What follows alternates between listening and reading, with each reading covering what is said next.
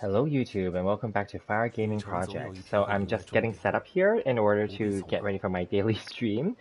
Just give me a sec, I'm going to add the thumbnail, etc., the description and tags, etc. I just put up another video about another promotion that's currently going on that just started, I think, maybe yesterday or earlier today, for a Steel Series Games collaboration with Genshin Impact version 2.3 for about 50 Primal Gems. So do check that out, it's really easy. It's free, and it's a legitimate company in North America. There are actually 3 of them that compete to do these kind of promotions every few patches. So this is one of those patches where they will be doing it. Do check it out. It's really simple to do. It doesn't take that long. Yeah, so I'm just getting set up here. Give me a sec here. I just need to quickly add my thumbnail and all that stuff now. Otherwise, it'll be blank, and then the description will be blank if I don't do it now. Okay, let's do that now. Let's see. Hopefully everyone's having a great day. Earlier today it was Black Friday officially in North America. I'm sure that in other regions you guys already had it. Oh, and my server just reset on the screen, as you can see. I did not spend any of my resin today, so I'm at risk of getting to 160 now. I actually did check in only earlier today in order to quickly condense one of them. Let me just quick. Yeah, I'm at 159. Oh my god. Okay. I am going to quickly go to some dungeon. Let's just quickly. Okay. So while I'm trying to multitask here, let me see. What is the dungeon today? Ballad. Oh, perfect. That's the one I want to farm anyway because I was going to work on albedo. Give me one sec here. I'm trying to multitask. I'm trying to get my thumbnail up and try also type that in, but then I'm also at risk of running over my resin right now. So let me get this going. Quickly I'm just quickly do the basic tags then. Give me a sec here. Let me just quickly get this up.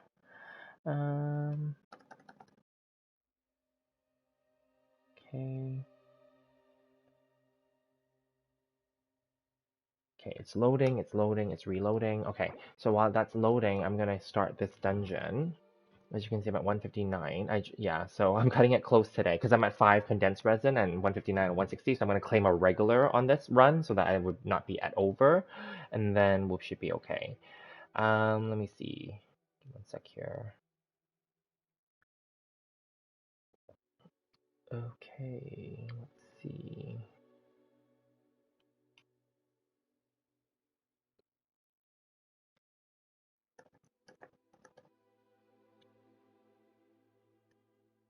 Okay, perfect. Okay, so now I'm just going to exit this and go to a browser so that my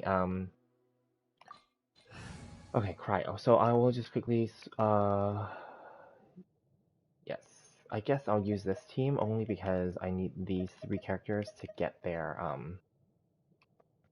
companionship. Perfect. Okay, so let's just quickly pop in. I'll put this into my Discord server link as well. Just give me a sec here. But I'm gonna quickly kill these guys first.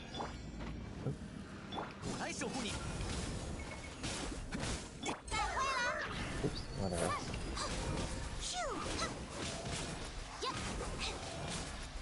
Oops. Okay. I'm just trying to do this really quickly before my resin maxes out. Oh my god. But really cutting it close today.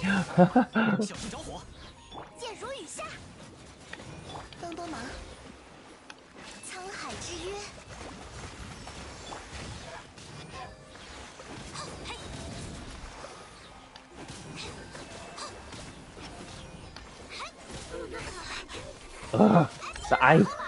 So annoying.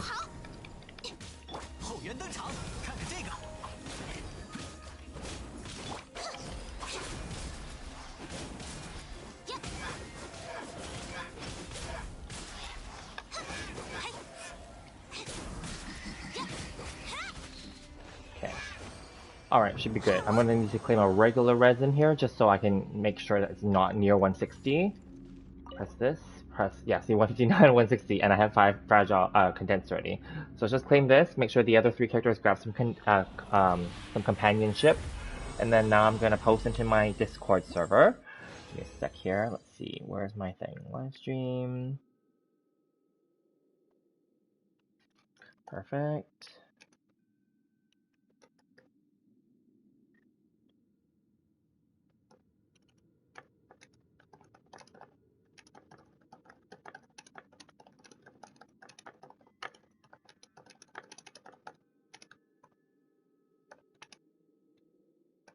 Okay, perfect. Okay, so that's that. And then here we go. Okay, perfect. Hi, Chun Chun, how are you?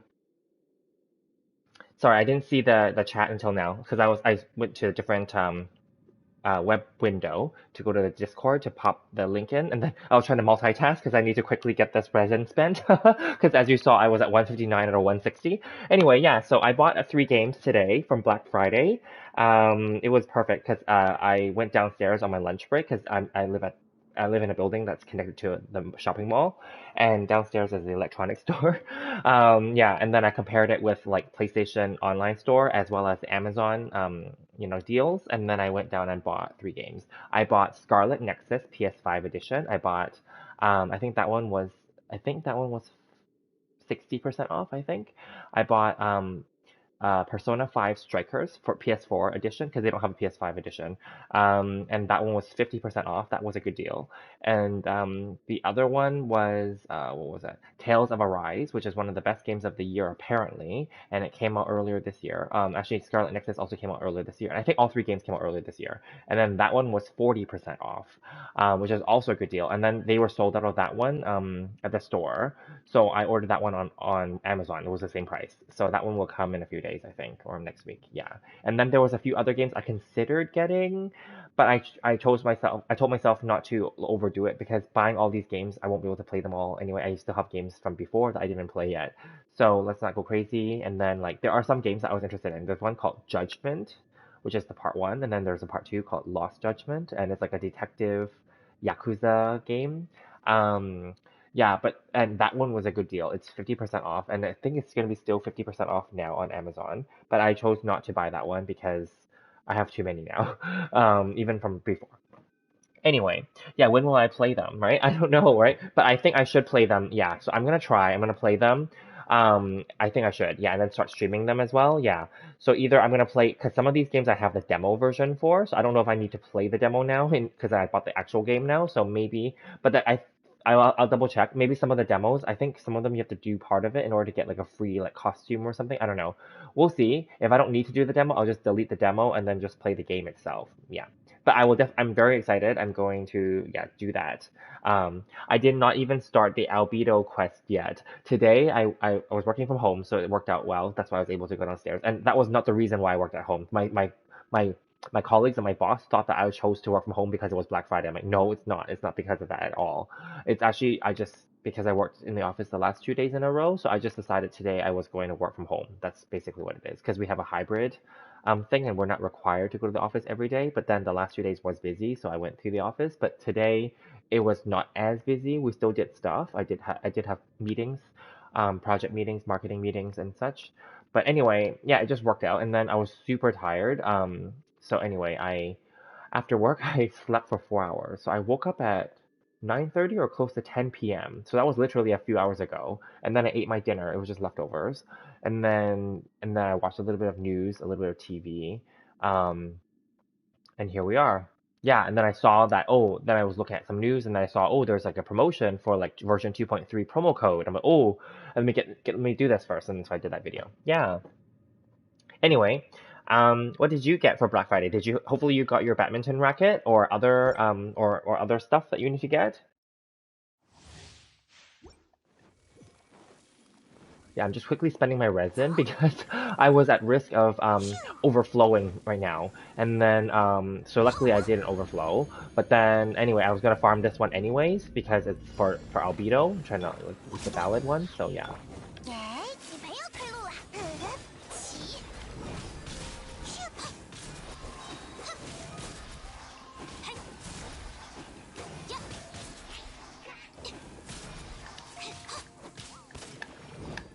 再会了。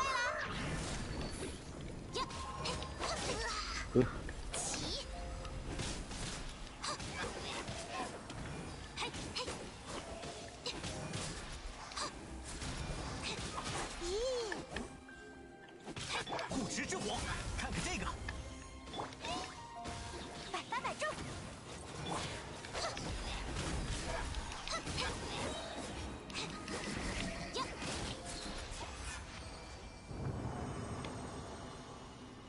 There was no Black Friday sale, but you still got your jacket and you got to fix my racket. It didn't need to be replaced. Oh, that's good. That's not so bad then. As long as you got it, that's all that matters, really, right?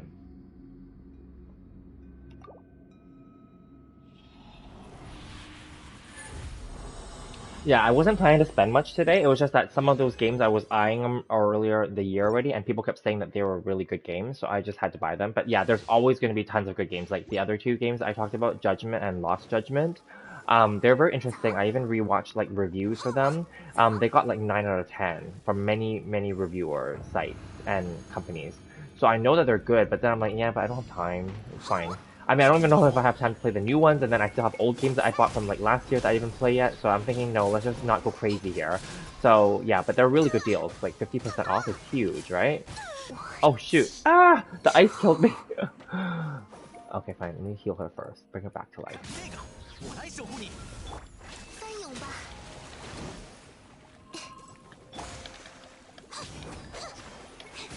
咻！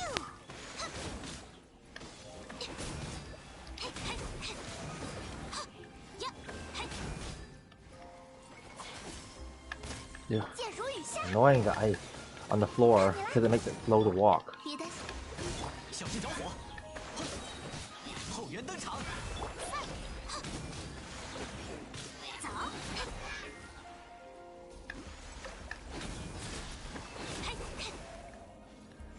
吃饱喝饱，一路走好。看看这个，帮帮忙， Ugh. 我可不会认输，没有退路了。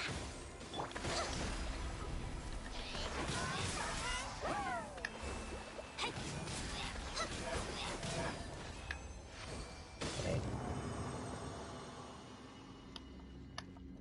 But yeah, no, I'm gonna have to start bringing those games into this onto this channel because I might as well. But I really wanted to do the Albedo quest today. I thought, well, after work I'm gonna play it, but no, I was so tired. So no, and even like my friends asked me to go out for dinner, and I couldn't go because I was so tired. It's okay, whatever. I don't mind staying at home. It's fine. I have leftovers. It's fine. And I feel like I spent money today. And today, not that you are into it, but like other people are. But anyway, today was one of the worst days in the stock market since February, because there's a new coronavirus from South Africa now, and I think that worried a lot of companies and I guess people around the world, obviously, and investors. Yeah, and then it's gonna and right now there's lockdowns for right away. Our country, Canada, announced like no like basically banning all flights from South Africa now, or some of the African countries. You know, and then that, you know, and then some protests are happening in the U.S. again and in other countries again because of that. And then people obviously have their holiday plans or they book their flights already, etc. So it's really crazy. Yeah, today was not a good day. Yeah, I was hoping to make some more money on the stock market today, but nope, today is a day where everything is down. That's okay. I will make money next week then. It's fine.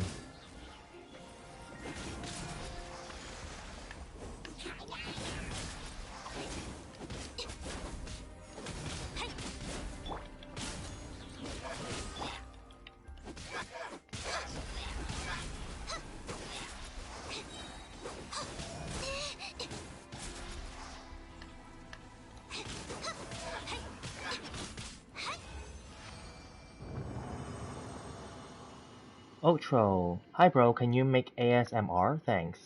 ASMR? You doing what though? I know what ASMR is, but what would I make ASMR with? Like random like noises? I don't know. The new so give me some ideas. Like what do you mean for ASMR? Anyway, like the new coronavirus, yeah, it's the South Africa one. They've named it Omicron. Yeah, it's in the news. It was in the news earlier, like right when I woke up. It was all over my notifications and news and stuff.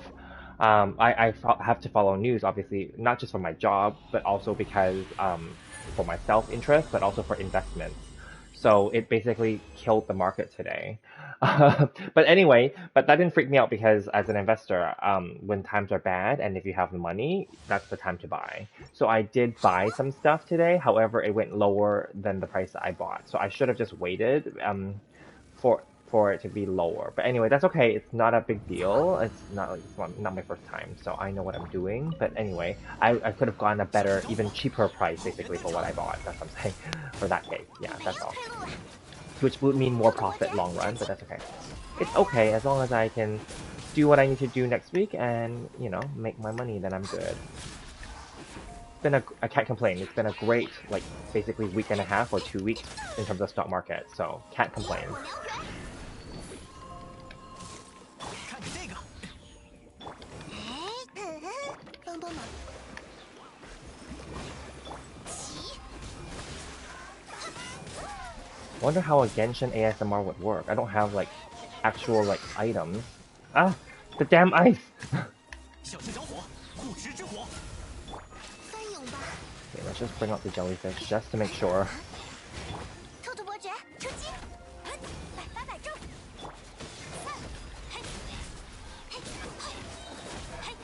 咻，走，咻，再会了。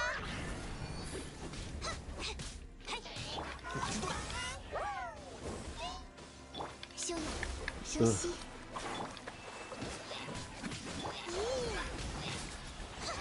Let me heal a little bit, just so that I can survive. This is out already. Okay. 走， Is it worse than the actual coronavirus? Yes. According to the news, they said that this is the worst one yet. This is worse than the Delta variant. That I think that the Delta variant, the one that was the most like worst one, like since the normal one, right? Yeah. So this one's now worse. Yes. Genshin ASMR. How would I don't even know what they mean by that. Like, what do you mean, like, blow into the mic? Like, I don't know. Like, what? Like, what would I do with it? That's, I know what ASMR is, but I don't know what I would do with that.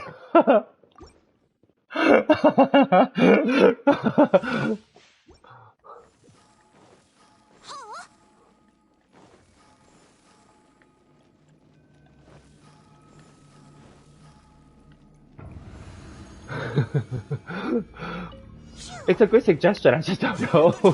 Or am I supposed to like talk like quieter, like whisper into the mic? I don't know, like, I don't know. Oh crap, the ice sucks.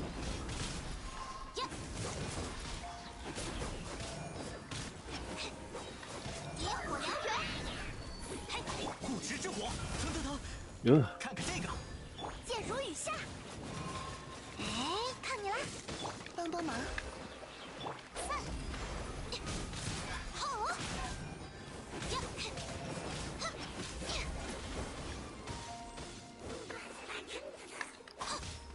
小心着火。沧海之约，起，走， Oh god. Okay. Okay.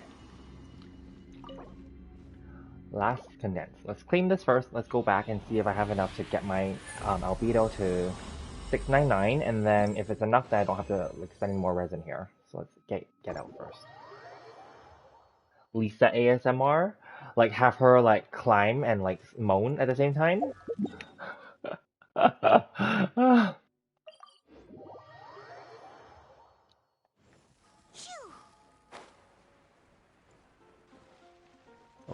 Oh no shit.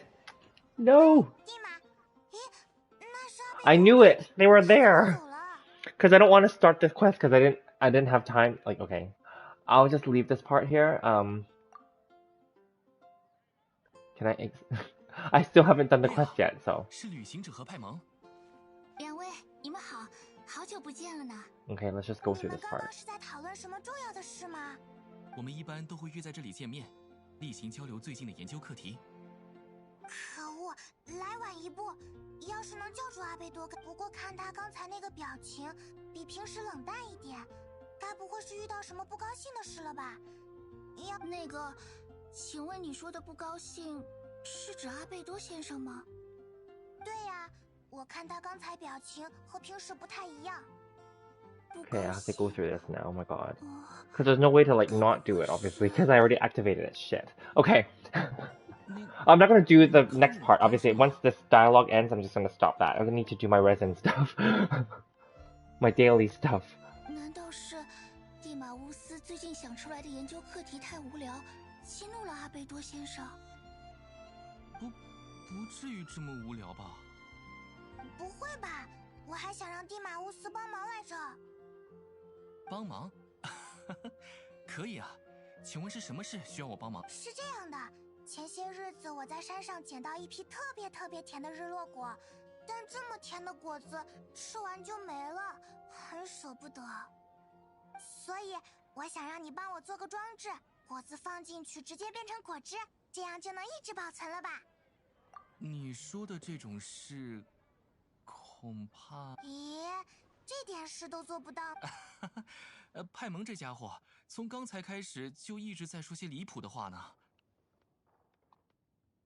那砂糖有头绪吗？抱歉，你要的东西好像不属于我擅长的领域，非要尝试的话，有可能把你珍贵的果子都变成有手有脚的果子哦。哇，好平静又好可怕的描述，幸亏我习惯了。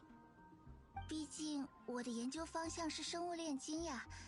再说，一直保鲜这种事也不太实际。如果几位是想改良果子或种子，我倒能帮上一点忙。炼金术士一般都会有独属于自己的研究课题。举例来说，蒂马乌斯、阿贝多先生和我研究方向都不同。派蒙想要的东西充满了想象力，同时也超出了我和蒂马乌斯的能力范围。我想，就连阿贝多先生也不一定能做出那种不可思议的装置吧。说到底，炼金术并不是机械技术，两者之间有很大不同呢。这样嘛，亏我还以为炼金术是万能的呢。其实， Okay, so far 早在 nothing 阿贝多 major. 先生出现前，蒙德城的大家一度以为炼金术是没什么用的学科呢。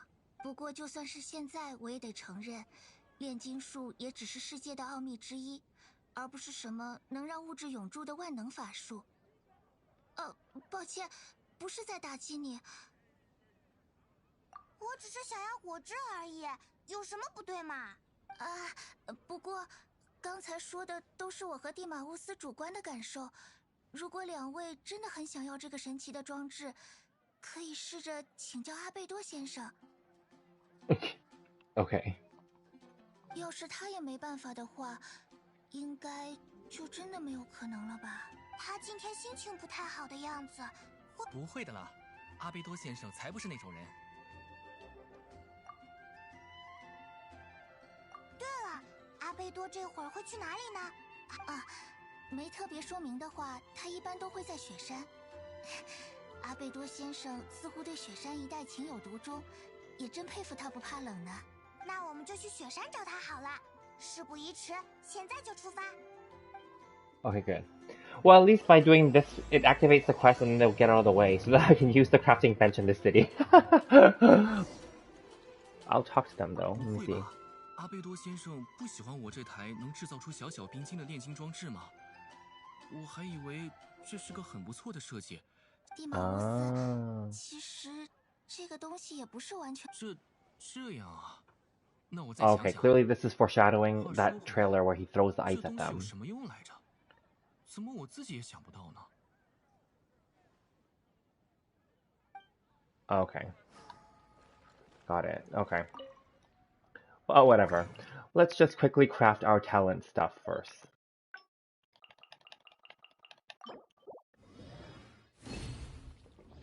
Oh boy, I wonder if our entire life we would have to live with these viruses. Yes, I think we will. Honestly, I already knew that, like, even last year when we had, I already knew that these viruses won't go away. They're just going to stay with us, and they're going to keep mutating and creating new forms. Just like the common cold and the common flu, right? Those keep mutating every year or two. That's why they always have a not cold shot, but a flu shot that's available to people. I've never taken a flu shot in my life because at least in modern day world, like, or at least in, let's say, developed world, flus normally don't kill people, so it's fine. Like, you just get sick, right? And colds too. But I know that for for example, young children, or for really elderly adults, yes, colds and flus can actually kill them. So then they would need flu shots. This I know because I worked with some older colleagues in my previous offices, and they would, because they're older, so their doctors always recommend them to get the flu shots, which just makes sense. Um, yeah. But then, like, yeah, so I think the coronavirus is obviously way more deadly, and I feel like moving forward, we're just gonna have to keep getting vaccinations every year. That's just going to be a given thing. But I think the US companies have now developed pills for coronavirus, and they're in the testing stage. So pills that I think either to prevent them or to make the symptoms not so severe. I'm not sure if I don't know. Maybe there's two kinds of pills. I don't know. But like anyway, yeah. So anyway, hopefully in the future it'll be a part. Well, it'll become a part of our lives. But I think it'll be better moving forward once we have more vaccinations and medicine available. Yeah.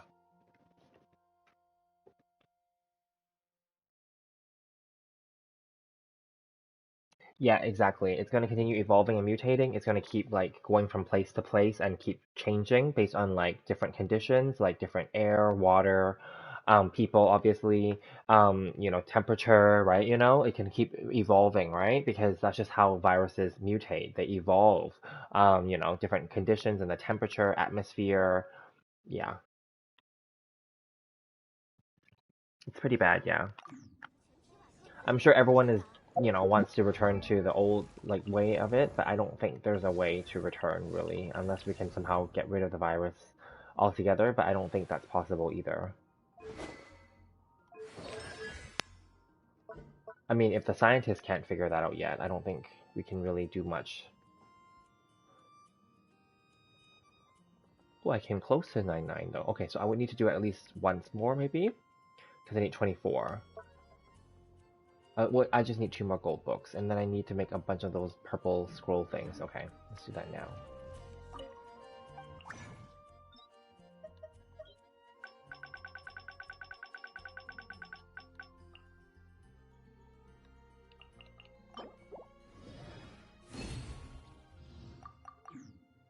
Okay, that's fine.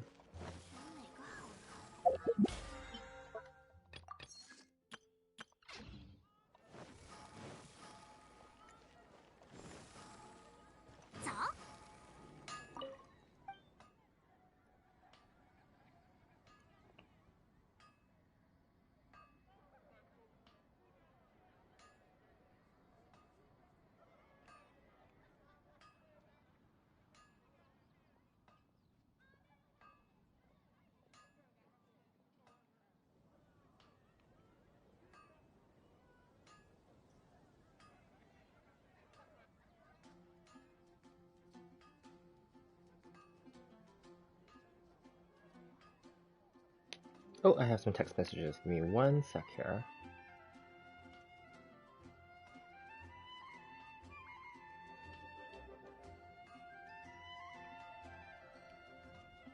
Okay, perfect. Sure, yeah, you can take your time. Be back in 20 minutes. It's fine. I'm just checking my phone as well. Some messages that I missed.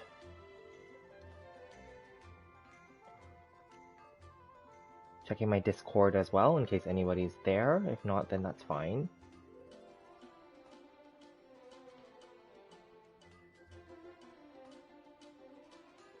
Okay, perfect.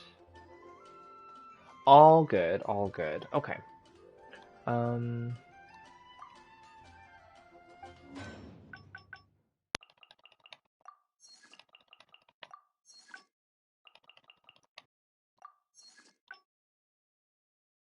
Okay, well, I don't have enough, so we'll just do that first. Okay.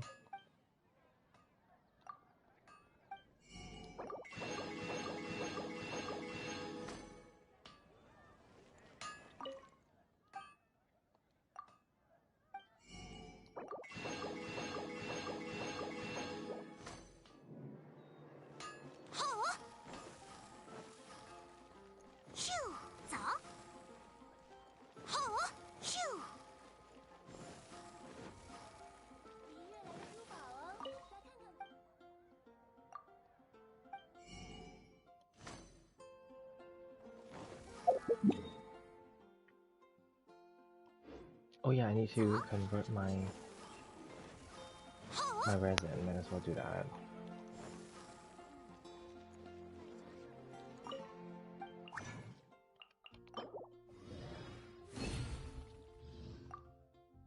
Well, there we go then. That's good.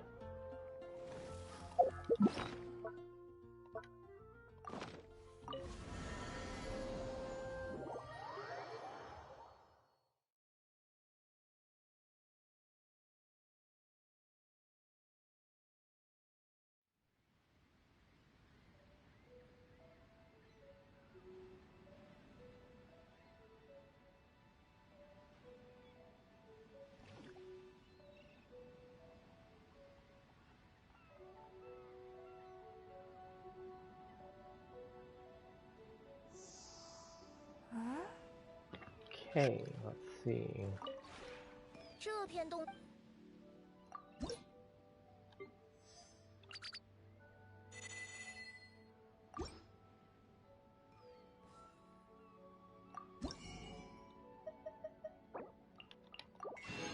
Ooh, we're almost finished buying that one out for this week.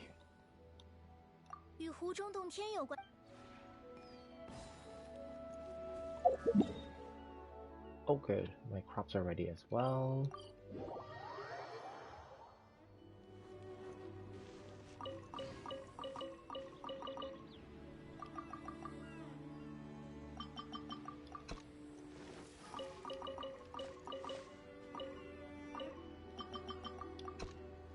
Okay, perfect.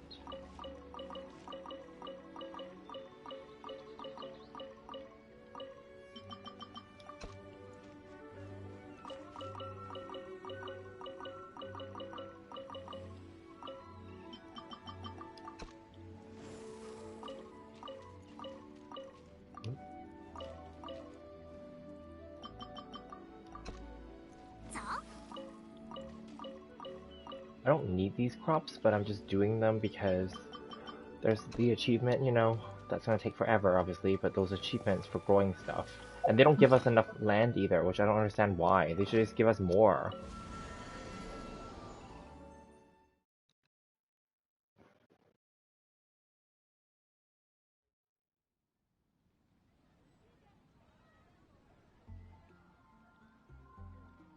Alrighty, okay, so I'm just doing my daily resin spend and routine.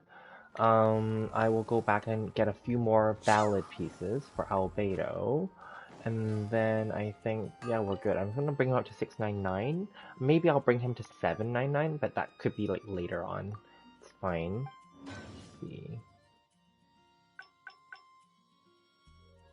Okay, we'll just leave this for now. Okay. Let's go and... yeah, let's just do that first, since the team is assembled. I only need to do it, I think, maybe once. If I can get two, I just need... yeah, I need two. So... let's just do it once, and then I'll claim regular resin, and let's just see what I get first.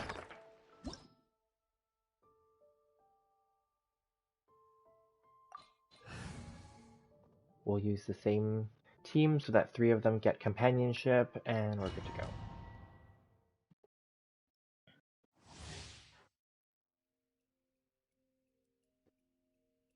Just responding to some text messages on my phone. Okay. Got it. Let's go.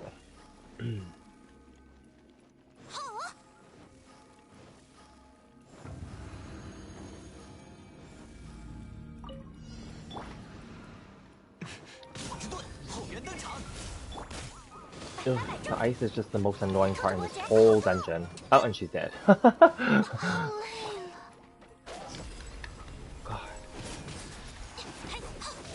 Okay, I don't really use Ember, obviously. I'm just claiming it for using her for companionship experience. I don't really care. Oof. Okay, we have to bring the healer out. Damn. Ah.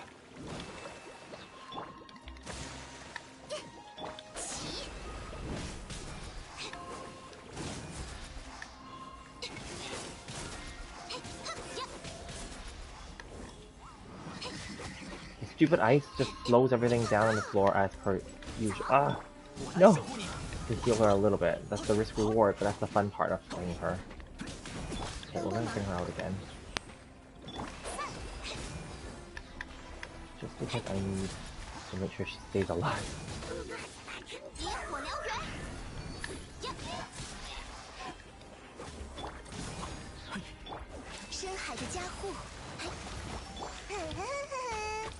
Oh right, if I use her to attack, everyone heals a little bit. Oh god.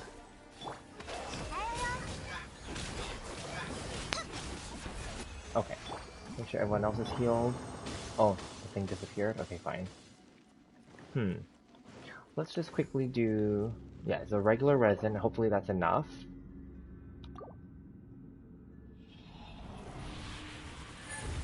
Or maybe that was a mistake. Maybe I should have did the condensed. Ah, maybe not enough. Okay, 2. That's 3. That's only 1 gold. This is 1 silver. Oh, damn, I do have to do it again. Huh. Oh well, joke's on me then. I should have did the condensed. That's okay, whatever. Because I was trying to be cheap and save some. But that's okay, because I can use the extra for him, I guess for his, for other attacks or other talents. Fine.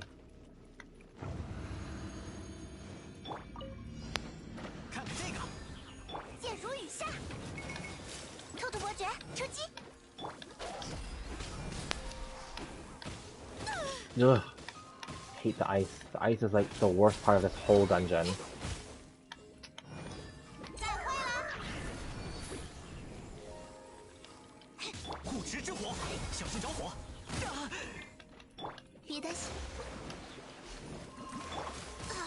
Damn.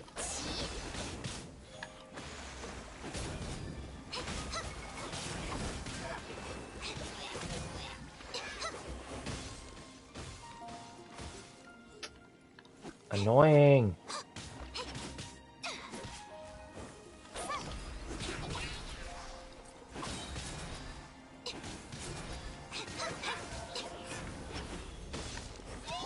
I feel a little bit.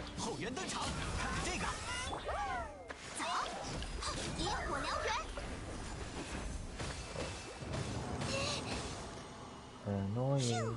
Okay. I should be able to get the gold then in this case, and then we'll be done. That's okay. That's okay. The whole point of this is to spend the resin. Okay, exit. We should have enough now to make him 699, and then we can move on with our lives.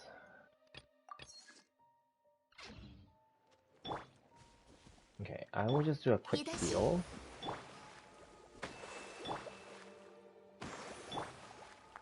I didn't know that it actually does shockwaves, that it could actually hit the grass. Okay, whatever. I don't need to heal her up full, but whatever, since it's here. Okay, so then, like, we can go back here now.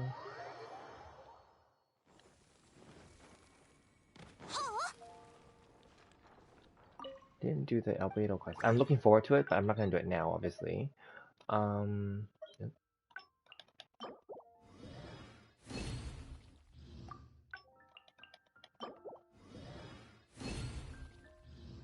Okay, well at least I got a bonus one.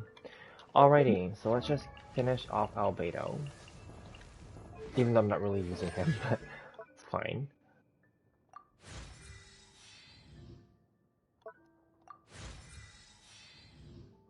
Okay. I mean, if I wanted to, I can go back and get this to 7, I guess. Huh, why not, right? Okay.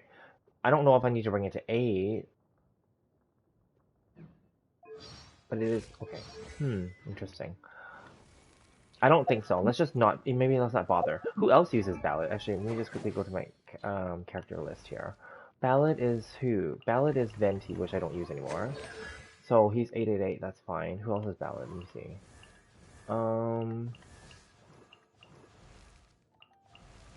I think Kaya is Ballad, which I don't use.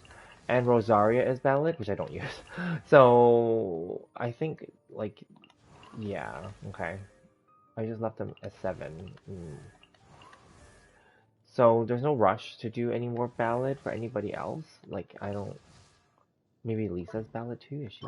Yeah, she is, but I don't use her now. Then we're good. Okay, what is the other one for today? Let me see. Domain. Ballot. What is this? Gold. Okay. And then what is the Inazuma one? What is this? Light. Okay, I don't need any of the Inazuma ones now right now, I think. So, let's see. Gold. Who is gold? Gold is Zhongli. Let's see if he's done. Gold. Who else is there? I think gold is like Ningguang. Oh yeah, Ningguang would be good to level up. Just, well, it is going to be a Geo meta overall, but I do like her, but I haven't used her in a long time already. So maybe it's okay to bring her up a little bit, because I do like her. Yeah, gold, and then Xingqiu, I don't use him much, but he is good. So though I think I know those two are gold for sure, and anyone else that's gold, I wouldn't even prioritize. I mean, Yanfei is gold too, I think. So, but I wouldn't prioritize her right now. So I think maybe Ningguang then, just for. But there's nothing else. Yeah, I think she's gold too, isn't she? Yeah, she is. But I don't use her either anymore. So then, but there's no real reason to like do it either. I don't know. How many more do I have left? 2. Okay. So like, I guess I could do gold.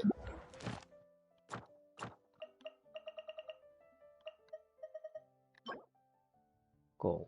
Okay. Just to spend the resin.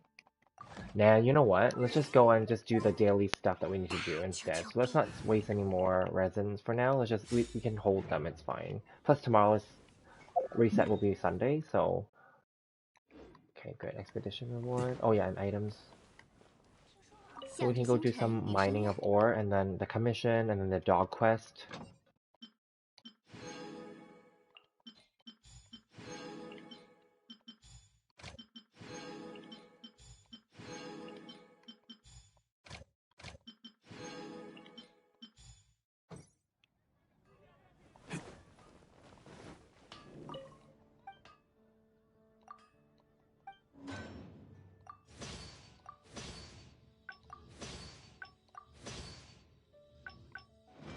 Oops, I'm supposed to put the other stuff there. Okay, let's see.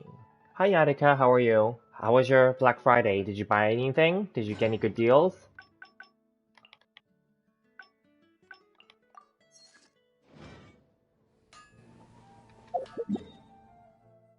Okay, then.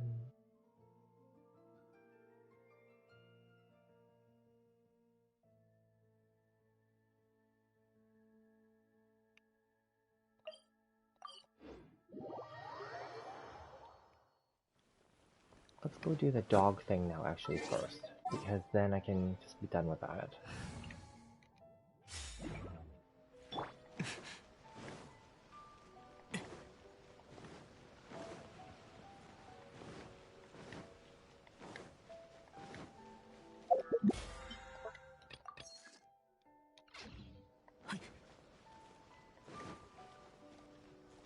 There's no Black Friday culture in your country? Oh, okay. Oh, that's too bad. It's okay. That just means that you guys probably have other shopping days in your country, right? Because, for example, I know that like in Japan and Korea and Taiwan and China and Hong Kong, they have other kinds of shopping days that we don't have in Canada. So I assume your country has their own shopping days, which is fine.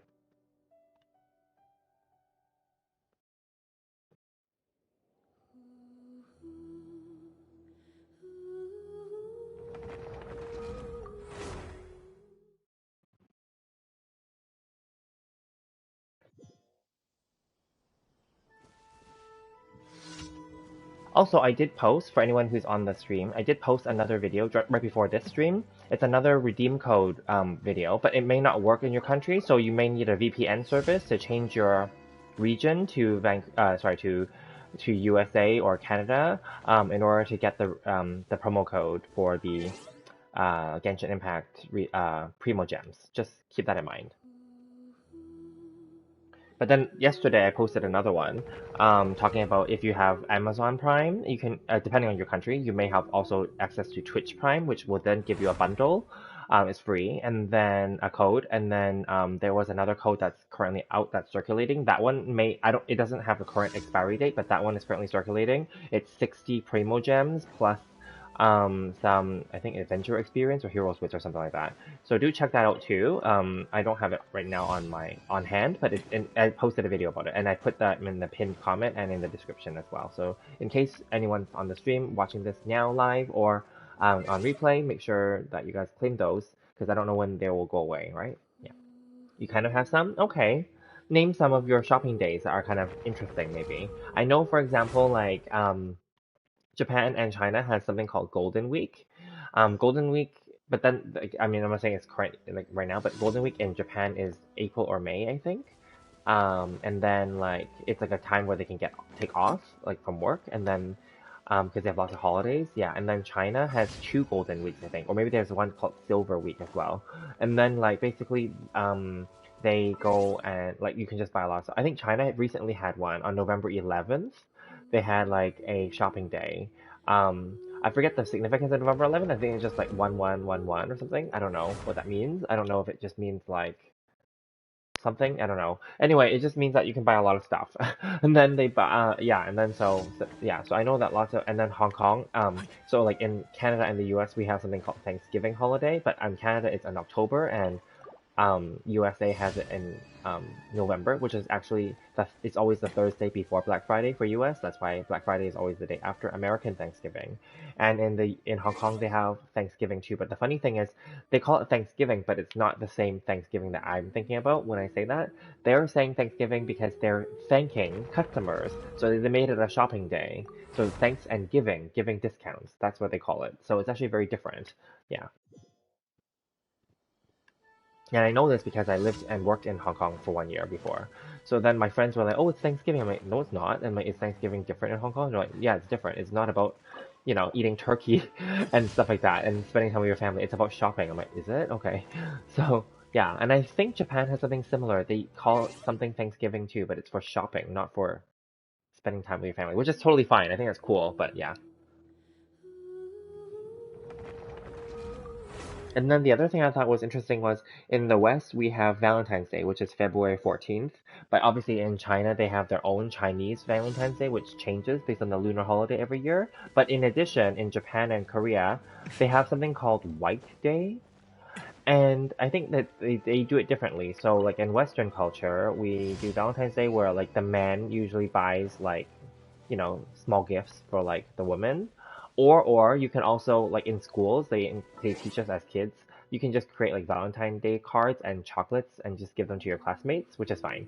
But then yeah, I think in Korea and in Japan, their Valentine's Day is, um, I think the men give chocolates to women and cookies like Pocky, I think chocolate covered cookies. Yeah, Pocky or Pokoro or whatever they're called. Yeah, Pepero. And then on White Day, just to counterbalance that, um, females give those same chocolates and or cookies to men. So it's actually very interesting, or something like that. Yeah. So anyway, yeah, it's interesting how sometimes the similar holiday can be treated differently. I think it's very cool.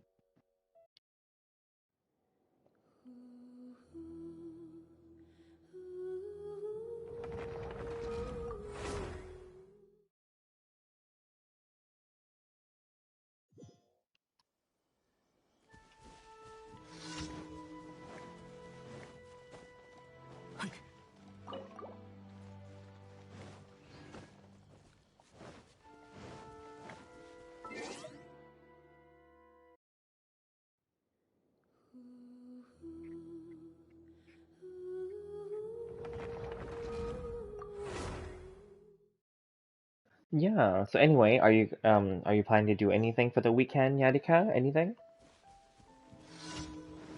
Anything like fun or anything?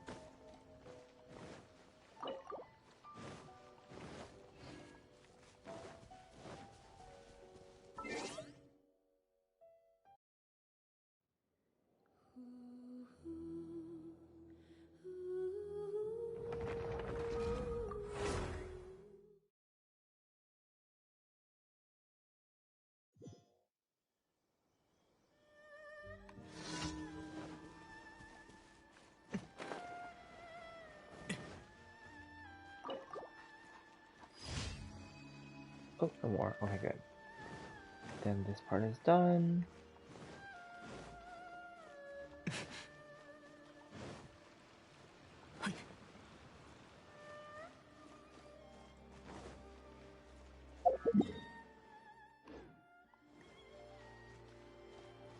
Not really, just take my time to rest from work. Oh, that's good. Oh, so you work. All this time I thought you were also young like Chun Chun and them, like that you're like a student. I know LD Soja is like an adult and he works too.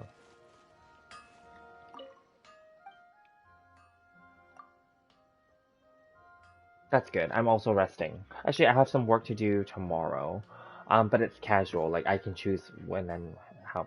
Basically, I can choose when to do it. Yeah, I don't have to go anywhere. I just do it from home. It's not related to my main job. It's another job. Yeah, that's helping my friend.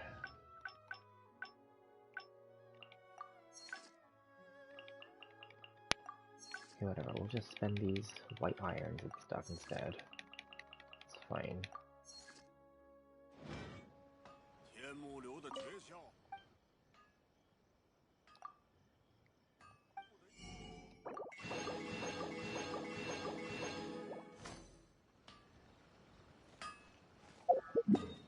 Okay, so then let's go do the commissions, finish that stuff off, and then what else is there in the BP experience? Okay, yeah, commissions, and then the resin. I didn't even start the albedo event yet. Oh yeah, I'm curious. If I click this now that I activated it. Oh no, I still haven't activated it yet fully. I only activated the beginning part where I talked to Sucrose and Timaeus, and albedo walked away. Okay. I will do the event tomorrow, and yeah. Maybe after work. Yadika, have you started the albedo event yet? I heard it's good story-wise, and you know that you get that. I saw already people like already got the new weapon because it's you get it right away, and I think they got it to R2 right away too, which is cool.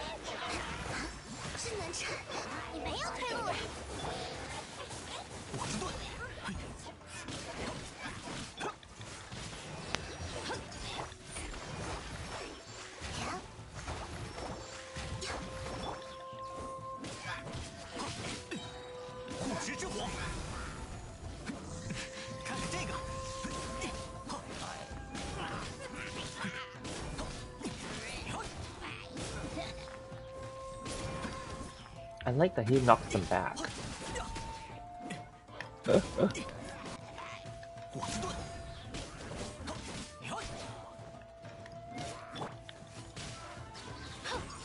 休养生息。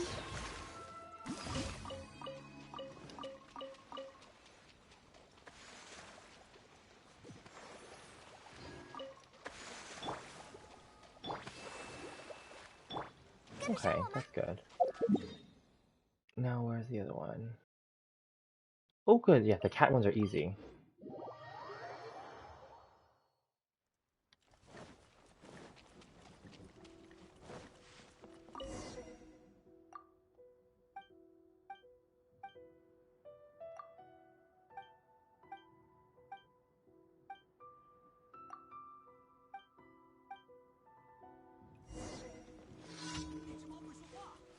Oh, okay, same one as yesterday, and then I can switch from Sayu back out afterward. I think Sayu's the perfect one for this quest because she can just stay in her role form and then she can do it all. Let's see if we can do it. Yeah.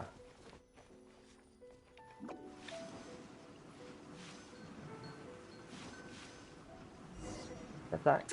And then we switch back and then we're done. I'm running out of characters to collect companionship experience with.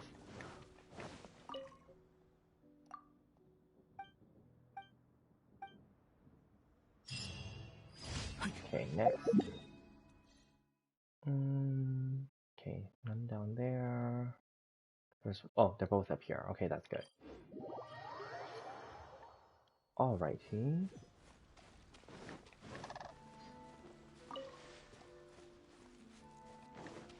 Oh, it's the thing where I have to steal from the boat, right?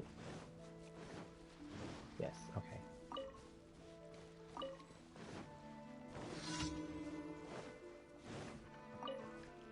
And then the other one. Oh, okay. Oh, that wasn't too bad.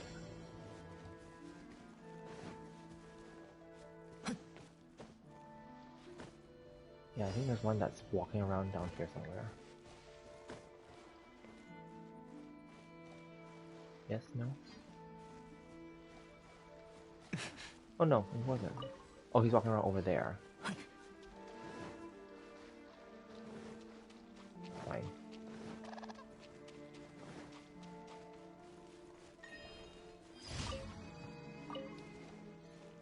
Cool. Wasn't there like crystals around here? No? Yes, no? Okay, whatever, who cares? Okay, so then now we go over here.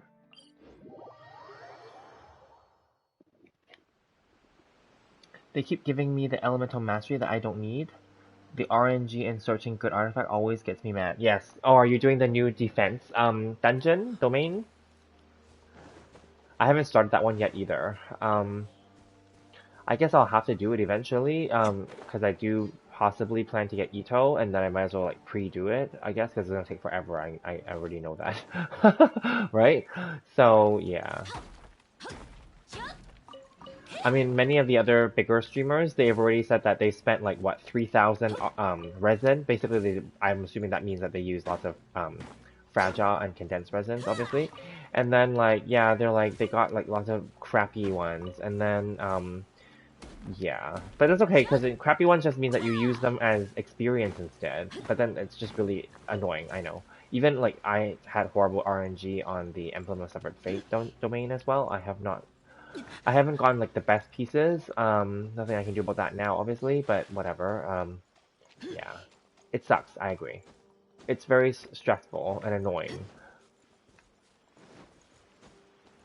Where is this?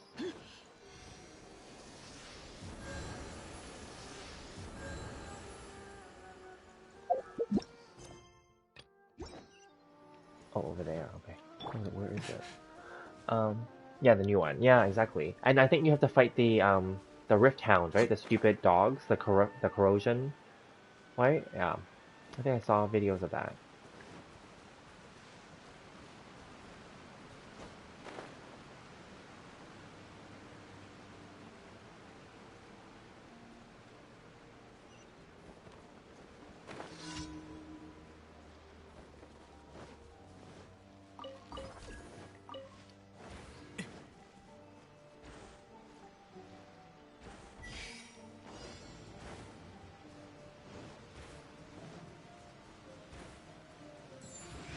Do I have to kill them? I do have to kill them, right?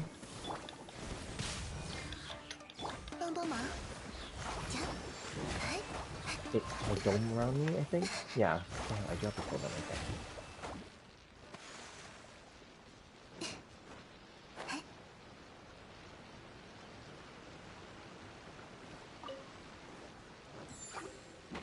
Ugh. Ah, almost fell off.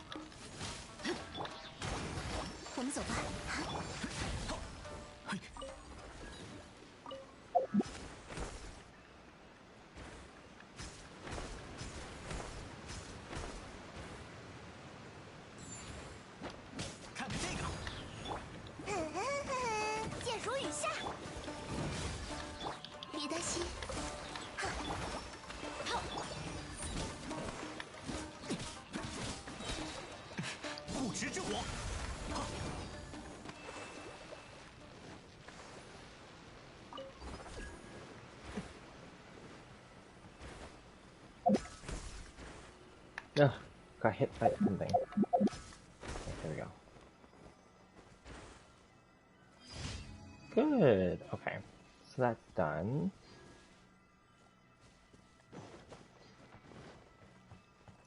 You're back. Took a little longer. That's okay. Welcome back. Just take care of what you need to do. I mean, we already know. I'm just playing casually. As you guys know, just chatting with you guys about random topics. It's not really related with the game, really.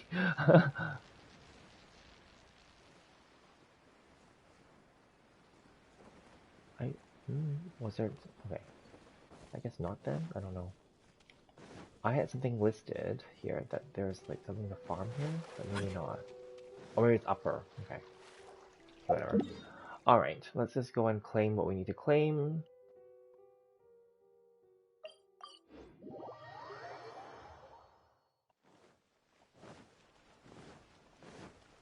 向着星辰，感谢你完成。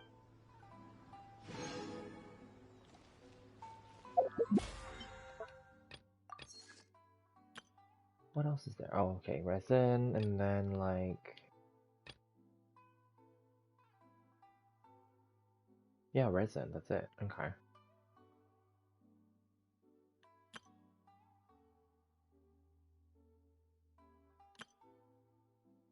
Will I even get this?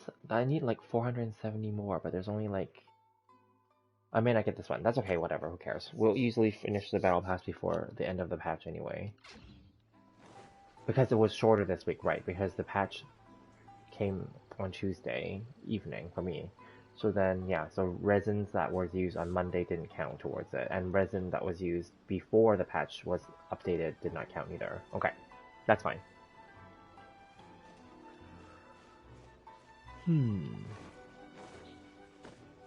So Chunchu, any plans for the weekend?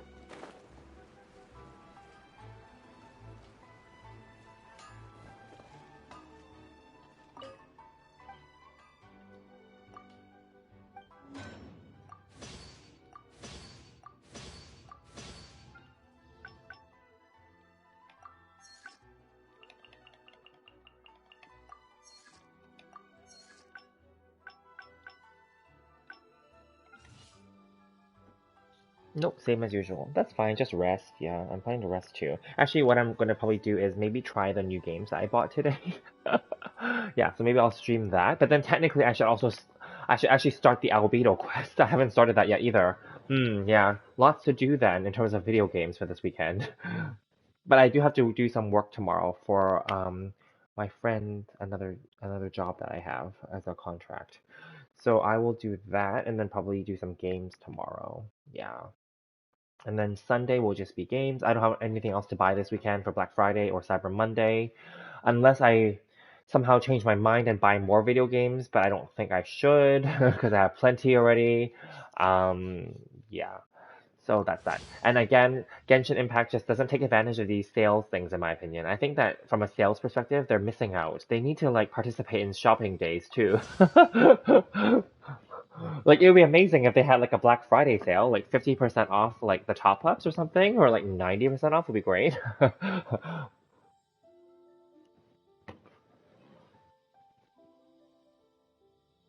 What game am I playing? Oh, I was just telling Chunchin that today, because today was Black Friday, so then like I bought 3 games today. 2 of them I have already. One of them is gonna arrive in delivery. One of them I bought is Scarlet Nexus PS5. It's 60% off. It was a game that was released earlier this year. Another game was Persona 5 Strikers for PS4 edition. They don't have a PS5 edition. That was released earlier this year as well, and that one was 50% off. And then the other game that I bought that was sold at the store downstairs because I live in a condo building attached to the shopping mall. So downstairs, right in front, basically, is like an electronics store, and they sold out of the other one. But anyway, the other one's called Tales of Arise, and it's supposed to be the best RPG game for 2020. 2021, I mean. And that one is a PS5 one, and that one was 40% off. And that was released earlier this year as well. So that one was sold out in store, but I ordered it on Amazon for the same price. So Amazon will ship it to me next week probably.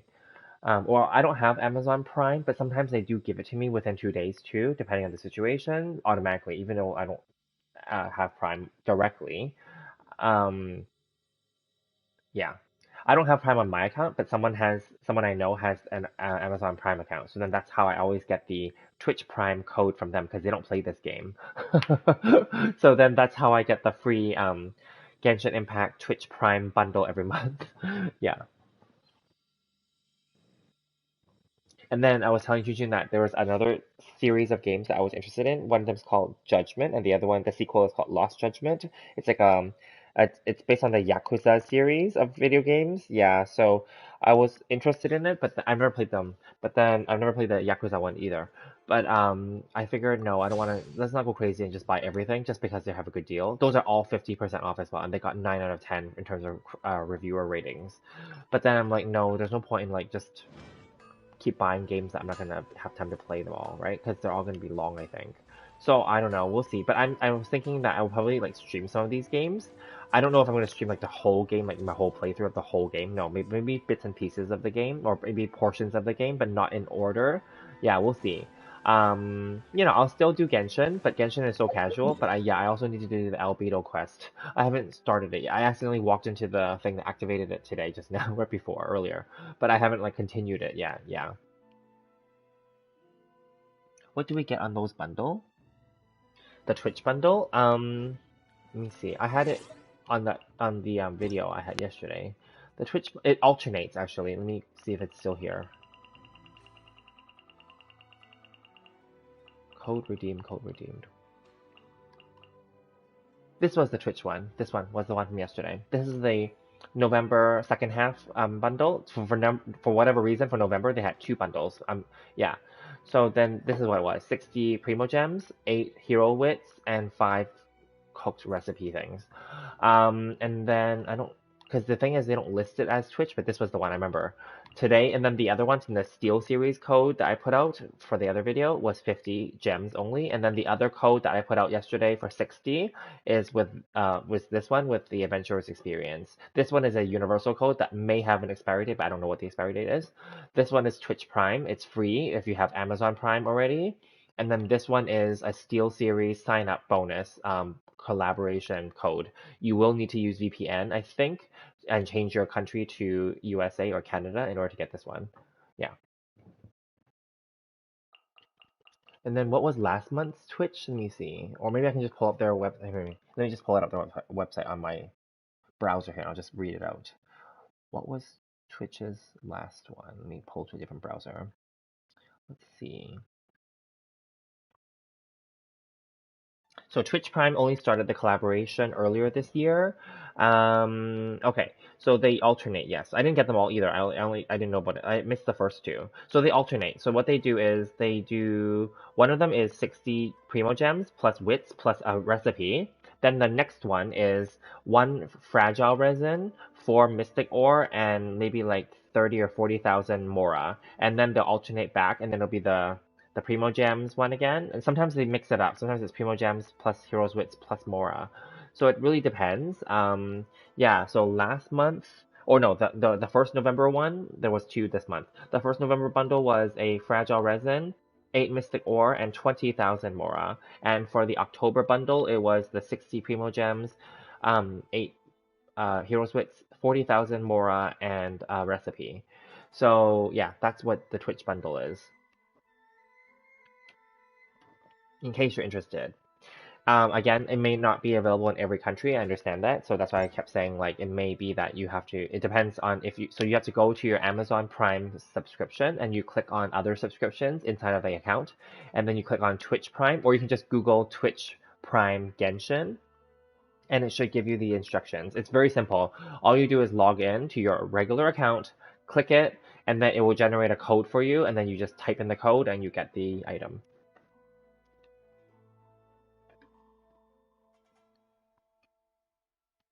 Yeah.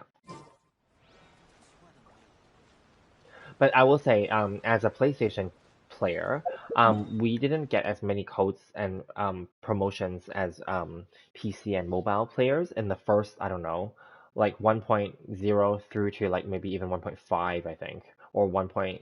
Yeah, I think I would say 1.5 or 1.4 or 1.3. We didn't get all those promotions. So we missed out on a lot of those things. We didn't even get like all the web events back then. So you know how those web events are, you just tap on like after you scan the QR code or whatever, you get some like free resources. Yeah, we didn't get any of those. So like I don't know. I feel like we're behind, but whatever. It is what it is. Yeah.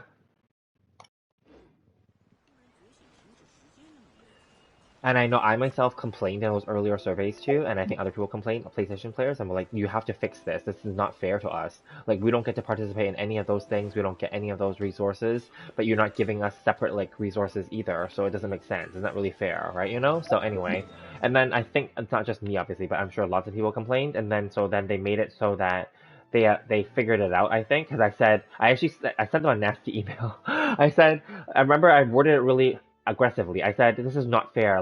Something like we are also official players and blah blah blah blah. We spend money in the game, blah blah blah.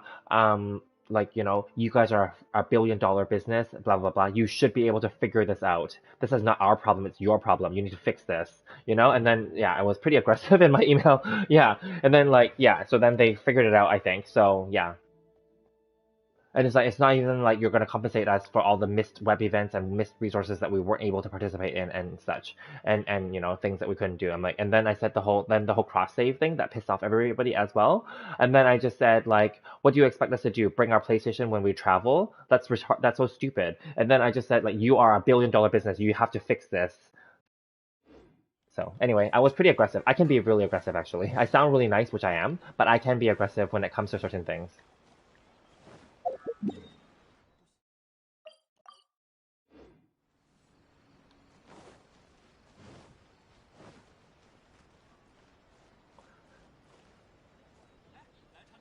PS Player gets Aloy first, but that's only because Aloy is a PlayStation exclusive character, right? Because it's a collaboration. Because that game is available only to PlayStation. It's not even available on Xbox or on Nintendo Switch. So yes, we got Aloy first, but everyone gets Aloy eventually. It doesn't mean anything. It's not like only we got Aloy. Everyone got Aloy. It's just that it just takes like one patch later, Yeah.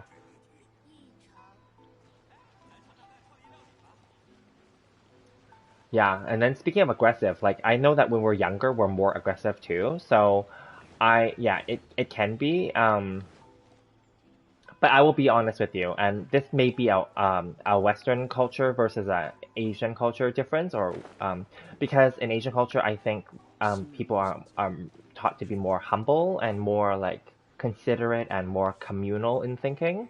Like, oh, you don't want to like leave a bad impression to other people or inconvenience other people. Because I know this because in Japan, Taiwan, and other places, they're like that, right? That's totally fine. I respect that. Actually, I think that's really amazing. But then in Western culture, it's very selfish thinking. I'm gonna say use the word selfish. It sounds negative, but it's more about like our rights are the only thing that matters. Like blah blah. Like Americans are the perfect example of this. They only believe in America first. They could care less about any other country as long as they benefit the most. They don't care about anybody else, right? And then they're super. And right now the whole like, and I don't want to get political here, but the whole like anti-vaccination and anti-mask thing, right? They could care less, right? Like they're like our freedoms is most important, blah blah blah blah blah, right? Like I even watched a documentary, I think last month. It was on YouTube. I forget the name of the documentary. It's like a news documentary, and they went to some states in the U.S. and they asked them. These people are dying, by the way. They are in their deathbeds in the hospital because of COVID. They chose not to wear masks and not to get vaccinations, even though they were available as of a few months ago already. Um, the interviewer obviously was masked and asked them, they're like, do you regret your decision? They said no. But then they're like, but you're dying. And they're like, but I don't want to, just do something that the government is forcing us to do and blah, blah, blah, blah, blah, blah, blah. So then they're like, so if you had to choose again, you would still choose not to wear masks and not to vaccinate. And they said yes. Like a lot of them did. Now, some of them also said no, they regret it now and they want to tell people that it is real and blah, blah, blah, blah. Like a lot of them are just I don't know, like it's just really.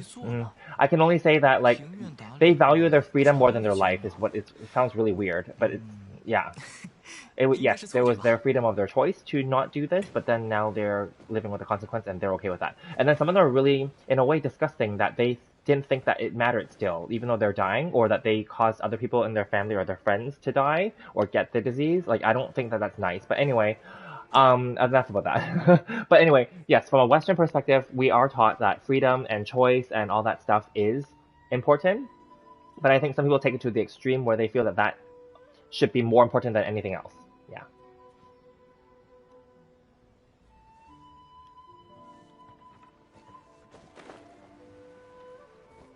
Oh, is Horizon? So Yadika said it's not exclusive. So is Horizon that series like from with Aloy? Is it no longer exclusive? Is it all available on Xbox now? I think maybe it is. Yeah. So maybe because with exclusive contracts, I think that they only last a few years and then it becomes not exclusive anymore, which makes sense. Yeah.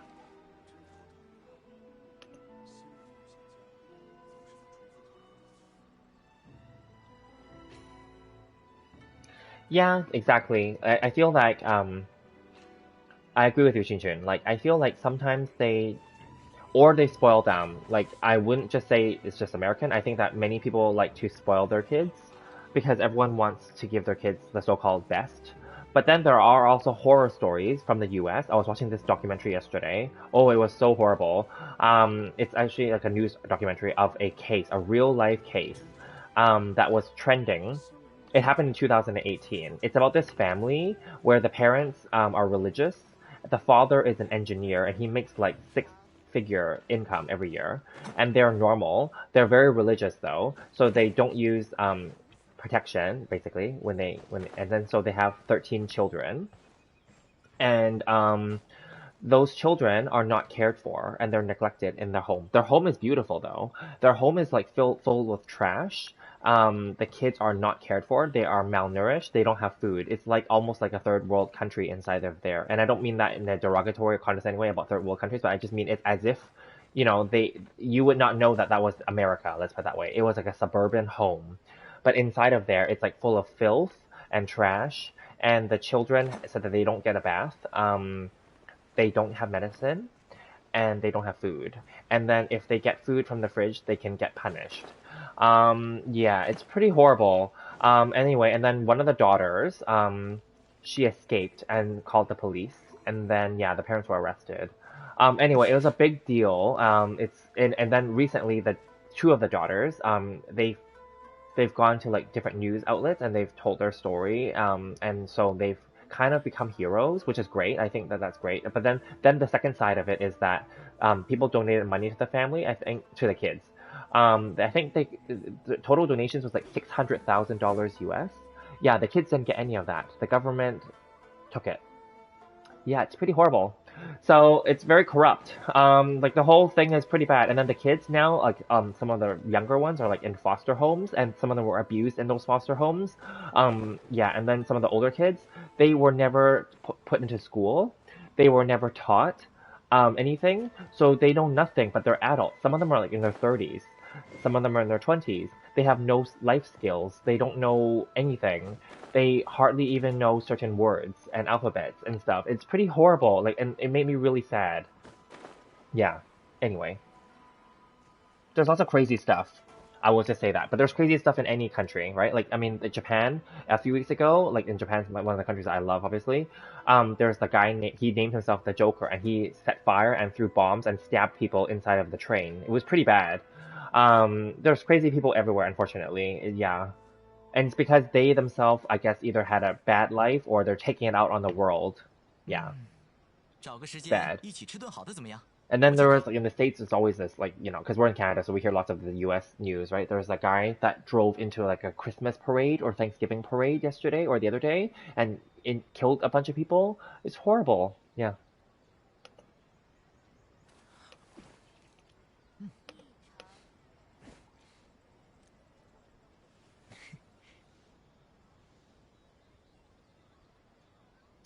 Yeah, exactly. There's lots of bullying and yeah, and there's lots of craziness and it's just horrible.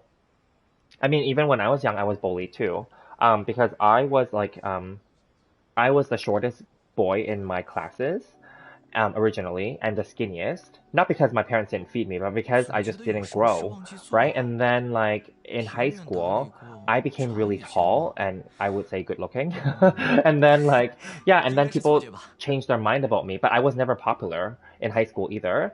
But then like, yeah, and then like, then I did the modeling. And then like people didn't like me even when I did modeling. That's fine. Whatever. And then like yeah, and then in university I was kind of like, okay, so in high school I was like half an outcast, and that's fine. But I wasn't bullied anymore because I was taller than other people, right? You know. But then like, and yeah, but before that I was bullied because I was small.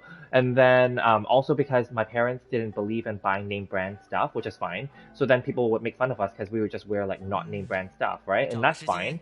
And then now I obviously as an adult I realize that that's actually fine because like buying name brands is just being silly. Like you're just wasting money in a lot of cases, you know? Like I don't have anything against name brands because I used, as I mentioned before, when I was doing modeling and into the fashion, I was a VIP at the top brands, okay? I was a VIP at Gucci, at Prada, at Burberry. I went to the fashion shows. Obviously, I participate not in those fashion shows. I wasn't like a top model, so I wasn't a model for those fashion shows. But I sat in the fashion shows at I'm in Vancouver, so I sat in Vancouver Fashion Week, et cetera, et cetera, et cetera. Right? But then like, yeah, and then like in Tokyo, like I went to some fashion shows too. So like the point is like, you know, I was into that kind of stuff before. I'm not into it anymore. So I'm no longer a VIP status for a lot of those brands. I don't care either. I just wear really like cheap stuff now. So it's fine. I wear like Uniqlo and I have nothing against them. I wear like completely just casual, comfortable stuff and that's fine. But anyway, yeah, like anyway, we were bullied for these stupid things back then when we were kids. And then like, here's the funny thing, and I don't know if it's funny, but I guess it's karma. So like obviously I grew up and I went to university and I obviously have a degree and you know I have, in my opinion, I have pretty decent jobs and good life experiences, good work experiences, and met good people along the way. So some of those so-called popular kids that bullied me, some of them are successful now, sure, but a lot of them are not successful. And in a way it's like, okay, well that's great then. In my opinion, I feel like it's better that they're not successful. So yeah, some of them are, and that's fine. I would never want to speak to those people ever again. I know who they are. To this day, I still would never want to encounter those people. Not because I'm afraid of them, no, but because I just don't want, like, you know, be in the same space as those people because they're disgusting people. But like, anyway, yeah. So, whatever. But then, like, some of them are not successful, and I think that's just karma. Yeah.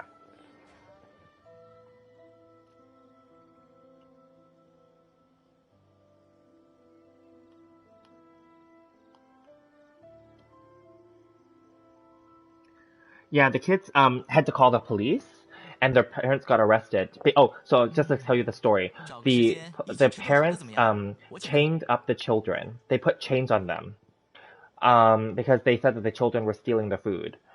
But the children were hungry, that's why, and they were crying. And yeah, they were not bathed, and so when they go to the washroom, they just go to the washroom on their bed, and then they would sleep in their bed. So imagine how disgusting that is. Yeah. So So yeah, so then like the kids yeah, the kids had to because the kids had to escape because they were technically being abused. And they didn't even understand that they were being abused because a lot of them had never been outside. They were born there and they were never allowed out. It's really, really disgusting. Let me see if I can find you um hang on. It's on YouTube. You won't be able to find the whole episode, obviously, but let me see if I can find you like the little like clips of them. Give me a sec. I'm gonna open another browser. Otherwise, because I don't want to close this browser, obviously. Give me one sec. It's a famous case, apparently. The parents were sentenced to life imprisonment. And then the whole other issue is that the government took the money. That's horrible.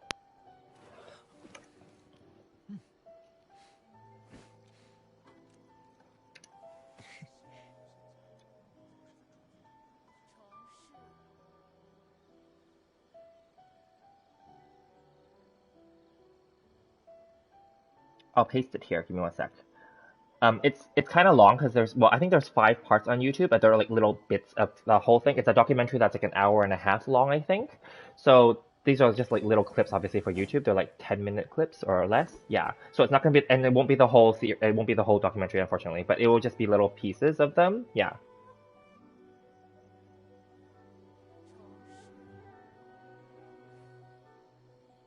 But the government took the money, so it's not like the kids were not cared for even after they were so-called released from the abuse of the parents, and the parents went to jail. But then like charities donated the money to the kids to make sure that the kids could go to school and have health care. But then the kids were denied access to the money, and now no one knows where the money went. You see? So don't think that just because the US is the so-called like developed world and like the number one superpower, that there's no corruption there. There's lots of corruption in any country, I'm pretty sure. You know? So yeah, it's horrible.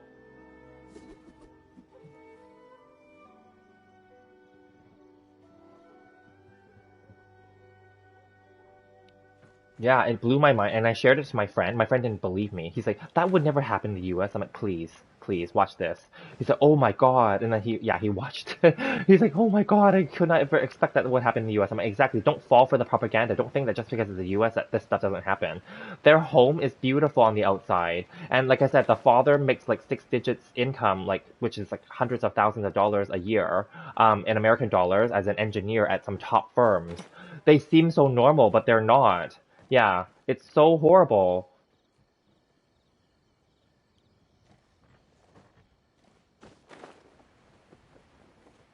And then I was thinking to myself, I'm like, if you didn't want to care for your children, then don't have them. Like, don't like stop. Like, okay, I get that you're religious and you don't want to practice safe sex or like, you don't believe in abortion, which I'm not saying that you should do any abortion. I'm just saying, but obviously they're religious, so they're specifically against abortions and they're against like using even like safe sex, like condoms and stuff like that. So then in my mind, I'm thinking like to myself, then don't have more kids. Just stop having sex then, because it's just crazy if you think about it, right? Because you're not even going to take care of the children anyway, so why bother having them? But I guess they love each other, the couple, the parents, they do love each other apparently. They renewed their wedding vows and all this stuff. So like they love each other and they're willing to just keep having children even though it didn't seem like they wanted the children. It's just really weird. Yeah.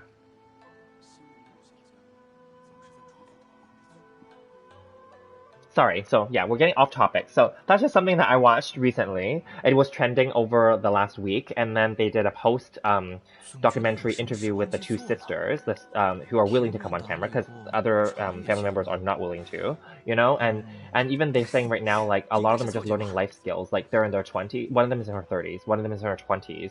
Imagine being imprisoned in your own home by your own parents for 20 or 30 years of your life. Yeah. That's crazy. And then they have no life skills. They don't even know all the words and vocabulary. Um, yeah, it's really crazy. You got a cryo damage bonus cup with 4 subsets and a double crit? Whoa! Good for you. Okay, we'll bring the topic back to the game. Yeah.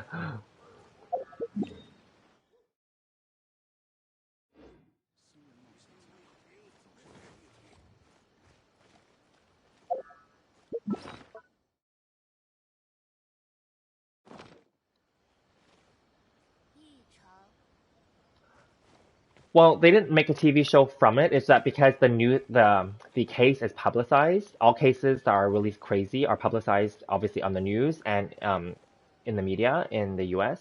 and in Canada and in any country really. And then basically the interviewer went and did a documentary of it, like to show up the whole story.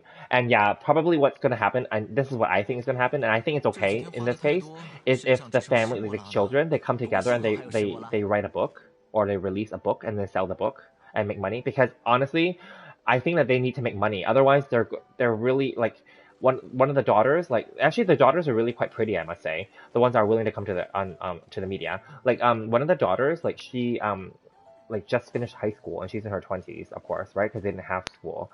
And then like she's on social media and then she wants to learn how to get a job and obviously all that stuff, right? So I feel like yeah, if they can write a book and sell the book, then maybe that will help. I'm pretty sure that the interviewer paid them too, so hopefully they get some money out of this media thing, and the money would help their family because yeah, I think that I mean on the one hand, yes, it's kind of some people will think that oh my god, you're just doing this for money now, but on the other hand, it's like well no, it's a very extraordinary story, and it's also really unbelievable. Let's put it that way. I mean, if I didn't tell you guys, you wouldn't believe it either, right? My friend didn't even believe me, right? You know, like it's just unbelievable, and maybe they'll make a movie out of it. I don't know, right? I don't know. But then I hope if they do all that stuff, then the family, the kids can benefit by taking like having the money and living a normal life out of it. I'm not saying that money will solve anything, but at least it will help them catch up in life.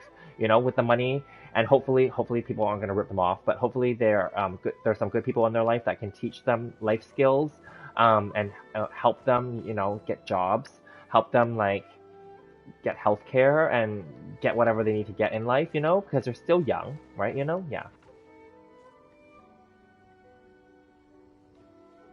It rolls 14% crit rate and 13% crit damage. Good for them. Good for you.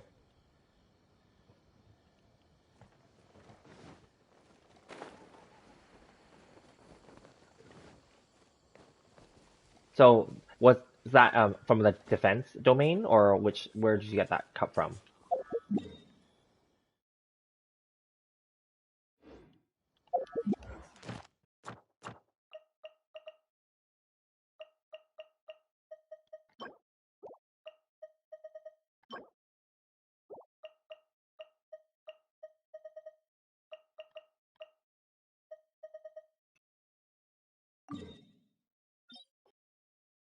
Oh, the artifact strongbox. Ooh.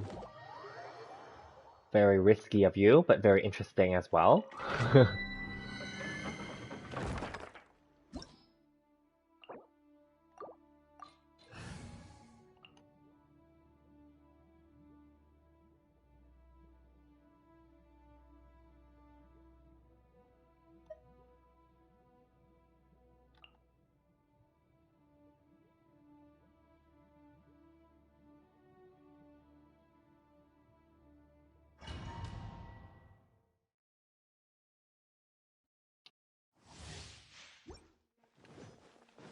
And then, just as a separate topic, another show that I've been watching recently is The Morning Show Season 2.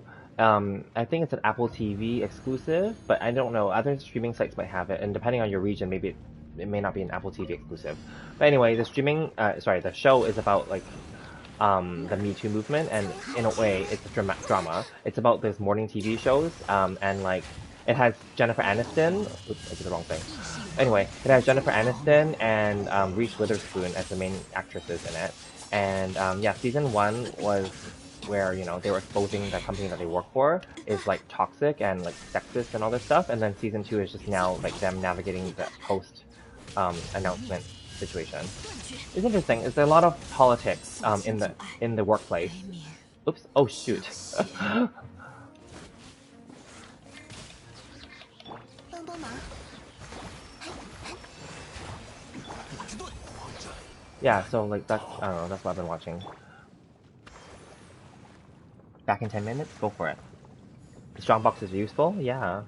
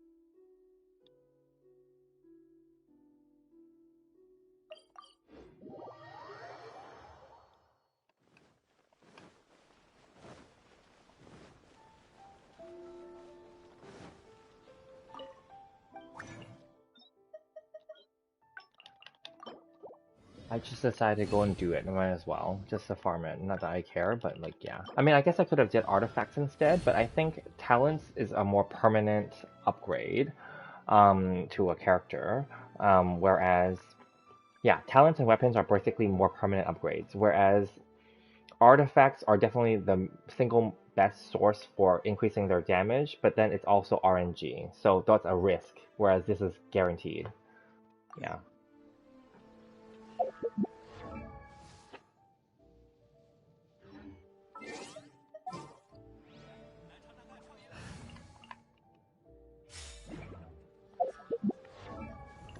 So with the gold, what? Well, I think I'll just give it to Ningguang then, I guess, because I don't have anyone else to give it to.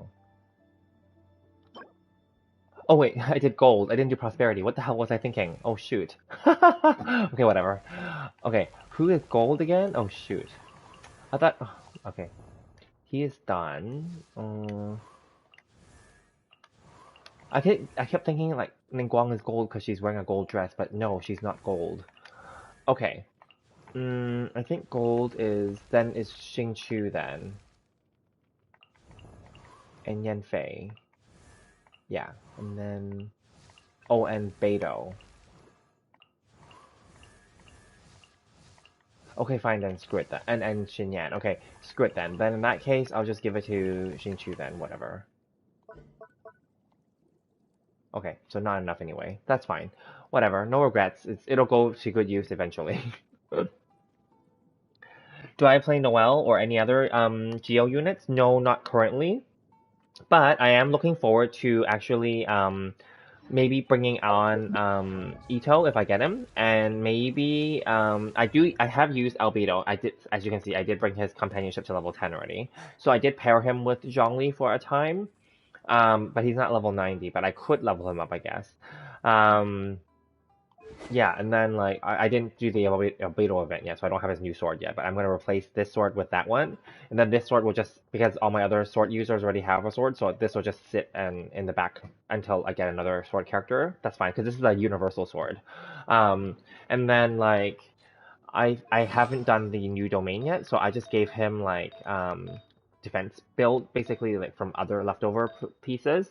I will probably do the defense I guess domain at some point if I go for Ito, and then I can replace these if I want, if I can get good ones, and then obviously focus on getting good ones for Ito and Goro too. So yeah, that'll be something. I did recently companionship level 10 my Noelle, so I was using her, but only in the sense that I was just giving her the companionship experience. As you can see, she's only level 20. And I just gave her this because this was a leftover sword from somebody else, and then I just gave her like whatever was left over that has defense on it. I didn't level them as you can see. Some of them are 0. But yeah, like some of them just ended up where there's a lot of defense. This one was like a geo bonus, but it has like 24.8% defense. Like, so you just end up giving this kind of stuff to her, and then there's like 11% defense. Like a lot of these ones were just not desirable pieces, so I just gave them to her. Yeah. But I think she's good, but then like I don't know that the thing is now I don't know that we need to use all of them. So like if we're gonna get Ito and Goro, and then if we have Zhongli and Albedo, then that's 4 characters already, right? And Goro only needs to buff 4 of them. But I wouldn't do like an all Geo set team either. I don't know. And then Ningguang is good, right? I did use Ningguang before. That's why, yeah, and I do like using her. But I stopped using her and recently, obviously. But I did use her at a time. She was level 10 already for companionship. I almost brought her to 90, but then I stopped using her right before then, so that's fine. Yeah. I don't mind Geo, especially if they're trying to make it into a meta. So that's why I don't mind leveling up right now. That's why I'm leveling up my Albedo now all of a sudden to do his talent to level 9, which is what I did earlier today. Um, I might bring his normal attack up, but people also said not to bother, so maybe we'll just leave it. But yeah.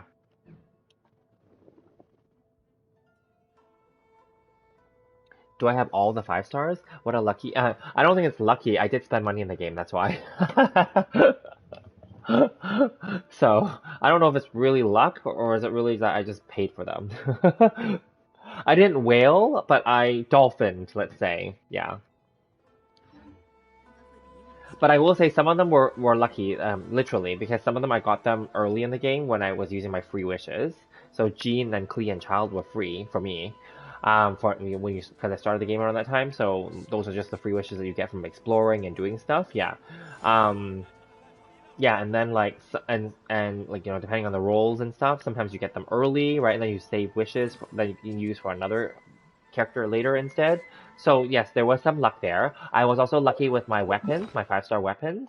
I've been overall pretty lucky with my weapons, I will say. I don't have any garbage ones. Like in the sense that I mean, you can consider the Unforged garbage because it wasn't what I wanted, but it's okay because Ito's coming and I'm going to give it to him. I don't care. I'm not going for his weapon, that's why. So it's not going to be his best, but it'll be a weapon that he can use. So technically I don't have luckily, I don't have the ones that are like the really garbage ones that no one wants. Like this one was originally kind of garbagey too, but then it's okay because Toma just happens to need lots of energy as well. So it's okay. So I wouldn't say any of them are real garbage. So I'm okay with the fact that the ones that I got, someone is able to use them. So that helps. But I guess that helps because okay, it's kind of like the chicken and the egg. It's like because I have all the characters, so obviously there's a way to make every weapon work as well. So I guess yeah.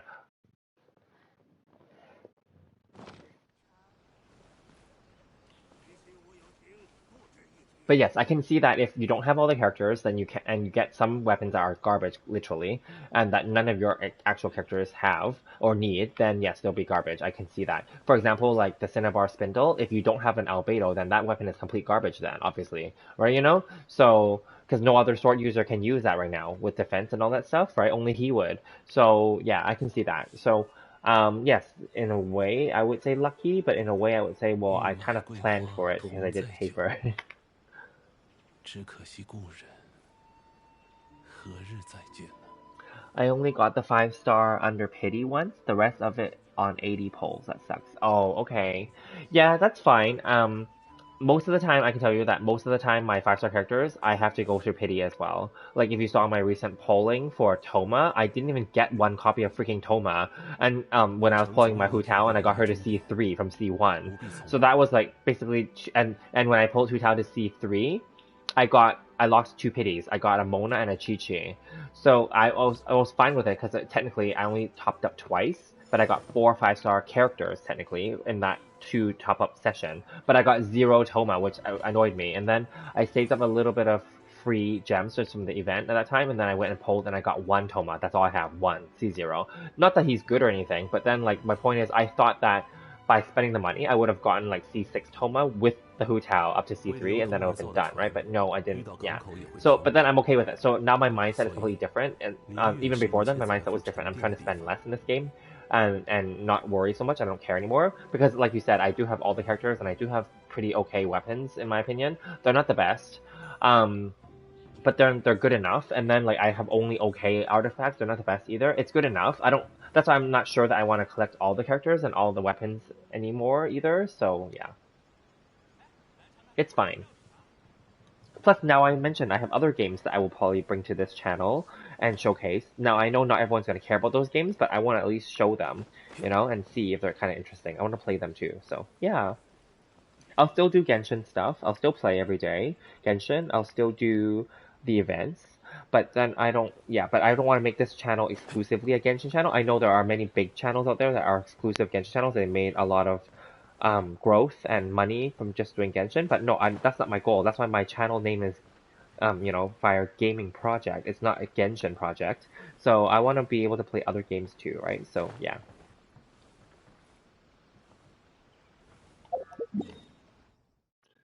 Yep.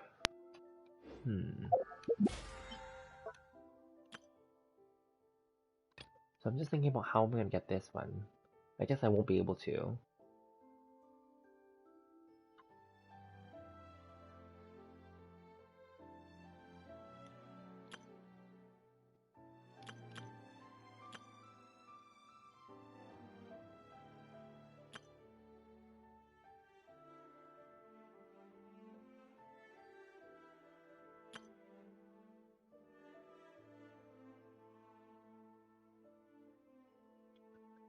If I was to do a resin refresh, would that be enough to make this go? No, that's only 60. That will make it 790. And then tomorrow we only have like around 160. That's still not going to be enough, and it's not worth it to do like multiple resin refreshes. So no, I'll just skip this one for this week. It's fine. I don't want to buy stuff because I don't want to waste those tokens, those coins, because I still need to get the unctions. So then, yeah, it's fine, whatever. Then we'll just be a little under this week. It's fine. Will I do a strongbox video? You mentioned it last time, right? I guess I could, because I have all these other... Well, I don't know if I have a lot of artifacts, but I have some that's garbage, I'm sure. There must be. Where's my artifacts?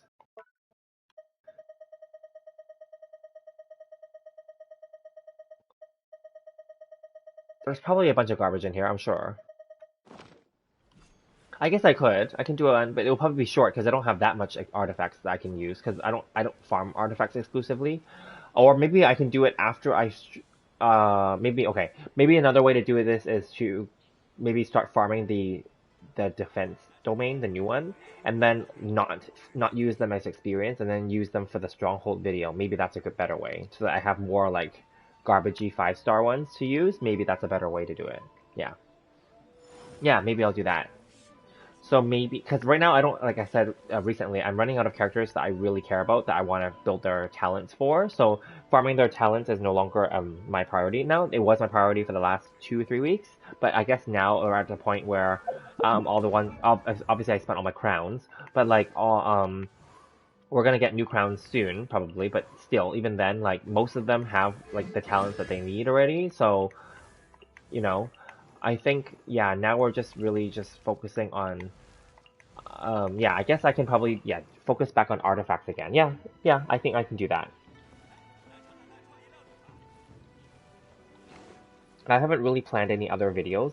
That's why I've been doing just gameplay videos, because gameplay I don't have to plan. I just play and talk, right? So I haven't planned any, and then recently those code videos is because I just found out about them. So those are really quick. They're like a minute or 2 minutes at most, right? So those are really short videos. So I haven't really planned any other videos. I mean, obviously when, you know, because I already did a video about the Cinnabar spindle even before it was released, and and it's not going to really change. Like what I said in there is valid, and every other streamer has said the same thing. Basically, is that the Cinnabar spindle will be the best 4-star weapon for Albedo. Only he can use it. Blah blah blah blah. The Festering Desire will still be good, but then like it's a universal weapon that other characters can use. Blah blah blah blah. Right? And then the Harbinger of Dawn will be his best 3-star weapon still. But then, like, it depends on your build and blah, blah, blah, blah. Like, it's like common sense, obviously. So I'm not going to bother making an updated one for Cinnabar Spindle. I think it's no point. Because that's not going to change, right? And then, I guess when Ito comes out, I'll do videos about him and Goro and the new weapon, the Red Horn, even though I won't be pulling for it. But that's pretty much it. I don't think there are any other videos. Yeah, and then of course I will do the Albedo event videos. I think those are the only videos I'm planning right now for this patch. There are no other major events this patch actually. All the other events like the pet hunting one and what other events are there coming? The pet hunting one and the marvelous merchandise. Those are not even like marvelous merchandise is not even a real event. It's just you just give stuff to the guy and you get like items. So whatever, right? But then like there isn't no major other events this patch. Like there are other ones I'm sure. There's the one where I think you have to go through the maze again. Is that the one? Yeah, you go through the maze and like you have to like break the red crystals or whatever, and then you drop down and you fight like a little area boss thing, and then that thing is coming back, right? And then there's the boss challenge one. So I guess I can do videos on the boss challenge one and maybe the maze then, I guess. Okay, so yeah, those are what I'm planning. Yeah.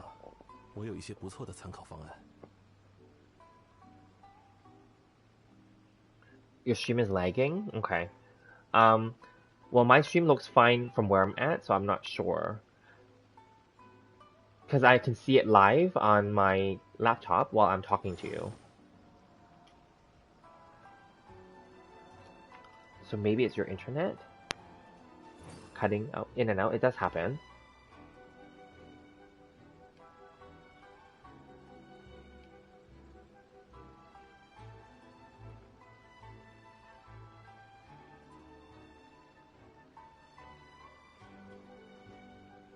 But yeah, and then so those are my plans right now. Yeah, and then like because there isn't much happening in this patch.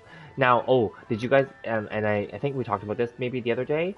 There is people are rumoring that the next 2.4, although we're not really doing leaks here, but then like anyway, people are saying or expecting that 2.4 is going to release the Enkanomiya vortex underneath Watatsumi Island. They're going to release that as a DLC region under the water. And that makes sense because technically, I remember this too because it was many patches ago. What do you call it? Before Inazuma launched, MiHoYo officially, or some of their developers or designers, they actually said this. They said that this ocean area is not just ocean. They said something like that. They hinted it. You know, like look how big this ocean is, right? They said this is not just ocean, right? Now I don't know how much of this ocean they're going to use, but you know, they said it's not just ocean. There's stuff here. So I expect maybe in future patches there will be stuff like filling up, you know, here. I don't know. I don't know. Maybe in the future they'll bring back Cleese Islands, right? The Golden Apple Archipelago. But like some people are speculating that the Enkanomiya, like inside here, the middle part is like a seal, right? That remember that priestess has that little quest. And then like I think that quest is going to be 2.4. And then they say that will lead you to an underground group of islands, underwater, sorry, group of islands that's going to be here. Okay, that's the speculation right now. So it's interesting that they're going to do that before releasing the Chasm DLC, which is this portion, because I guess Chasm is more related directly to Dendro and to Sumeru, so this is going to come way later then. If they're going to release Enkanomiya, which is Watatsumi Island DLC, then, which makes sense because we're already in Inazuma now, then that makes sense. So that's going to be kind of interesting. It's going to be like another group of islands here, under the water though. Yeah. So that's what the speculation is right now. And I'm very excited. And this is like, and I already talked about this in older videos too, because MiHoYo people officially did say that this ocean is not just ocean. That's what they hinted at it a while back. I remember this because I read it somewhere. So then, yeah, so I'm excited. But then it'll just be like Dragonspine, because Dragonspine, as we know, even right now, although we came back to it, Dragonspine is like this area here, right? And you can do it all basically within a week, maybe 2 weeks, right? So I've imagined that similarly, the other one is also going to be the same. But it's fine. But at least if it's a DLC, just like Dragonspine, it's permanent. Whereas Cleese Islands were not permanent. However, Cleese Islands could be finished during that patch 1.6, and then like I guess removing them helps the game not have so much gigs of memory of storage, because we wouldn't return to those islands if everything's done already, right? Because they were time limited. So I see that, but then maybe in the future they'll bring them back. You never know, right? Who knows, right? Yeah.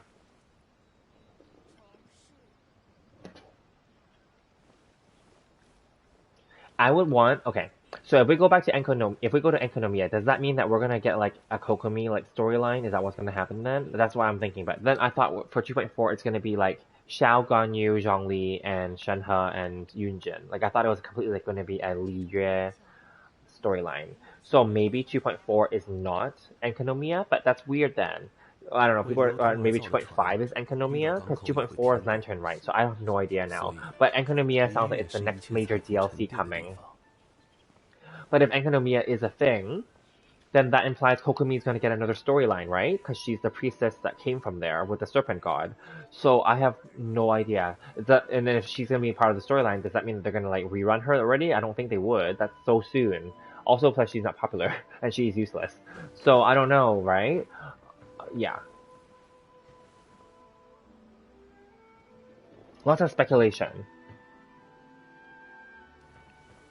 And we talked about this yesterday too when you said that, like, when Chun Chun mentioned that, like, Zhongli might be coming, or we talked about it on Discord actually, where you said that Zhongli might be coming in 2.4, which is fine. He might be, or he might just be part of the storyline, or maybe they're gonna do like what I think maybe 2 rerun banners, and then 1 rerun banner plus the Shenhe banner with Yunjin on there. So maybe they're gonna do 2 banners per 3 weeks, which is actually faster than. But then again, we also talked about previously, like, are they really gonna make Ganyu and Xiao compete in the same period, or would they split them up? And if they were to split them up, maybe they'll do it like what you're suggesting. Maybe they'll do like, I don't know, like maybe Ganyu and or maybe no. Let me think. Maybe they'll do Xiao and Shenhe together. Maybe, right?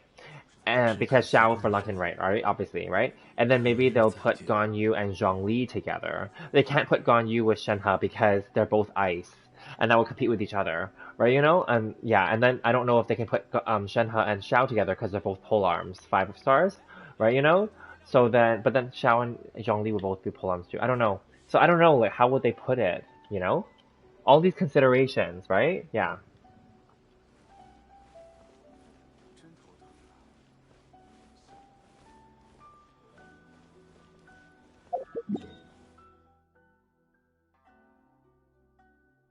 Well, I'm sure that once the people are playing the beta, they'll leak more stuff soon. Yeah, and then I was actually really impressed after watching that video with the new Pyro Lector, Pyro Invoker.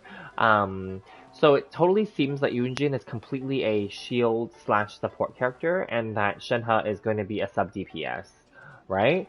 But then the way that they were using her was that she was combined with Kokomi, which is garbage, of course. But anyway, she was combined with Kokomi in order to freeze the damn thing, right? You know, so that because it's fire, right? You know, yeah, and then like Shenhe releases like a bubble, let's say, a pool of cryo on the floor that ticks like ice, right? You know, so um, it's interesting. Yeah, I'm sure that she will be very powerful. So I'm just thinking like, would she be a situation where you release that onto the floor and then you swap her out and then like you use other characters? I think that's what they were doing in the video too. So I guess she's like a sub DPS then. You wouldn't need to keep her on the field as much. You could, but you don't have to. And then like her cryo pool will just keep like ticking cryo. So you can swap her out and switch to another character and just continue doing damage and reactions then. Which is a good way to use her, I think. And then Yunjin was just for buffing, I think, and for like support. Yeah.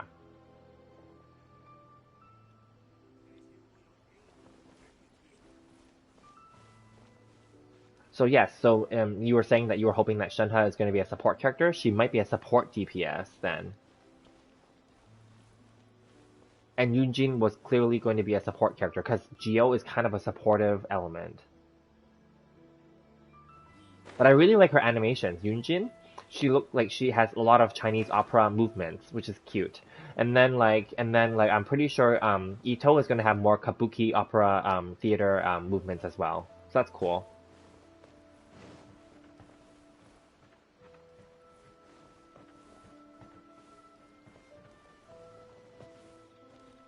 Oh, what am I doing? Okay, I'm just like standing around, walking around because I'm talking to you guys, but I guess I can be like mining ore.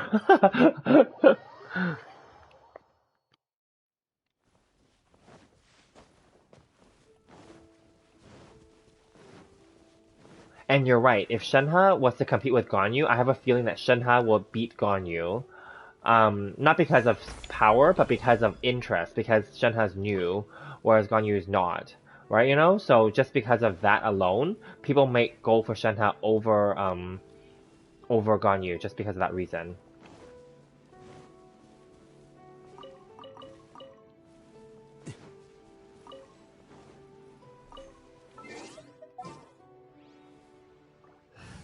Yeah, Shenhe's gonna be similar to Rosaria. So that's what I'm saying. So Shenhe is like a 5-star upgraded Rosaria. Remember we were saying that the other day too? Right? Like that they're just gonna replace existing characters in the game with like the upgraded version of them. Right?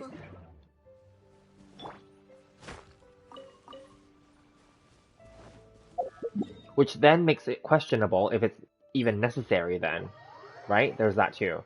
So just like how like I said that someone was nasty to me in one of my videos and said that like, oh, that I'm telling people to like only like keep their Noel instead of going for Ito. I didn't say that. I never said that. But it's obvious that they're competing in the same space, right? They're both Geo Claymores. So obviously the 5-star will be stronger than the 4-star, but I'm just saying, but if we don't even use, if majority of the player base doesn't even use Noel, then what makes you think that people are going to use Ito other than for his gimmick and his novelty because he's new, right? You know, like afterward, people may not use him anymore either, right? You know, so unless they make him really cool, which we don't know yet, right? You know, anyway, and I blocked that person. But anyway, that's not the point. The point is, like, I'm just making an actual factual comment here. Like, literally, like, they're basically, in a way, running out of ideas, but also replacing characters with other characters of the same element and same weapon.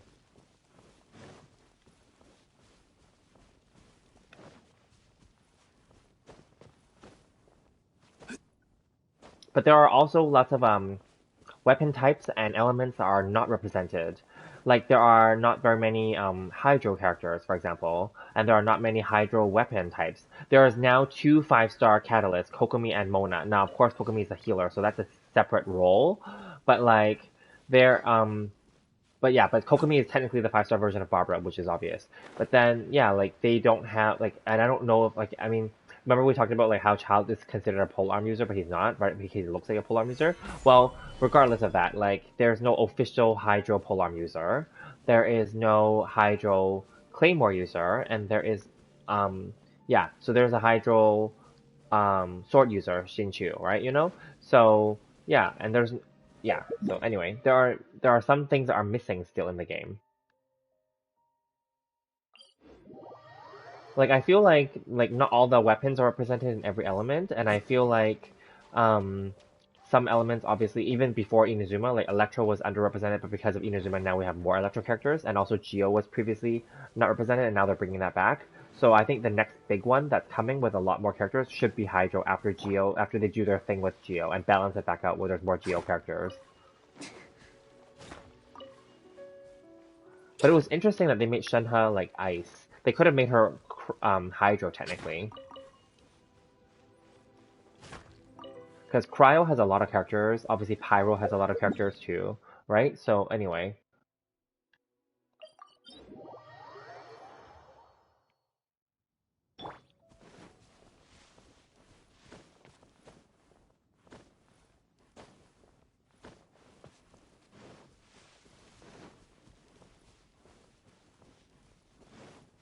And like, not that I really like bow users, but I think that there isn't there like, oh wait, do we have a bow user for every type now? Oh, we do actually. Now we do. Because now with Yunjin being a Geo, then I think we have bow users for every element, right? I think. Yeah, we do.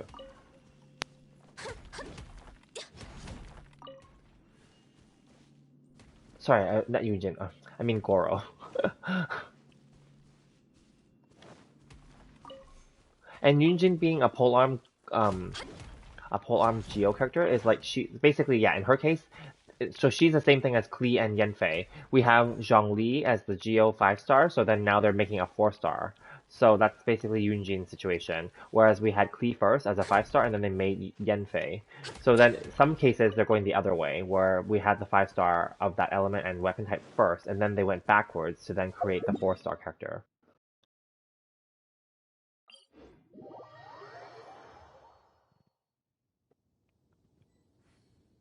Yep, she would be good for Melt, totally.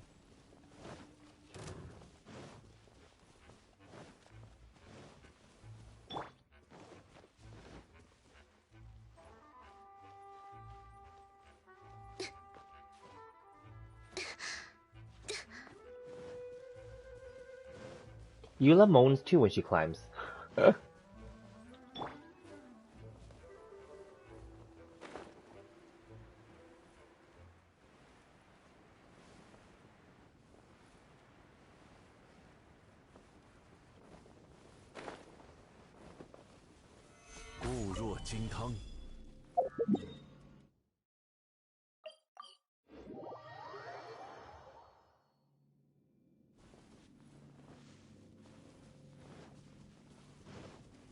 There was this video, I forget which, I think was it OK Code or was it Undiscovery, one of those channels that makes the meme videos.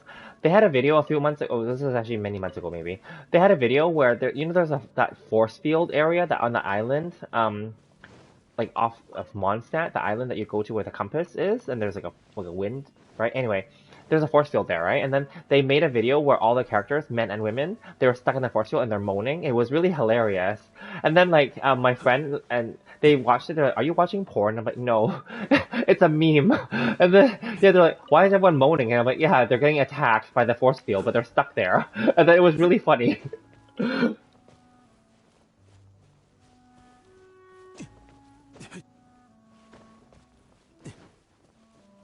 It was hilarious, that video.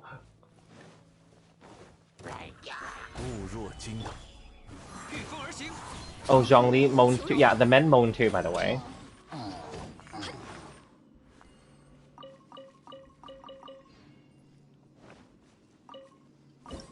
Oops.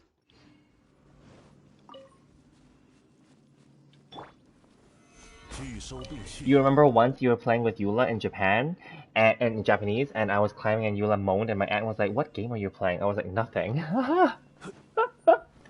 Exactly. I will say the voice actresses and actors are very good at what they do.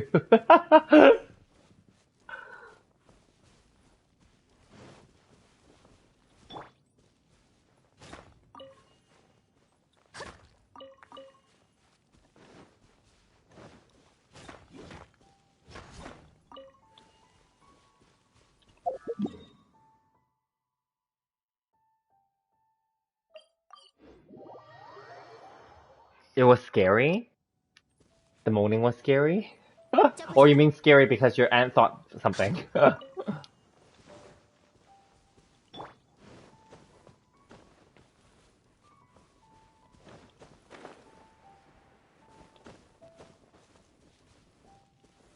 固若金汤。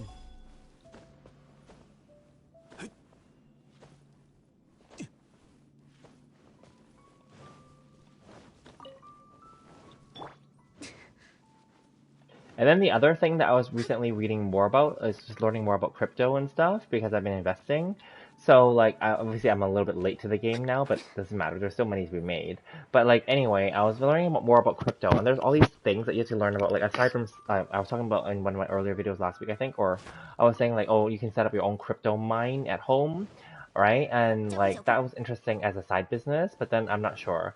And like there's something called airdrops now, crypto airdrops, where if you sign up to kind of in a way test out or help build out some like newer crypto platforms, you can get like crypto tokens and like crypto money given to you randomly. And it's not guaranteed, of course, but you may get them for being like as a way of compensation for helping them out. And then you can then sell it, obviously, and then make money that way too. So there's all these things I was like learning about, yeah. And then there's the whole NFT thing, the non-fungible tokens, which is really popular right now. It's all hype, of course, still, but where you can like sell like basically digital art and then like, you know. Anyway, my friend is really interested. She wants to, the one with the cats and the YouTube channel, she really wants to create her own like NFTs and sell them. But then I think she's thinking of it too simplistic. She's saying that, well, she thinks that you just create like this digital art and you just sell it. I'm like, no, there's more to it than that. Like, how do you sell it? Who do you sell it to? How do you market it? Right? Obviously, you have to think of it in a strategy way. Like, why should people buy it from you then? How do they know it's not a scam? Like, you know, like, yeah, she didn't think about that stuff, obviously, right? You know, but obviously it's nice that she wants to do it. But anyway, I was just learning more about it, and then I was, yeah, so my research shows that, yeah, you do have to establish yourself as a, even if you're not a well-known artist, you have to establish yourself to be at least an artist.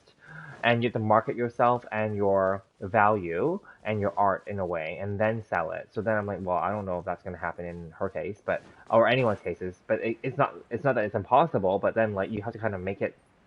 I would imagine it's just simple. It's more complex than just creating stuff on your computer and then trying to sell it. Yeah, let's put it that way. Yeah. But the actual part of making an NFT is not hard, because there are like tutorials on YouTube that even teach you like which programs to use. It's not hard. It's just using Adobe and stuff, and like creating the art itself is not hard. It's getting it to be worth something and then selling it to people and having them buy it from you. That's the hard part. So yeah, you can make like as many arts as you want, but no one's gonna buy them, right? So that's the problem here. Yeah. And unlike stocks, but similar to stocks, you have to research like if it's worthwhile to invest in that NFT artist or project, is what they call. But as well, unfortunately, unlike stocks, not all of them are worth value. Let's be realistic. Not all of them are worth money. So you could buy it and expect that it's going to go up in value, but it could be worth nothing, and then you wasted the money buying it, right? Now in other cases, you could buy it and you didn't expect it to, but it could go up as well. So it's like any collectible item, right? So I don't really know that it's worth getting into right now, especially because the space is very new still, and the hype, although it's there, and people are making millions and millions of dollars already just based on that hype, but I don't know that it's real. Like it's not tangible to me yet, in terms of like, but how do people actually get really involved? But now there are lots of YouTubers online saying that they flipped a bunch of art, like NFT art, and they made like money. Fine, but then like I don't know. I don't know. Like, I guess if I, as a stock investor myself, if I was to get involved, I would want to flip them instead. I wouldn't want to make them. But some of them want to make them after they start flipping them, and then I thought, okay. So anyway, I think that that might be a better strategy. First, flip a few and see if it's something that you want to do or get involved with, and then maybe look into how the distribution and marketing of them works and creation, and then just do it. I mean, because there's so many ways to like create them. You can even hire people to do them if you don't want to do it yourself, right? And then just, yeah. Anyway, just researching things, trends, hype, things. I'm always open to making, obviously, other business opportunities, whatever makes money, right? But anyway, the stock market has been, fortunately, doing really well lately, aside from today. Today was the worst stock market day since February, and it's a buying opportunity. I did buy more, but I could have bought it at a cheaper price, that's all. But anyway, that's fine. That's always the case. You never know.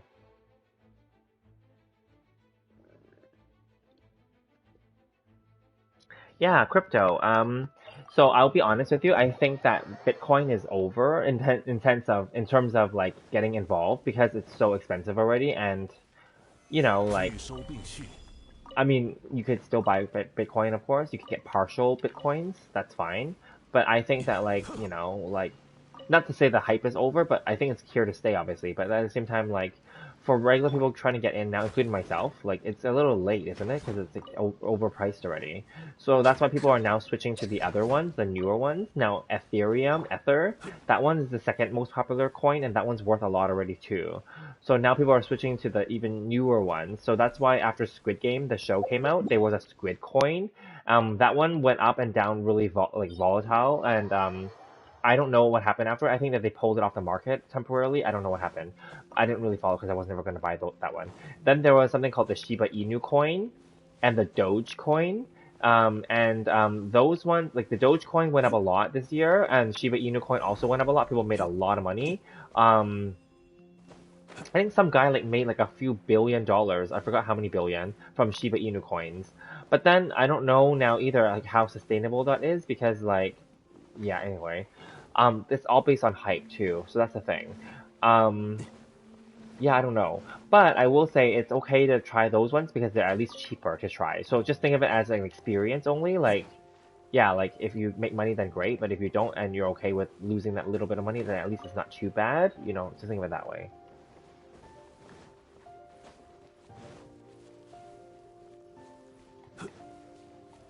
Because unfortunately, everyone's trying to make coins now because they're trying to capitalize on this, and everyone's trying to make tokens as well. The only unfortunate part is we don't know which ones will actually be worth money, or will remain to be worth money in the future. A lot of them will just disappear and vanish overnight. You never know, right? Or eventually just become worth nothing, right? But whereas Bitcoin and Ether are here to stay, I think.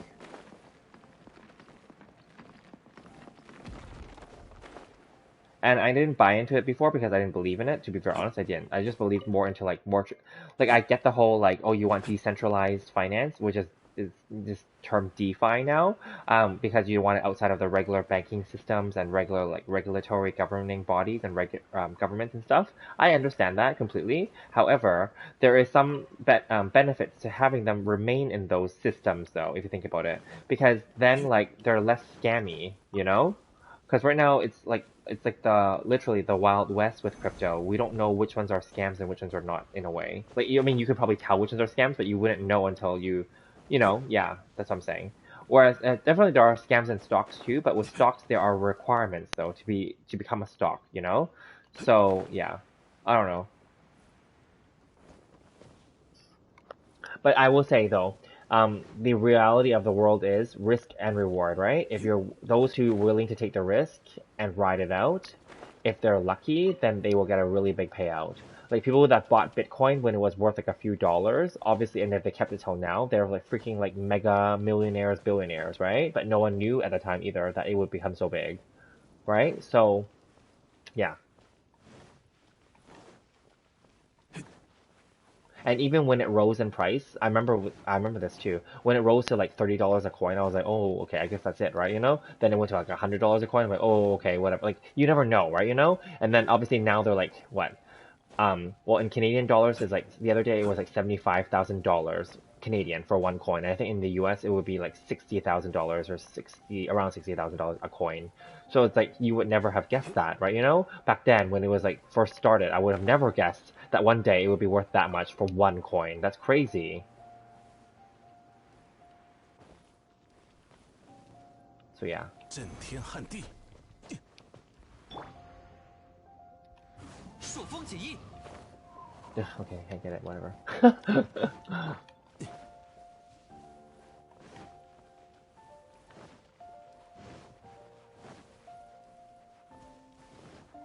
Because the only other thing to think about is when they're rising and there's something that's kind of new, people get skeptical. How much higher can it go? There's that too, right? You know? Or like maybe it's already at the top and then it's going to come crashing down, right? There's that too, right? So then that's why I never got involved even as it was rising because I wasn't sure.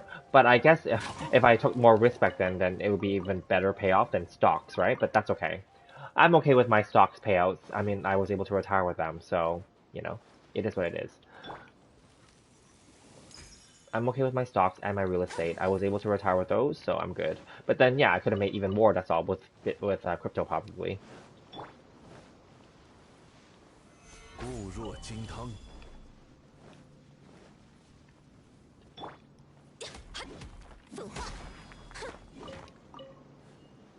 And then there are these, like, young YouTubers, right, that are like, oh, they, I don't know, I'm just watching them in a way, I mean, I'm not jealous, but it just makes me think, like, are they, like, what they're saying, they make it all sound so positive. They're like, oh, I did this, and I did that, and then, like, I make this much money, and then, like, now I'm worth this much, fine. But then, like, then they're saying stuff like, they open up their own digital marketing agency, and then they have clients, and they're teaching them how to do what they did, and I'm like, okay, I guess that's a way to make money, too, by teaching them what you know, and charging them for it. But then I was like, okay, but how do you know that what you actually... I guess this is just me being a little bit skeptical. Like, why would those people give you money? Like, how do they even know, how do they know that you're not scamming them? That's the thing. Like, you know, yeah. Obviously, you have to give them results, but like, nothing against them being young, but then I'm like, okay. Just because you say whatever on YouTube and just because you have lots of views doesn't mean that automatically you actually are doing what you're saying. Because there are actually a lot of people on YouTube that are just liars.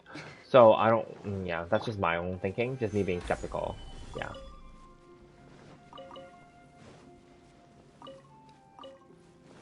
Now, I'm not offering to do anything for anybody, so I'm just sharing my own experience and just being real about it. But then, like, I'm not offering, I don't do other people's transactions for them. I don't tell them what to invest. Not my problem. Yeah. I also don't, like, I only give recommendations and suggestions. I never tell people exactly what I buy, because it's none of their business. But at the same time, I don't really go into the details either, because I don't want, it's not really my business to tell people, but it's also not really, I'm not making money from it. Why do I have to tell people? Right, you know? So, yeah. And what works for me doesn't mean that it's going to work for other people, right? So I don't want to be like, you know, like, oh, you lied to me. I'm like, no. So, yeah, anyway. Everyone has their own journey. However, though, if I was to open up a second YouTube channel, because I was considering it, to talk about finance and stuff, I would have to give real examples, though, possibly, because then just talking in concepts is not going to be enough content. So, we'll see. Yeah, I'm not sure.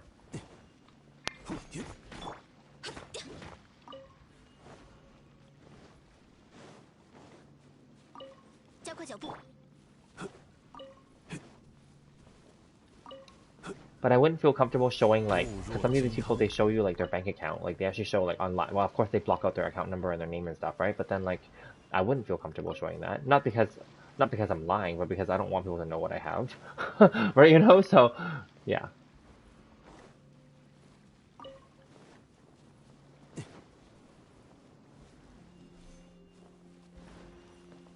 But yes, definitely. A lot of them have, like, you know, $1 million portfolios, right? Just fine. Not the young ones though. The funny thing is the young ones that say that they make a lot of money, they don't actually show that they have that in their account. Whereas the other ones that are older, they actually show, and then like there's ones that I follow that actually have like $3 million in their account, and you can see it because they're scrolling and it looks real. At least on the screenshot it looks real because they're live like scrolling. So at least those are more believable because then at least I can see what stocks they specifically bought. Yeah.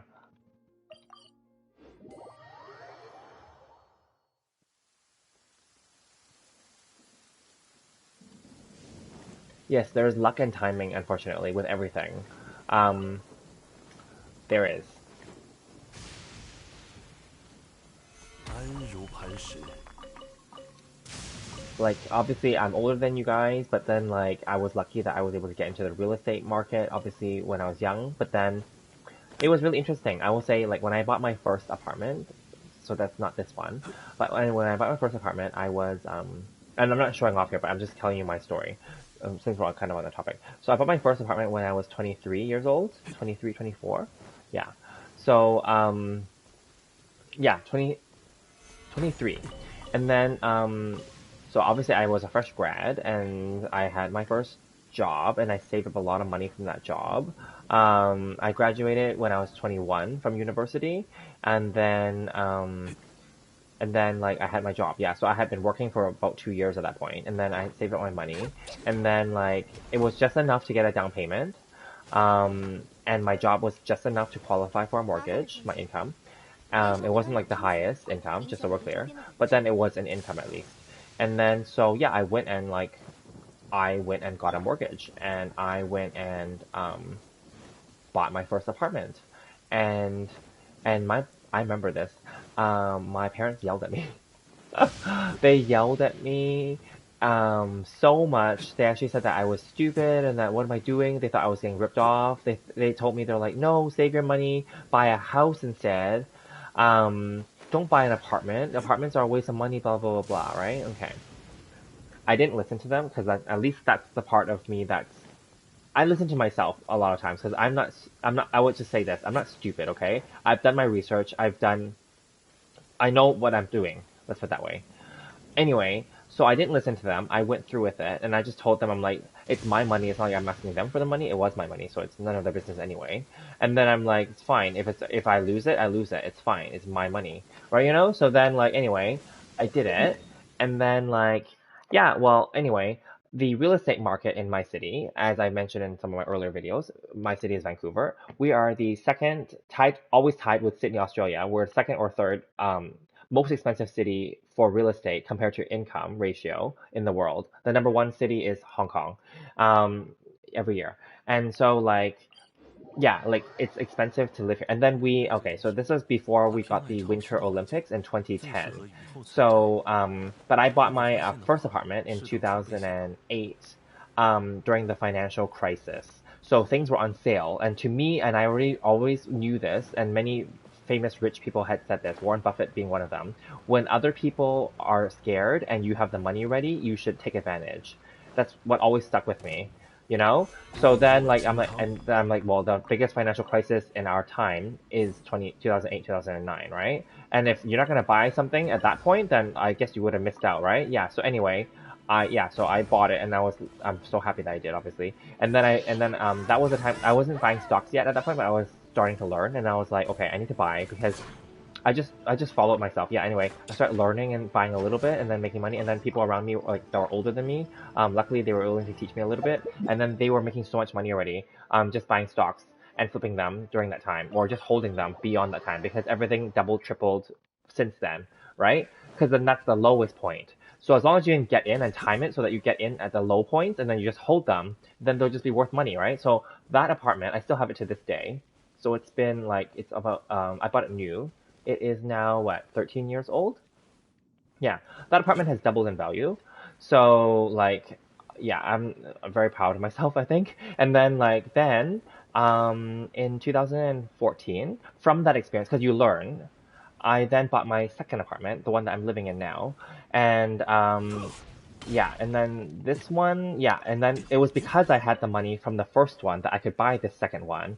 And then, yeah, and then, just to be honest, this apartment that I'm living in right now doubled already.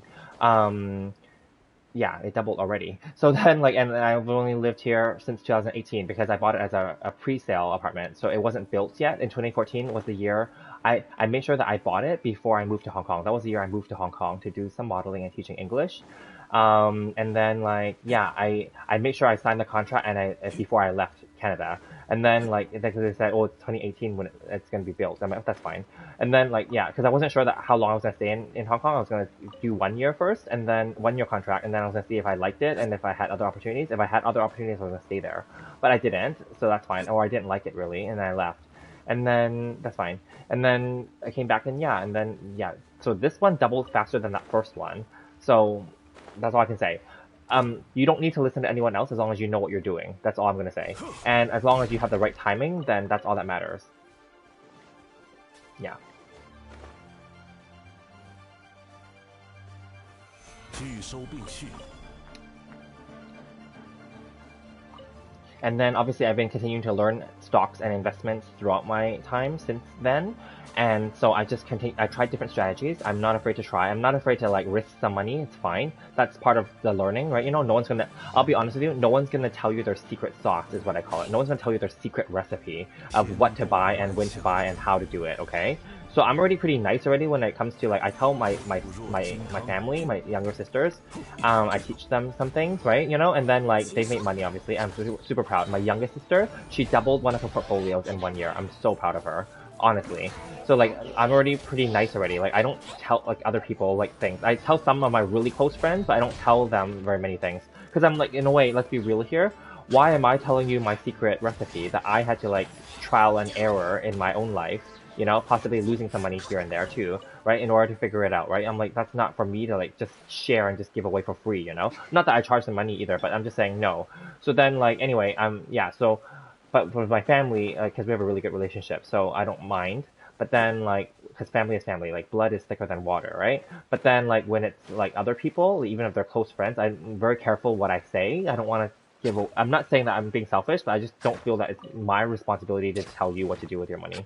You should figure that out. I mean, I figured it out myself. No one taught me. I figured it out myself. I read books. I would go back then. I would go to the library and like read certain books because I want to buy them, and then I would buy some books too. Internet research, of course. Follow interviews of people, experts, of course, really successful people, and then they will never tell you their secret sauce. They will never tell you their secret sauce, their secret recipe. You have to learn and piece it together and take hints and then figure it out. You know? Yeah, that's basically what I did. So. But I'm also very interested in it. So that's why I think the interest and the drive, it's not just the drive to make money, it's the drive to learn. Yeah. I was always interested in that. So luckily, yeah, it is what it is. Now, right now, though, I do share some things with some of my friends, but not enough that, you know, like, I mean, enough that they, like, I tell them some basics, let's put it that way, and then they can just figure it out the rest themselves if they want to. If they don't want to, it's not my problem, right? So, yeah. And then now some of my friends who are my same age group, or a little bit older even, they're like, oh my god, like, I want to be like you. I'm like, oh, okay, well, you know, just figure it out. Like, I'm not gonna, it's not for me to teach you how to do it. It's for you to figure it out. If you want to do it, you'll figure out your own way, right? You know? So, yeah. But I support them, so yeah. And then I said, like, if you have questions, I can answer your questions for you, but I won't tell you what to buy in terms of stock market. I won't tell you, like, what to do, though. I'll just tell you where to look, maybe, where to get resources and stuff. I gave them, like, websites. I've given them, like, starting situations. I've given them, like, lower risk options first, because I don't want them to lose money either. Because, you know, I don't want you just jumping into, like, risky, like, investments, because everyone is different, so I want them to start off with low risk ones first, you know, and then they can go from there, yeah. But yeah, I'm super happy with my own family, obviously, and again, blood is thicker than water, so like, obviously, for them to double their portfolio makes me really happy. And just so we're clear, doubling your portfolio is not easy to do. Some people, like one of my friends' he's like, oh, double is nothing, and then I'm like, okay, you make it sound like it's so easy. Let's see you do it like regularly, and then that person was just lucky. That person bought a penny stock for $400. That penny stock became $70,000 this past summer. But that person didn't sell that. It's now not worth that anymore. Now he's still up. He's still making money, obviously, more than the $400 that he put in, of course, right? Because $400 is like nothing, right? But then like he's no longer at the 70,000. I even told him, I said, you might want to sell it now. And he's like, no, I think it's gonna keep going up, blah blah blah blah. I'm like, okay, whatever. And then like I didn't invest in it, I didn't care. And then my friend believed him, and she bought into it, and then it didn't go up for her.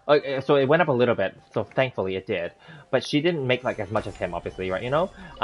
But yeah, she made some money on it, so I'm at least glad that they made some money on it, right? I looked at it myself and analyzed it myself too. I'm okay interested in it, but I'm also not really that interested in it either. I've never bought into it. I don't really care.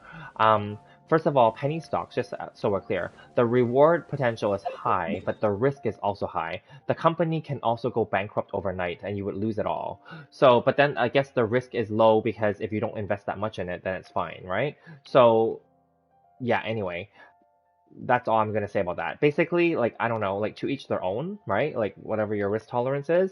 But anyway, I kept telling her, and then she's like, my money's never doubled. He makes it sound like it's so easy. I'm like, exactly, don't believe him. He's bullshitting. He's just saying that because he was lucky. You know, it's not because he has any skill in it. It's not like he knew that it was going to like go that big. You know what I mean? So it doesn't mean. So that's what I'm saying. Like some people on YouTube, they just make it sound like it's so easy, and that's just luck that they got. It's not because they actually skilled.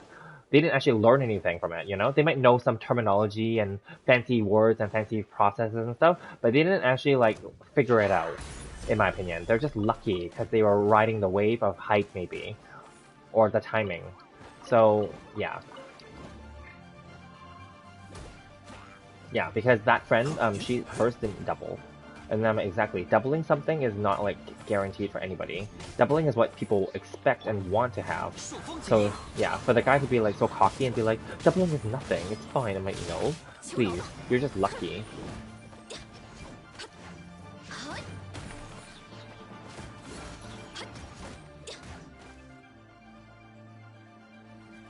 Okay, bye Yadika. Yeah.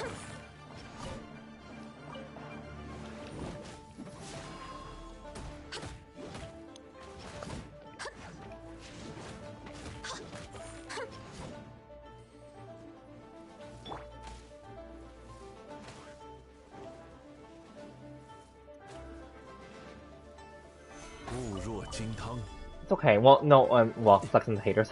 They're not really haters per se. Like, I mean, they're just saying like as if it's so easy. That's all. So I just want to caution people. Like, even my friend, I even told her, I'm like, don't listen to that bullshit. He's just luck. That's not real. You know, luck is like one thing. It's like winning the lottery. Okay, it's not like guaranteed, right? If you can guarantee doing it, right? Because recently I flipped a few stocks, as I've mentioned, right? You know, like in the past week or two, I've made like $8,000 almost, right? You know, and that's just me flipping things like quite simply, just doing a few like simple transactions, you know, because the market's been good, right? You know, so then like it's not a lot of money, but it's extra money that I didn't have, right? You know, and it's like really like not much time I spent on it. It's literally a few transactions. You don't even have to like think. Well, I had to like research at nighttime a little bit, but then like it's not like, you know, and then I'm like, that's why I'm like, okay, well, whatever, it is what it is. So yeah, and then like, so for those ones, I would tell some of my friends, I'll be like, these are what I'm buying right now. Maybe you might want to consider, but I would never like, yeah. And then, so they went in and they tried and then they made some money. So then they're very appreciative, which is good,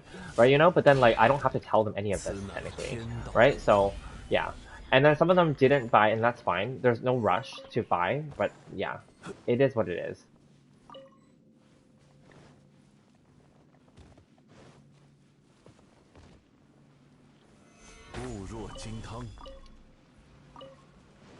And I don't get like paid by these companies when I do these things. I research them and I feel that they're good. So, yeah.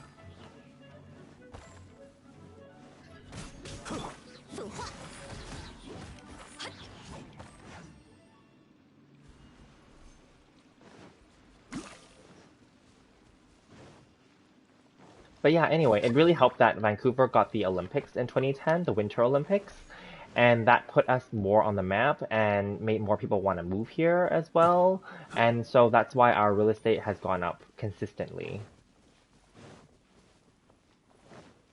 Also, our weather, because people think that Canada is super cold. It is, but our weather, our city at least, or our province, is the more like comfortable province. That's why.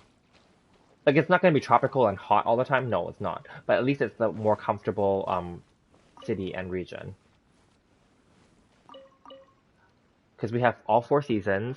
Now our rainy season is really long though, but you know, it's not super humid here. It's not super cold. We don't always get snow. We do get snow as well, but not always. And when we do get it, it's not as bad as the other places, but still, it's comfortable and yeah, in a way. And it's a very international city, not just because of the Olympics, but because a lot of people like from different cultures live here. Lots of food from every culture.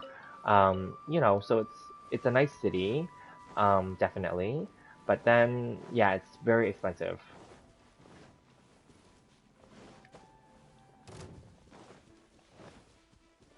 But nowhere as expensive as the big cities, though, just so we're clear. It's not as expensive as like New York or LA or San Francisco or like Tokyo or Hong 固 Kong. 若 No, no, 金 no. 汤， Or Singapore, like those really big, big, big cities, those are way more expensive.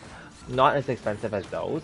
But I don't know, like in terms of real estate, it's still expensive though. Like for but yeah, so the ratio of income to like affordability is second to third highest in the world, meaning that it's the hardest to buy because income is not that high here for majority of people. You can definitely, but Canadian laws and benefits are pretty comfortable, so people won't starve to death here. People won't like you know people like who do certain jobs can get paid pretty okay and they can survive.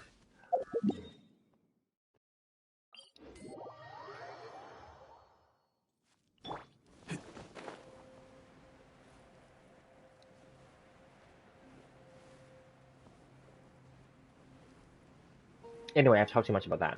So like on another topic, like how has the COVID response been like in your country? I'm just curious. Do they do lockdowns and stuff? Do they have rules on like dining out and like entertainment and stuff? Things like that. So here we have a vaccine passport now. It's on our phone. It's like a QR code. It's basically linked to our health profile.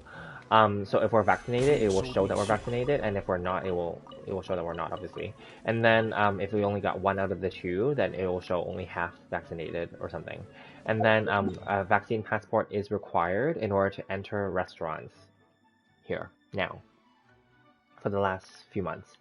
And then and also it's required for certain establishments like entertainment and stuff too, but not all of them have that requirement, so I don't know. Yeah, so that's yeah.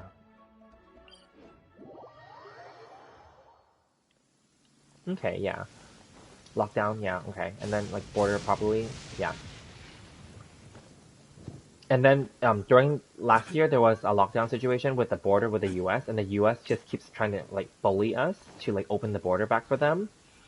And okay, so the geography 忽 of 如 Canada 开 is 始， that we own like the 3 territories to the north, that are closest to Arctic, right? But then like there is one territory there that's not ours, and it's actually one of the states of the U.S. is Alaska. It's attached to one of our territories, but it's up there, right? So in order for the U.S. people to get to that, they have to come 拒 through 收 Canada 并蓄， basically, or they have to fly over Canada. And some U.S. residents were bullshitting us last 抵 year. 抗， They came up through the border and they lied. They said that they're visiting family in Alaska, so then we let them through. And then what they did do, though, instead, was they stayed in Vancouver, and they were just being like tourists. And they were not wearing masks, they were not vaccinated, and potentially they were spreading the disease. So that became a risk, obviously, but like that's what it is. And then like some of them were fined, some of them were caught. They weren't jailed, obviously, but they were fined. Some of them were forced to like take a flight to go back, right? But then like it's just really disgusting. Yeah.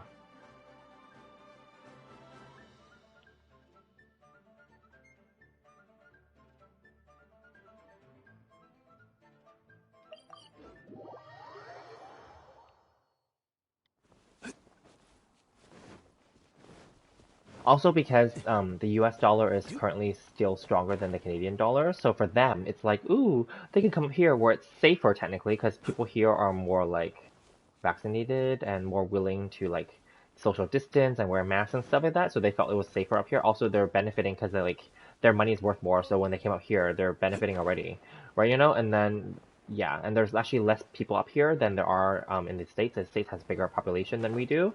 So anyway, like so they were being very selfish as per what Americans are. They're selfish, and then they came up here and they were just benefiting. So that pissed off a lot of people.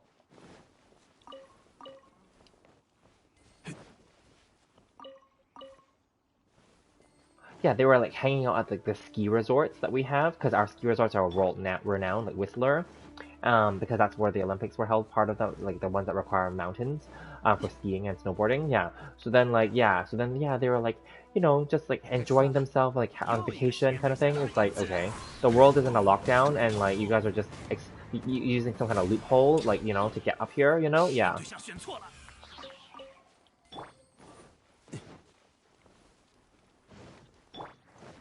又一个实验对象，御风而行。呵，呵。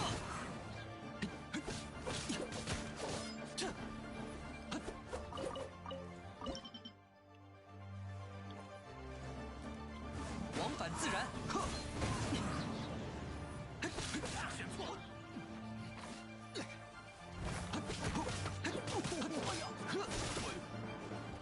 朔风起义。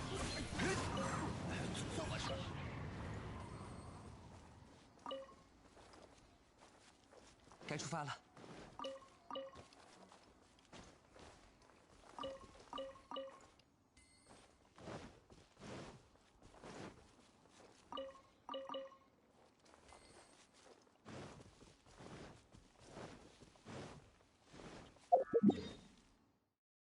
How tall am I? Did we talk about this? I'm 6 feet. And you said you're 6 feet too, remember? You told me that. Like, also 6 feet, you said. I think now the modeling standards they require you to be even taller than 6 feet now. But back then, 6 feet was all you needed to be for a male model. But now I think they might need 6'1" even. Yeah, or 6'2", depending, right? Because people just get taller and taller, right? Which is fine. So for those of you who are younger and are able or wanting to do modeling, yes, I think the requirements are now higher.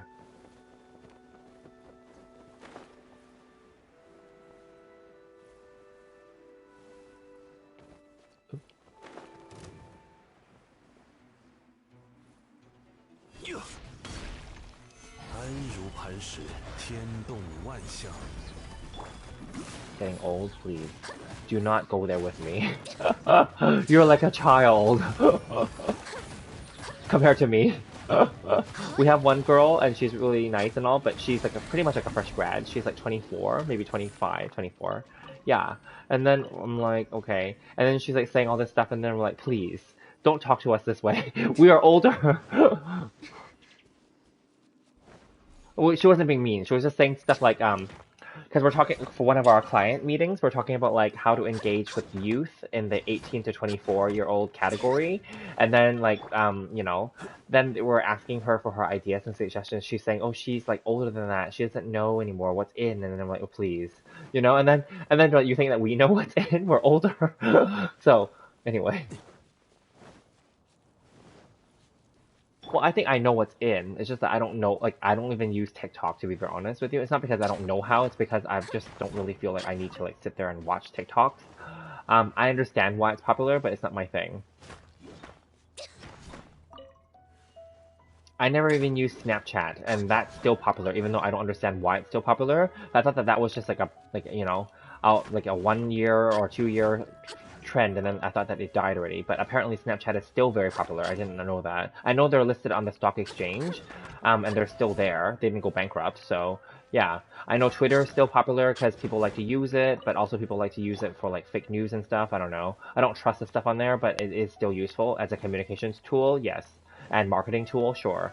I don't even use Instagram anymore. I used to a few years ago, but I stopped updating it, so I don't share it with people anymore. Obviously when I was working out and looking good, I was, using that, but then like I haven't been working out since the lockdown or since COVID. So there's nothing to share and I don't think that, well, I think I still look okay, but I don't think I look as good as before. So I don't really want to share that. And I have no new fashionable clothing to show off on Instagram. So there's nothing, like I haven't bought anything new. So that's good. The good thing about COVID is that we save money because we don't have to do these, and from working from home, right? We save money. So I think those are the only positives out of it. And we don't drink coffee out. That's why Starbucks, I don't know how Starbucks is operating in your country or other countries around the world, but in Starbucks in Canada and the US, they had to close 200 stores. They're not doing well, their business. And they have had to shift now their business to sell like pre-made or instant coffee, or to sell more of their like ground coffee or coffee beans in supermarkets and in more stores now in order to survive, I think. That's their strategy. So they've been, yeah, selling like, make your own coffee instead. Or like pre-made like coffee that's already pre-made, that's like in bottles that you can just buy and drink instead. So that's what they're doing in North America. Yeah.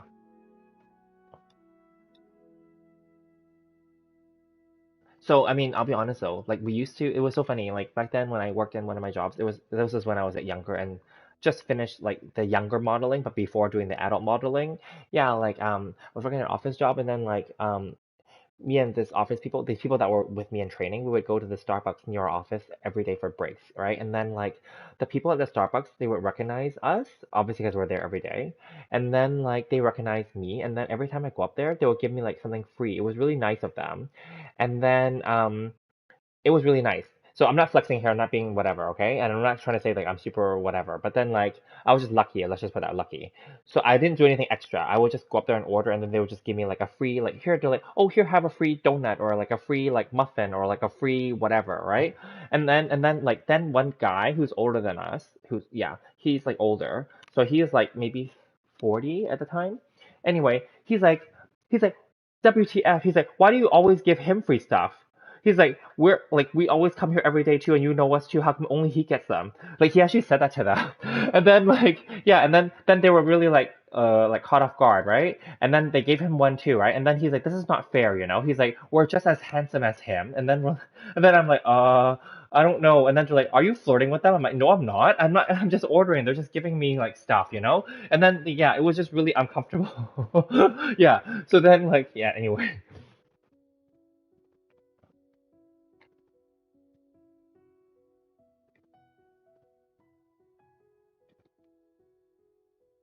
Yeah, it was really weird. And then like, and then after he's like, oh, I know what they're trying to do. They're giving you free. After we got our stuff and we sat at our table, he's like, I know what they're trying to do. They're trying to flirt with you. That's why they're giving you free stuff.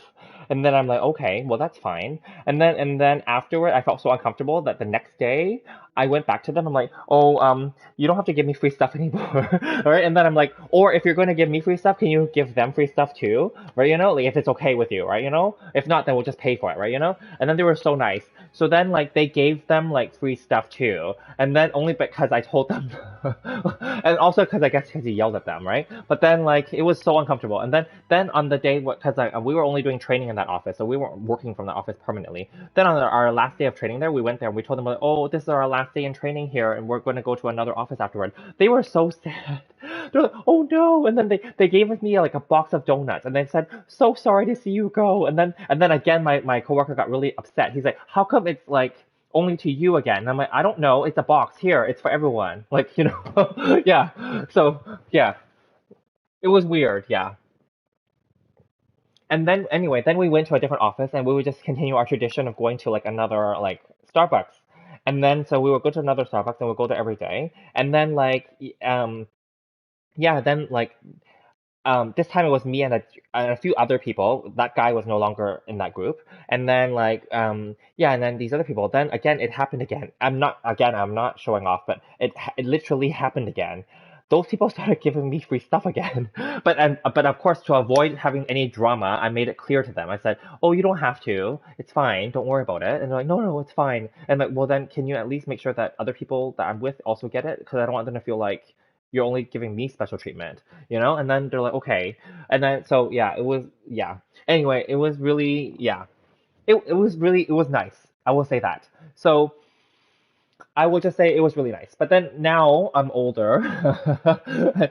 I have not had that special treatment anymore. Maybe when I travel abroad, I still have, like I said the other day, I still have like that treatment where I may, get some interest out of other people, and then they may like want to give me free stuff or like may talk to me. But other than that, no, I don't get free stuff anymore. I think you only get free stuff when you're young. So that was like a complete aside story, but it was a real life story, and I'm happy that it happened. And then I also got like I guess from that I also got like some free like discounts and stuff like that. And people are really generally nice and stuff, so it happens. I think if you're just nice to people, people are nice to you.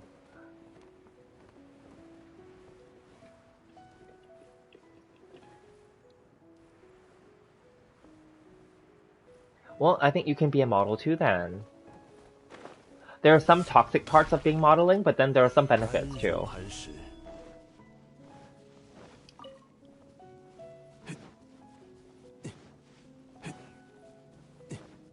And in Hong Kong, like when I lived there that year, some of my friends said that oh they were like being treated not nice by the locals, and I'm like I've never had that happen. Then they're like, please, that doesn't happen to you because you're tall and good looking. I'm like, no, that's not true. And then they're like, yes, that's the reason. And then I'm like, oh okay. And then it's just kind of a little bit uncomfortable. Is all I'm gonna say. Now here's where I'll give you an example, a real life example of where it turned negative though. A I will just okay. So I kind of mentioned this in another chat, another one of my streams. Maybe it might not have been one where you were here, Chun Chun. But in one of my jobs, I worked at a bank, and this was a few years ago. This was after I had retired already. But because I was interested in working in banking, because you guys know that I love investing and stuff, I figured I want to try this. Also, I was referred to the job, so I had it in, so to speak. I was referred into the job because I was also teaching languages here after teaching in Hong Kong. I was teaching English there, but here when I came back, I was teaching other languages. And then like some of my students, they were working, they were like high level bankers, and they referred me because they said that I knew a lot about banking, which I do. I knew a lot about investing, even though I never worked in a bank. They're like, oh my god, you would like be so like such a good fit to like work here, like blah blah blah, right? So then okay, I'm like I was interested, so I'm like sure, let's try it out, right? Whatever. So they referred me in anyway, so I worked there, and it was good in their first. I only worked there for 1 year. Let's be real here. I only worked in that bank for 1 year. And of the first 9 or 10 months, it was really amazing. I was like, yeah, it was good. Then in the last 3 months, okay, so here's what happened. I was top sales. I became top sales basically in like less than a year. I was not the top in the whole bank, but like I was the top 12 in my region. Now that bank obviously had lots of, obviously there's people that are more expensive than me, so then they would have more clients and have more sales too, right? But then, so that's not the point, but I was still like within the top 12, or maybe it was like top 12 up and coming or whatever, but like whatever, I was still top 12 anyway. I was invited by the vice president of the bank, for like a private dinner, and with the other top 11. And we went for a private dinner, and we went to a sporting event, and it was yeah, it was all paid for by the company. And actually the bank, I mean, and the bank has like a skybox. I don't know if you guys know what a skybox is, but a skybox is like for people that go to sports, like in the arena, in the stadium. Companies have sponsored or paid for, rented or owned or whatever skyboxes, and they're literally like a giant room in the sky, so to speak, but it's a room at the top where you have a better view of like the whole arena or the whole stadium, and it's catered, and there's alcohol and food inside. There's like waitresses, there's people that come in and out and clear the plates and stuff, yeah, and then you can order stuff. Yeah, and then like they can set up like a dining table in there and everything. Yeah. Anyway, so we were watching the sporting event from inside the skybox with the vice president. And then I was invited to like charity events and VIP client events. To be a VIP client at the bank, you have to have a certain level of assets, let's say. So like we're talking about like the mega millions here. We're not talking about like the low millions, we're talking about the higher ones. Yeah. So I was invited to a lot of these events, and then like the other people in my branch weren't happy. They didn't say it specifically, but basically they were jealous. Okay, and I'm not showing off here, but then they were. And then they start spreading rumors about me, and then they start saying nasty stuff, saying that it's because I'm handsome or whatever, that I'm good looking, that I'm like stealing clients or like sweet talking, like the old ladies or like the housewives, and like getting them to like invest with me and stuff like that. And I'm like, that's not true, that I didn't do any of that. They're basically implying that I did stuff, to like either steal clients from them or to like do whatever. Now here's the reality. This guy was spreading shit about me, and he's ugly as fuck. But that's not the point here. We're not trying to get personal here, but the reality is he's not good looking. He's short and he's chubby. He is not a good salesperson. That's the reality here, okay? he's very picky about his clients. He's like, oh, I don't want to deal with these housewives. They probably don't have much money anyway, blah, blah, blah, blah. He's like, if they don't have money, don't, like, he told the receptionist in our branch, he's like, if they don't have money, don't send them to me. Basically, that's what he said. He's like, I don't want to waste my time. He's like, I only have time for, like, the high level clients, you know? That's fine. Then they're like, basically, he's like, send them to him. He's new, because I was new. He's like, send them to him then. I don't want to deal with them.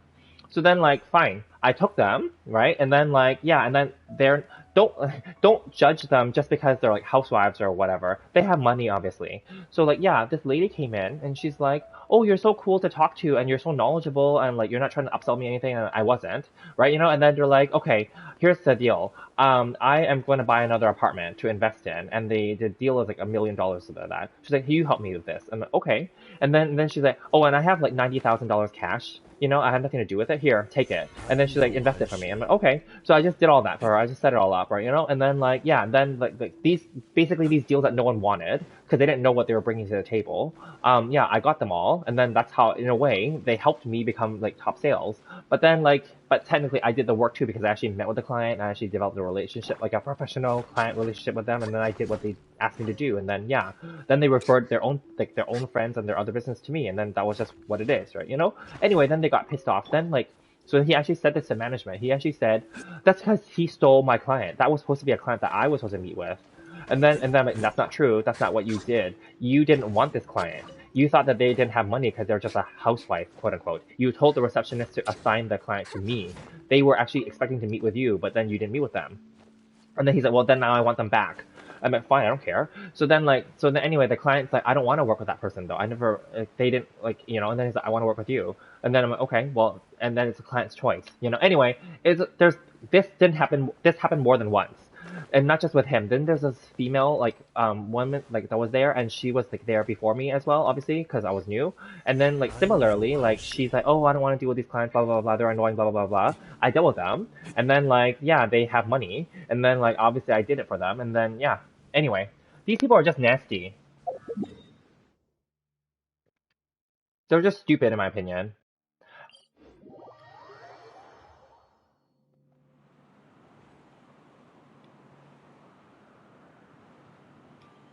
But anyway, I will just say, like, it's not like the same anymore. Like, I'm older now, so like, it's not the same. So I have not gotten any more special treatments anymore, so it's fine. So don't worry, it's done. It only lasts for so long, right? You know. Anyway, I left the bank after that, and then the vice president was really upset when I said I was quitting. He's like, "There's nothing I can do to like keep you here." I'm like, "No," and then they gave me like a raise, and they were like, "I can give you a promotion," and then I'm like, "I don't want the promotion. I don't want to work here anymore. These people are toxic and crazy." And then he's like, "And you already know this too, but I already retired last year. I only took this job because I was referred here by the other top bankers from other branches, and that's why you know that that's why I was willing to take it, and also because you know that I know what I'm talking about, and the clients know that too. But I also don't, and in a way, I've already tried out this job in a way. I tried it for the year, and I don't feel that I need to do this anymore. It's not worth it." And then I just told them, I'm like, you know what? Um, it's a lot of pressure also to sell because I had a really toxic relationship with that manager at the time. The manager was an asshole, a real big asshole. Because like yes, I was top sales, right? But when you're top, they expect you to like continue to be the top. So sometimes like it's not within your control, you know? I can't control who's gonna come and see me or who's not gonna come and see me, right? Sometimes, right? You know? So then like maybe like the month or two afterward, I wasn't the top anymore, right? Because it's not guaranteed. So then like they're like, oh, what happened? Like we expected so much from you, and then they'll say these nasty, like kind of in a way, it's like harassing kind of things. They're like blah blah blah, like kind of to try to pressure you, right? You know? And then I'm like, you know what? I don't need this. Right? And then they're like, well, you know, if I give you the promotion, I expect you to sell even more, you know? And then in my mind, I'm thinking to myself, the promotion's not like, it's not like he's gonna pay me like double. The promotion's just like a little bit more money, but then like you expect me to sell double. Like that's crazy, you know what I mean? That's just bullshit, you know? That's just how banking works, unfortunately. So anyway, then my friends that referred me, because they became my friends afterward, they're like, no, just tough it out. It's just like a phase. Once you tough it out and you get to the higher ranks, you'll make way more money, and then you won't have to deal with this bullshit. And I'm like, yeah, but like it's gonna take forever to get there. He's like, no, it seems like you're getting on the right track. But I'm like, no, but I don't want to deal with it. And then, anyway, so I obviously told them, I'm like, no, no, this is not for me. I don't want to just keep selling shit. And then the other thing of selling stuff when you work for the bank is they don't want you talking about other banks' products. They don't want you, even if the other bank has better products, they don't want you to talk about other products that are available that are actually better for your client, you know? Because you're just because you work at that bank doesn't mean that that bank has everything that's the perfect, fit for that client, and unfortunately, I do have more knowledge. I know I'm not those like fresh grads that are brainwashed to only sell that bank's products. I know that there's other things out there that are better potentially for my clients. So like, yeah, anyway, the bank didn't like that when I was saying those things to them.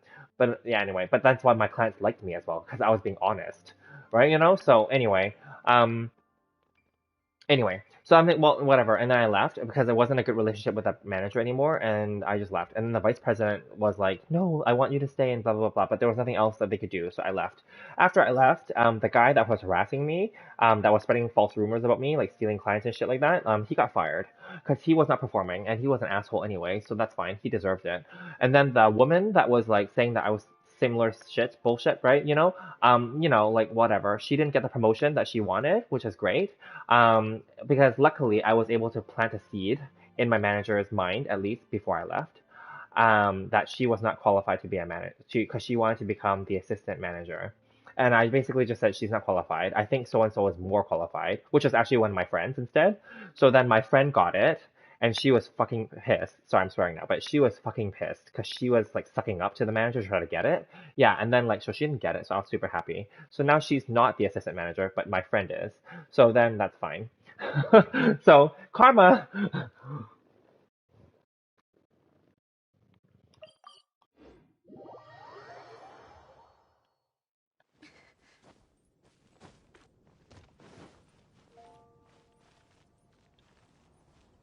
Yeah, and then after working at the bank, then I just stayed my retirement life, and then I just didn't do anything. And then COVID hit, and then I just continue staying at home.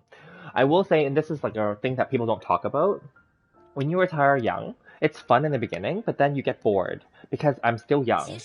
I'm still capable. I'm still learning stuff. I still want to try stuff. There's still stuff to do in my life. So like, yeah. So then last year, a friend of mine referred me for like basically a position that they needed help on. So then that's why I took it on, but only part time. And so to this day, I'm still helping them out, but only on last year more part time, but this year on a super part time basis, only basically Saturday or the weekend, because now I have a new job. And then again, people ask me, but you're retired. Why are you taking this new full time job? But because again, you get bored.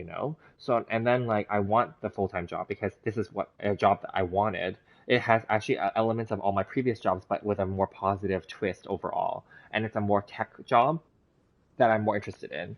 So it's not a tech job itself, but it's more techy than the other jobs with less, um, let's just say less bureaucracy and less administrative levels of like bullshit. So it's actually more efficient and in a lot of ways. And I'm very happy there right now. Of course, it's only been 1 month or less than 1 month, but I'm very happy there right now. So I'm happy that I took this chance to try this out.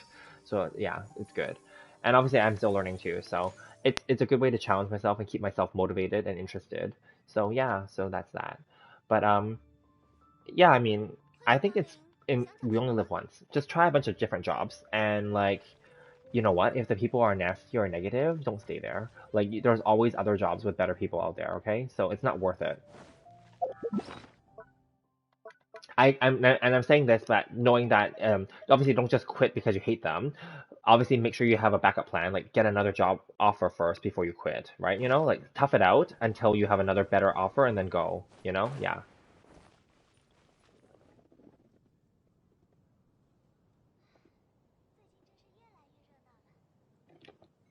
Yeah, thank you. Skeptical about me retire. Yeah, so because FIRE it's a North American thing, I guess. FIRE, financially independent, retired early. That's what it stands for. And it's actually a movement. I don't know how popular it is in Asia. I don't think it is, but I don't think it's popular at all. But anyway, it's popular in Western countries and in North America, especially because that's when people like. So it came about, I would say, around the time, like maybe within the last 5 to 10 years, where um, let's just call them like the tech industry. Those people make a lot of money, right? I don't work in the tech industry, but those people make way more money. They make like, let's just say they work for the Amazons, Facebooks, and like Googles of the world, right? They make like probably like between 200 to 300 or maybe $500,000 a year, depending on their level and their seniority. So they make a lot of money. Let's just be honest, okay? They work in Silicon Valley, but then they find that the job burned them out. Like they work really excessive hours, they work like maybe like 80-hour weeks, which is like double like a full-time job. It's like 2 full-time jobs, right? They're under tight deadlines, and the people that work in the tech industry, not all of them are good communicators, not all of them are good managers, obviously. That's anywhere really, but they're like really like not just like, imagine they're not all like people. They're like kind of, in a way, let's just stereotypically say, a lot of them are kind of nerdy and like, let's just say, solo kind of people. Like they're not really into like engaging with other people or collaborating. So like their way that they communicate, their communication style is not that good, right? So anyway, so I can see that from the higher levels, those management and those, I never worked there, but those management and those people must be not good in communicating, let's put it that way. And then so like the people below get really stressed out and really pissed off, right? So a lot of them quit, but they made all this money. And they invested, because they're smart, obviously they're smart people, so they invested it well, and then they realized that they don't need to work anymore, so they retired, and they created this movement, and they termed it FIRE. And then there's many variations of FIRE, but as long as you, that's why I always say to young people, and especially this young girl that works with us now, I keep telling her, I'm like, no, okay, so just so we're clear, in my office now, I don't tell them that I've retired. That doesn't sound good, because you would never tell like your current employer that you're retired, because that will make them feel not good about you as an employee, because they may feel that you could leave at any time, right? So I would never say that, but I was just telling the young girl, I was like, save your money, don't buy all the name brand stuff and the girly stuff that you want, like buy whatever you need, but just save your money and invest it well. That's all I said, right? I mean, like, because you never know, right? Because like realistically, if you can do that, technically you could retire early. That's all that it takes, really, in the simplest form. So anyway, one of my friends, the one that referred me to work on this other part-time project, like she is like one that a friend of mine that's a really good friend. I've been working with her before in that job that we went to the Starbucks with. So she's cool. And anyway, like she wants to retire now. She hates the job because she's still in that job. That job I had, and I only did that job for 2, maybe 3 years, and then I was able, and I was good at it. Me and her were in the top 5 for that job. I was able, because of my background and my degree and my knowledge, I was able to go to the corporate head office of the organization, and I went there and I stayed at that head office for like 7 years. And that 7 years included 1 year where they allowed me to take 1 year leave to go to Hong Kong for that 1 year. And then when I came back, they gave me a promotion and a raise. Because they held my job for me for 1 year with no pay, of course. And then yeah, and then so she stayed at that other department, and then anyways, to this day she stayed at that other department, but I was able to keep moving up. Yeah, and then so anyway, so now she wants to retire too, but her salary is high, just so we're clear. But then I would just say this, because she didn't invest. Honestly, she didn't invest. This is the difference. She didn't invest. She did buy real estate after me. She did not invest in stocks or anything like that. She only started learning about stocks literally recently from me, like a few weeks ago. Because she's very scared of risk, And then literally last year during COVID, she asked me only about investments, and then so I set her up on a low risk portfolio. Just told her some options, and then so she was happy with that. But then now she just wants to make a little bit more, right? Which is fine. So then I want people to learn, because I had the banking experience, so I know that you want to learn. You can tell from the people, because I learned from doing that job at least. How to tell which clients or people can only do certain kinds of investments at certain phases of their life. So I knew that she's a friend, obviously, so I wouldn't want her to lose money, and I wouldn't want her to risk it either in something risky. So I just gave her I gave her a recommendation that was safe, okay? So fortunately, she made money. She said she was up 20%, or 20 something percent from their low risk portfolio, which is good. Because I told her last year, I said, you have to buy during COVID. Again, when the world goes to hell, literally, when everything goes to in the red, or when it's negative or whatever, you have to buy. If you have cash on hand, you should buy stuff and hold it, because that's the only time you can make money, right? And then so luckily she made 20 something percent. Now that sounds good, right? But keep in mind, my sister made double her portfolio last year. So to each their own, right? But mind you, this friend is doing a lower risk portfolio. So anyway, yeah, so then which is still good, right? But then so she's very happy, but she wants to make more now. And right now we're still in COVID, so everything's still low, kind of.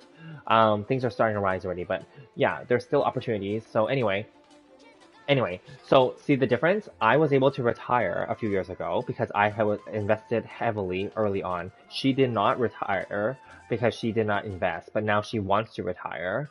But she will have to wait a few more years then. Yeah, so there's a difference. Yeah. Yes, introverted, sure, yes. So yeah, so that's basically different paths, right? And we know this too. I don't know how your accounting or your finance classes are in Asia, but here, one of the prime examples when we were young in high school and in early university, there's always this example. They show this graph on the thing.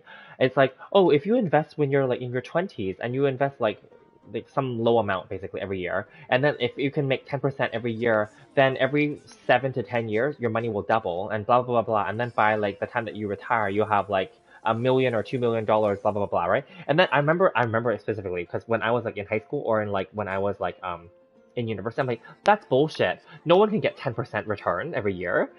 That was then, okay? Obviously, I know it's possible now, but like back then, I didn't know that it was possible, you know? Because you're tricked in a way to think that you can only get like, let's just say 3% or 5% or some percent that the bank tells you. No, that's just bullshit because the bank is making more money off of your money. I know this because I worked at the bank, but also because that's basically what it is. Let's just put it this way. One of the reasons why the manager was pissed sometimes was that he told me I need you to sell more of these mutual funds because mutual funds are what makes the most money for the bank. Mutual funds, I don't know if they have them in Asia, but I'm pretty sure they do. Mutual funds are the best for the bank, but not best for the client. Because mutual funds charge 3% fees, basically, on average. Let's pretend that the mutual fund gives you 5% return, but the bank takes 3% of that. But you don't know that, and most clients don't know that. But that's why the bank always wants us to sell those. Because basically, the bank is using your money to make money, right? So then, like, yeah, anyway, that's just what it is. Obviously, a lot of banks have been exposed now, but still, yeah. So then the better way for people to do it is you can buy index funds. Index funds is a subcategory of mutual funds, but index funds are lower cost. They cost less than 1%. Some of them are like 0.2%, 0.5%. They're way cheaper in terms of fees, but then you can get exposure to like stocks, and then that way you don't have to manage it yourself. That's fine. I recommend those. Even Warren Buffett, the mega billionaire, recommended that too. He's like 80 to 90% of the whole population of people would do better off if they just invested in low fee, low risk index funds and ETFs, exchange traded funds. Exchange traded funds are basically the stock version of an index fund. So, yeah, basically. Because he's like, most people will not have the patience, and I agree with this. Most people will not have the patience to learn how to do their own stocks, to manage their own portfolio, and to make the right decisions and the right timing to do it. For a variety of reasons, right? You know, or even have let's just say the aptitude or the education level to understand the numbers or the math or like to want to even research companies and to do all that stuff, right? So that's why they should just buy these things and just leave them. And I agree with him completely. Yeah, but at the bank, they don't want us to say that. They want us to sell these high fee, things to clients because it makes money for the bank. So I kind of, in a way, disagree with that. So, anyway.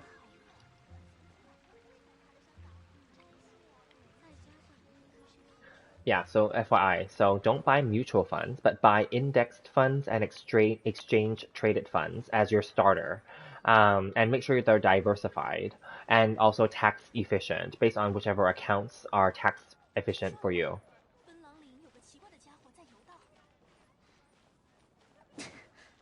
And I will just say, in this generation, including my generation, the modern take on work is that the old way of thinking from my parents' generation, or maybe even the grandparents' generation, is that you work at one job and you retire from that job and then you die, right?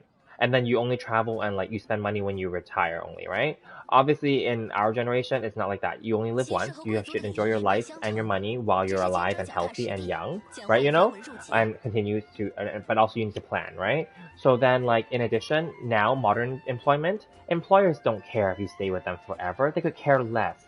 And there's many stories in big companies where they fire you right before you retire. You know why? That way they don't have to pay you the pension at the end. They'll just use some kind of bullshit reason to fire you. Or they'll just say that they're downsizing or restructuring. And then they'll just they'll just call it that your position is no longer there. They make your position obsolete. So there's these people that like in big companies, they are like, for example, say that they worked there their whole life, and then that's all that they know, and then like they're waiting for the retirement pension package basically, and then like right the year or two right before their retirement years, their company lays them off or fires them, and then they don't get it. So then, yeah, there's that. There's some company situations where they buy you out. They offer you a package earlier than your retirement. It'll be still appealing to you, but it'll be somewhere in the middle. They'll be like, you don't have to work anymore, but we'll pay you out this one time, and then you leave now. And then, but you forfeit getting the money from us later. And then, so there's that too. So that's at least better because at least you're making a deal with them. But the other way where they just fire you without paying you anything, that's shitty. So like there are nasty employers out there. I'll just tell you this, and I've known this all my life already. Employers don't give a shit about us. Okay, they only want money for themselves. Let's be honest. Okay, so you don't need to like they care on a one hand, they care from a human level, but they definitely don't care from a money level, right? You know, so like that's why you need to make sure that you have your own things planned out yourself. You cannot trust them to like because olden day generation, they believe that the company would take care of them, right? And even Japan still believes that right now too, that the company is gonna like take care of them until they retire, right? But that's very old school thinking, and most employers don't care about that now. They would rather just keep firing people and hiring younger, newer, cheaper employees.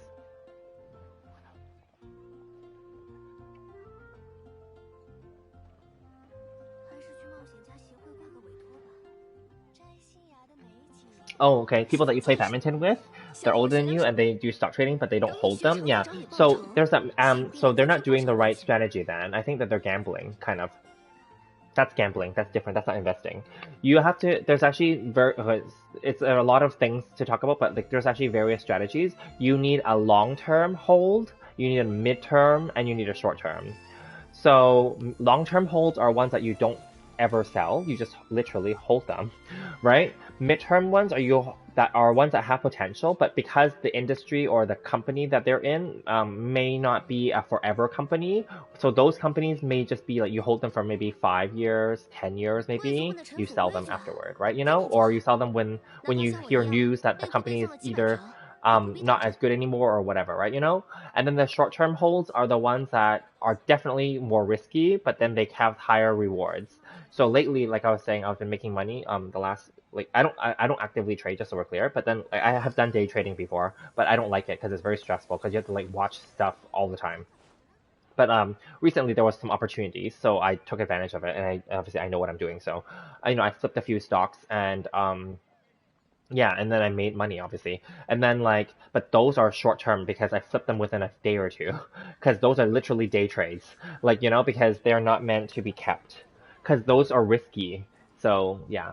So in your case, those people that you're talking about, either they're flipping them too early, or that they are not sure, they haven't figured out if those companies are worth holding or not. I don't know. I can't say, but I'm just saying you have to know what type of the company should fall under and put them in that group. So I have a guaranteed monthly income, let's say. I call it my retirement salary because I created a portfolio of long-term holds and they pay out to me monthly. I'm not withdrawing money from them, but they pay out dividends and they pay out stuff to me monthly. And that money is enough for me to live on a monthly basis. I also have my other apartment that I kept, that I rented out, and that pays me monthly as well. Things like that, right? Obviously now I have this full-time job, which obviously pays me as well, right? And I have that other part-time job, which is paying me a little bit too, right? But I also have my little side businesses as well, which also pay me, right? So then like that's what I'm saying. I was retired already before because I have the money coming in from all variety of sources. But this full-time job now, literally this month, all the salary that I got, I just left it in the bank. I haven't figured out what to do with it yet. It's just sitting there right now, the cash. Yeah, and then so like right now, because this is extra for me, right? So then like, so I obviously will be investing it, right? So yeah.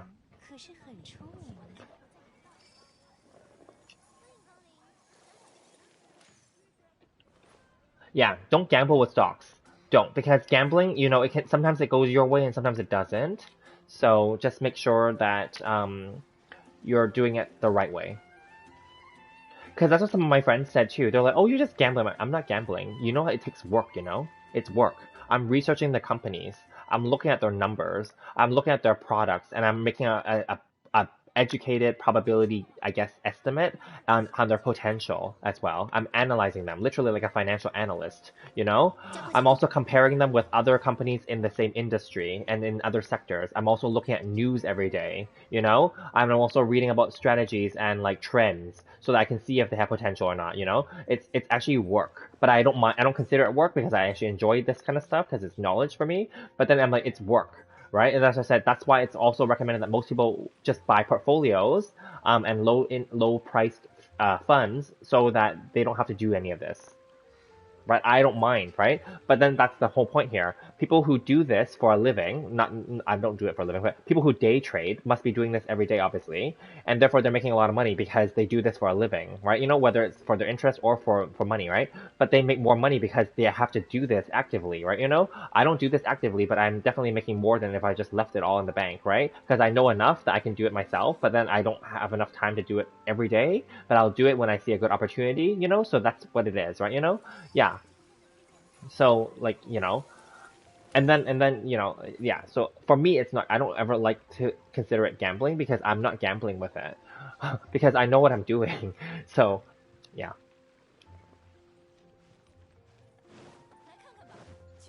And then you have to know your tax laws, your accounting laws.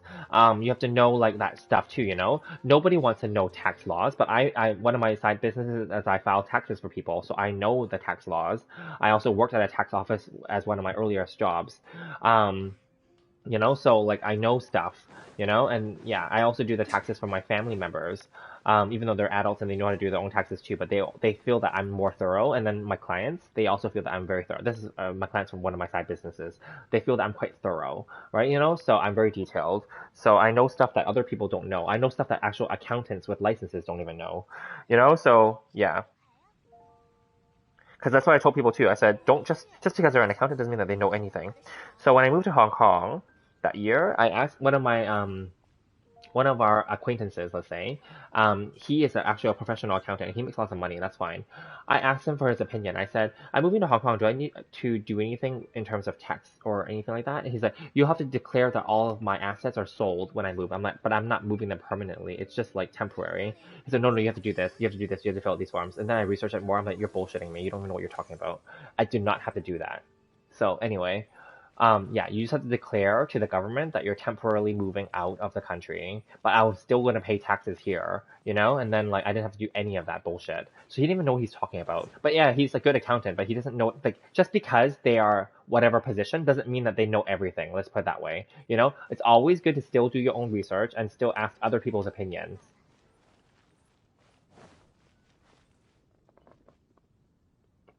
Okay, your brain's getting scrambled? Okay, let's move on to some more fun topic. Yes, I know I'm getting carried away now. See, I can ramble on and on about like life and work and experiences and money and stuff like that. Okay, I get it. You're young, so I get it. And maybe my other viewers find that boring too. That's probably why Yatika left. Yeah, that's why I said that would be a second channel of mine where I would probably do it targeting a different audience. Yeah. So let's keep it lighthearted. Sorry, let's just keep it lighthearted. Um let's go back to some other fun, lighter hearted topics. So like I don't know, like what else is there? What else is there that's recent? So there's Cowboy Bebop on Netflix, but it got low reviews. I haven't watched it yet. I didn't watch the original anime. I only watched the movie, the animated movie, but then that I don't, yeah. And then like, and I told you guys that John Cho, the main actor, got into like people said that he's too old to play that character, but then anyway, that's not the point here. The point here is that I don't know if that show is good. Have you seen it?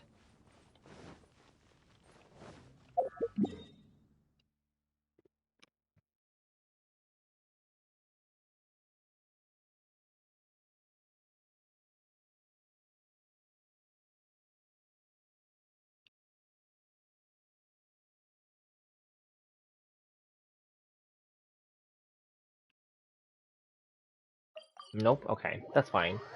Um, are there any upcoming movies that you're interested or that you want to see?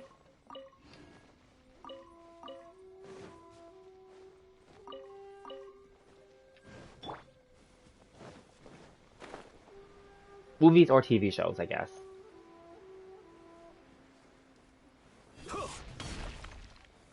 固若金汤。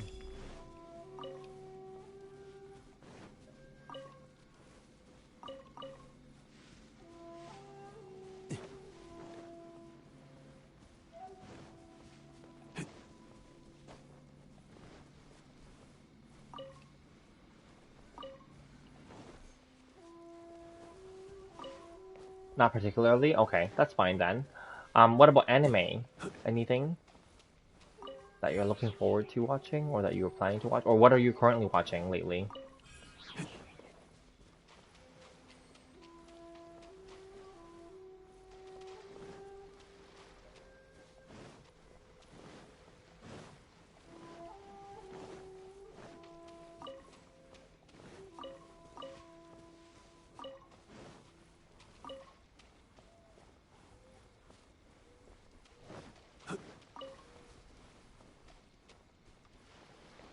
Oh, JoJo. Oh yeah, that's a good one. I've only seen parts of it because I didn't start from the beginning and I don't know what's going on. But I know it's really over the top and really cool.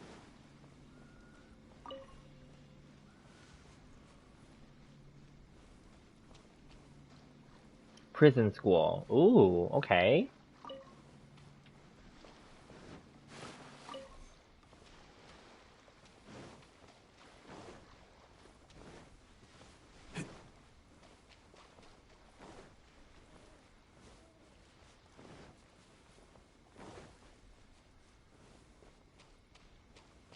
I have watched JoJo. I've watched little, not the full season, obviously, just some episodes here and there.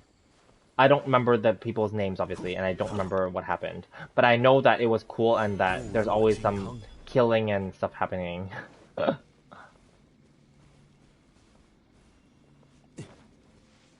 And I'm curious, are they all named JoJo? Like, are they like, isn't it like a family of people? They're all named JoJo though, right? Because I saw that in some seasons there were like a different main character. Is that how it works? Like, do they die and then like another one takes over, or how does that happen? Or like they have a son and then the son takes over, or what? Maybe you can explain it to me.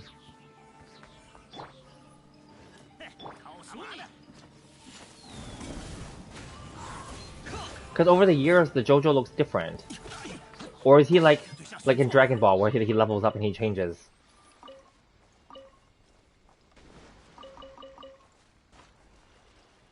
Oh, the bloodline. Oh, okay, gotcha, okay. So they're all named JoJo, but they're related. Okay.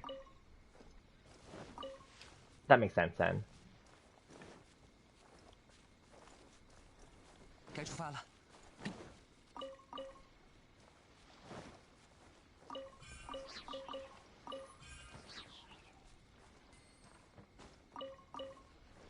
There's just too much things to watch, to be honest with you. There's too many shows, TV shows, and too many movies like on backlog that I haven't even seen yet.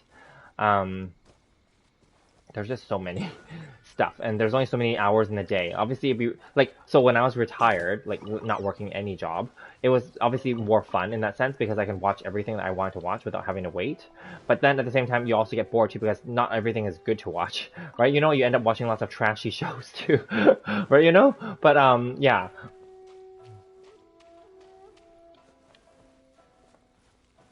Oh, they're not even all named JoJo? Okay. Good to know, good to know.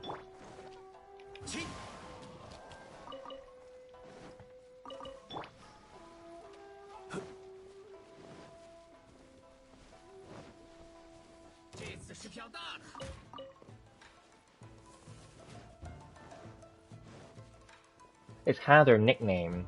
Oh, okay, gotcha. That makes more sense.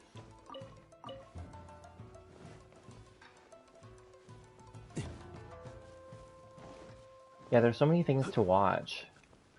Like, I have Netflix, but then, like, I don't even watch it. Seriously, I haven't even watched anything on there. I didn't even watch Squid Game yet. I know it's good. But then we talked about this the other day too, or last week maybe. I said, like, Squid Game is not it's not the only kind of thing in its genre. There's been other things that I've seen in the past already that have similar ideas already. So that's why I wasn't like, oh, I have to watch this.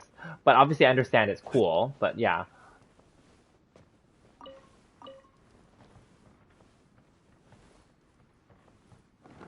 Oh, I told you guys that there's a Squid Game Genshin video that someone made, right? The fan made one where Klee is the little girl and she's like bombing all the characters. It was quite well done. It's really short. It's on YouTube. It's a fan made. I think you just type that into the to the YouTube search, like you know, Squid Game, Genshin, it's like super short. It's really well done. So when the character, like when they're playing that, you know, traffic light game, and then like when the characters like do their idle animation, then they get bombed.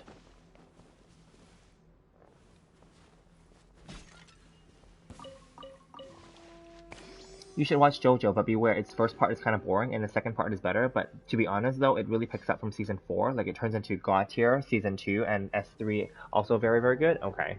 Well, that's a lot of episodes. I'll have to think about it.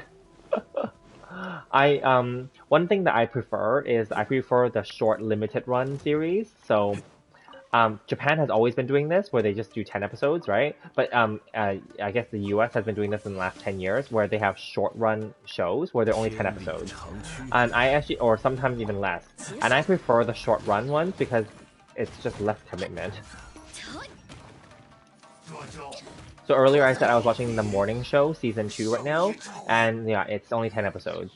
So I'm up to episode 5 right now. So I watch one episode, not every day, but like one episode every few days maybe when I'm eating dinner, while I'm eating dinner.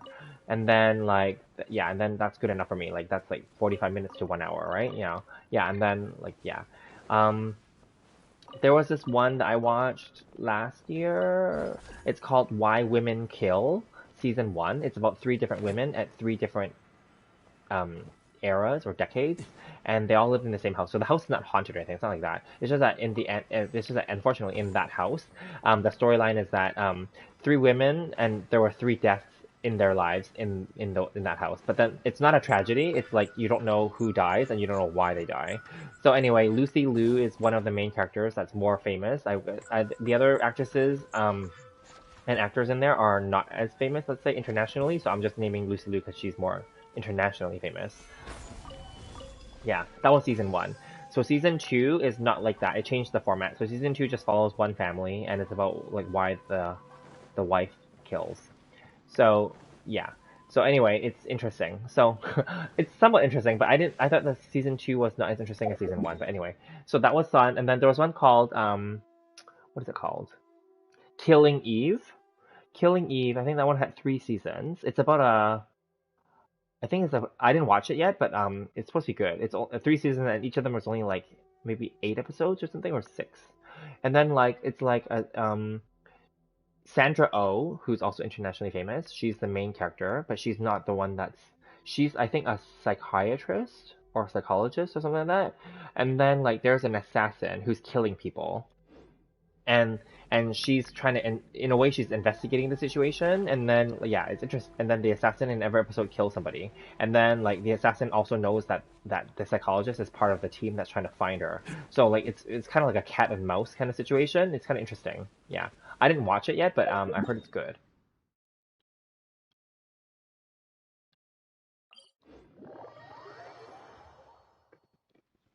Vivi? Oh yeah, Vivi. Yes, you said that. Yes. Okay. Short. Okay. And then I used to watch like the old ones would have been like Full Metal Alchemist, the original season. I know they rebooted it and they did a new one. And then what other ones are there? Short ones. I think those are the. I haven't seen a short one in a while actually. Anime. Let me think.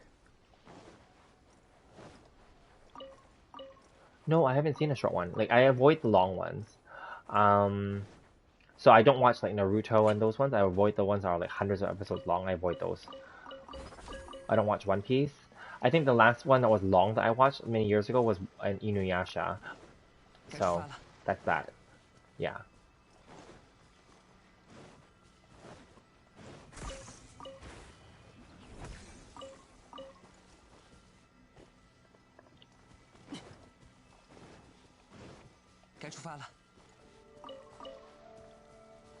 Yeah, and then I was telling you guys like there's American Crime Story that's like short too. They're only like I think the earlier seasons are like 12 episodes. I think now the new ones are only 10. So that's fine. So American Horror Story, and then I was watching American Crime Story. Yeah. So stuff like that.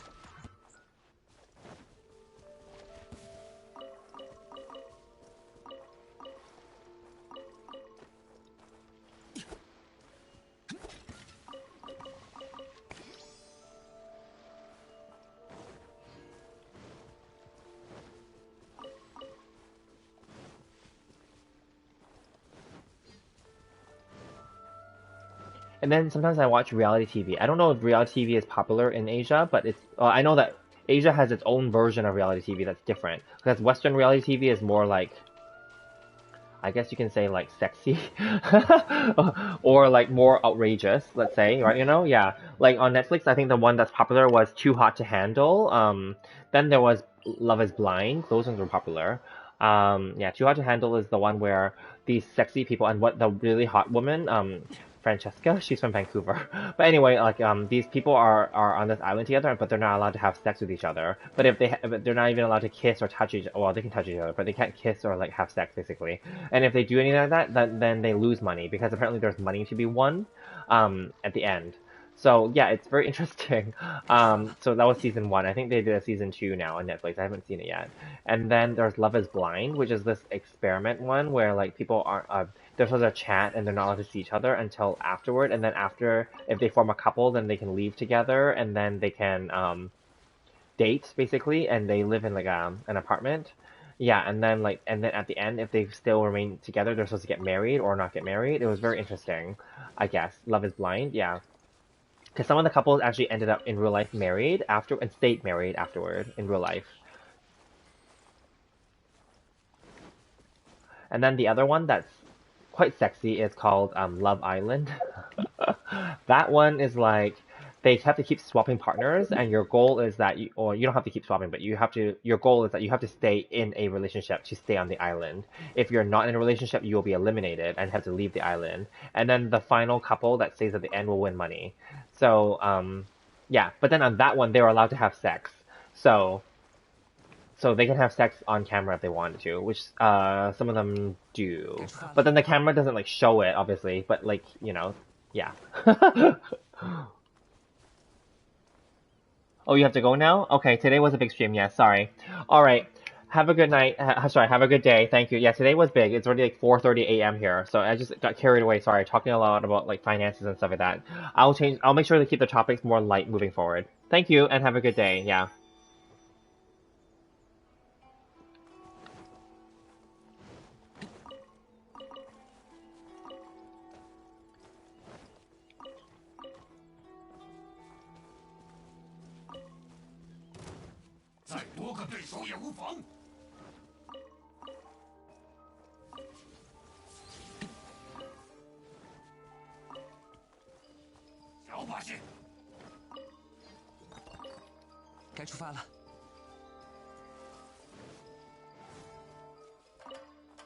All right, bye.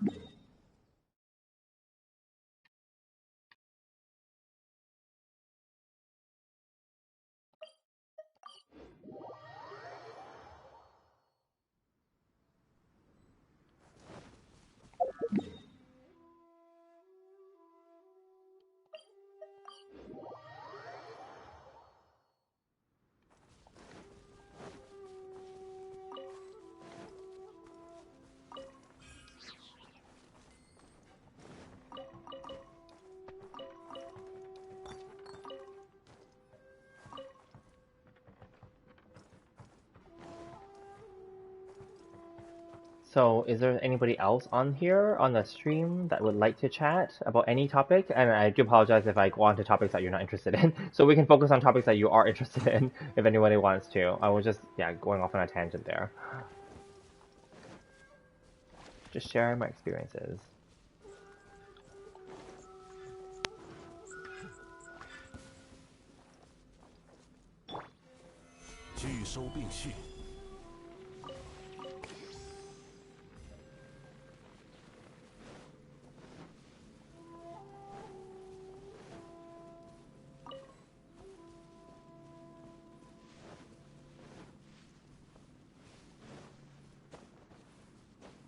I'm just getting some artifacts here because I already got my ore and there's nothing else to do basically, so that's why I'm just collecting stuff.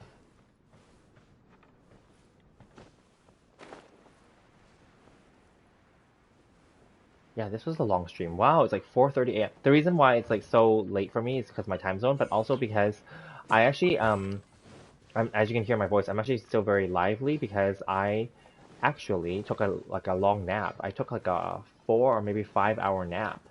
So that's why I'm very awake right now. But it is the weekend here, so it doesn't matter.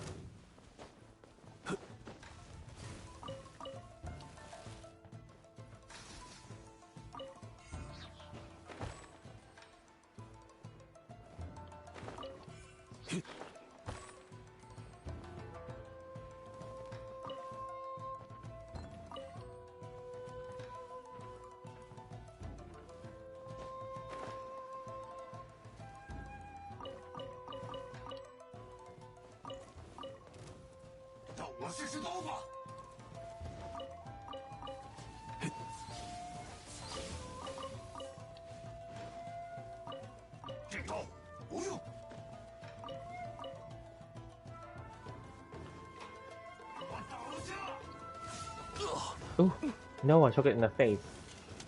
Well, then I guess I'll have to kill you guys.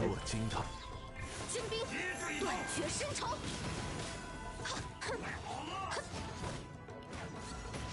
求饶吧！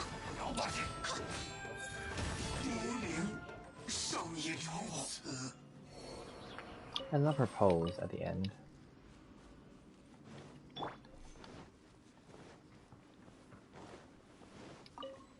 I need to kill these people since they're in my way. 御风而行。求饶吧！夺离者退下，此神归于方血。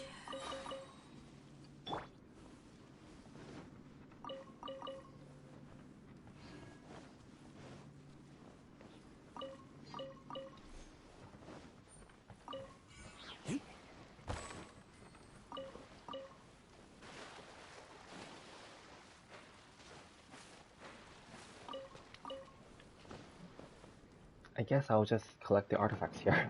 Nothing else to do, and I'm still awake.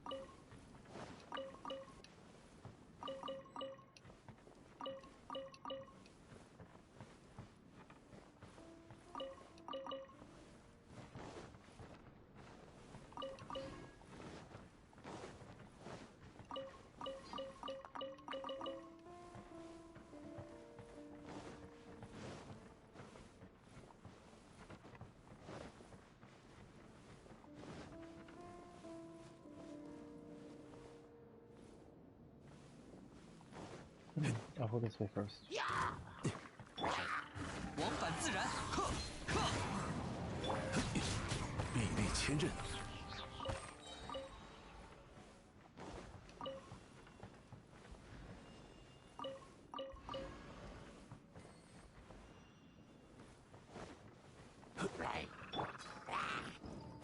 朔风解印，哈！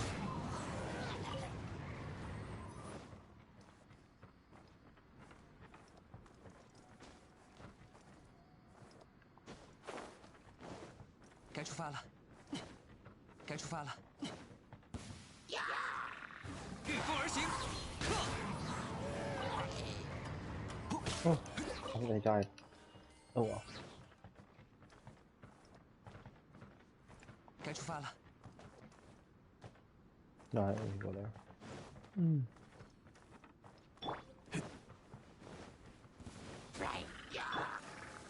朔风解印，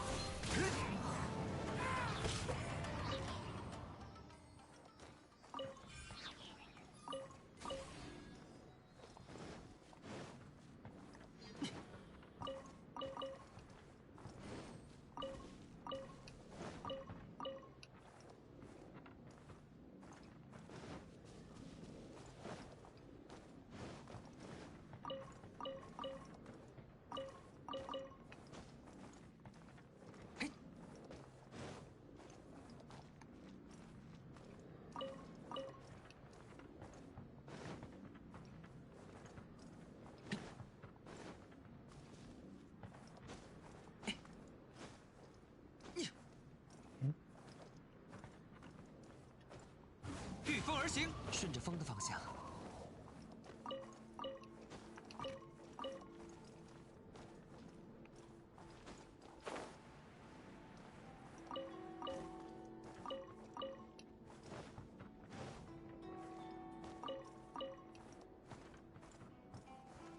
该出发了，该出发了。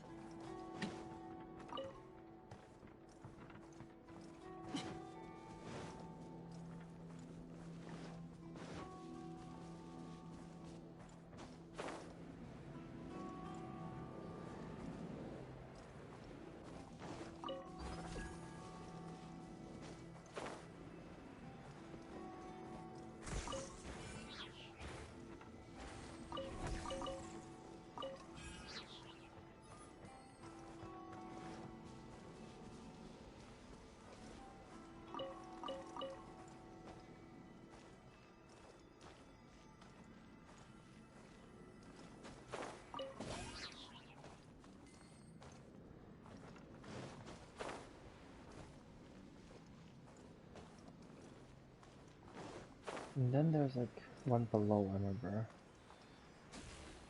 Where is it? It's up there?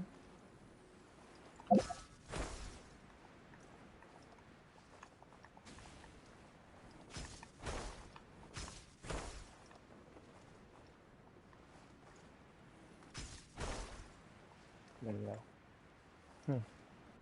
There's one more, I forgot where. It's up.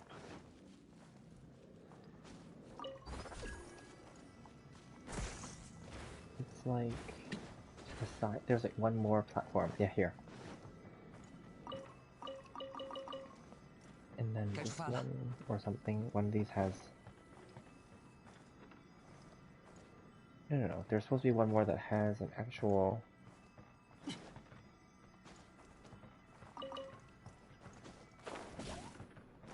see.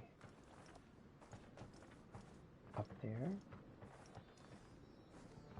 I thought there was one more over here that had like another artifact piece. Let me go up. 该出发了。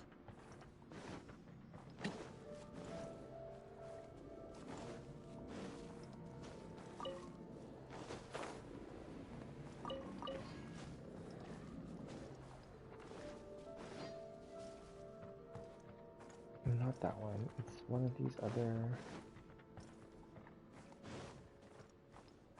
It was as I was coming up this. I saw it. Was it? Or did I get it already? It was... Or maybe that was it, I don't know. Hmm.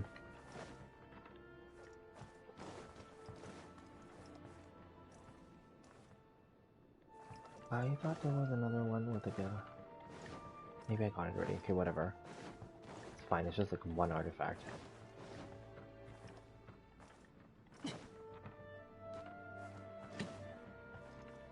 Ooh.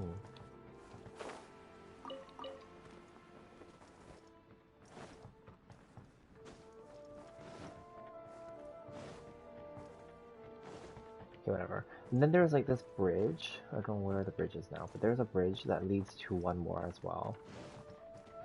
该出发了。 What is that I see? Oh, that's just the bug.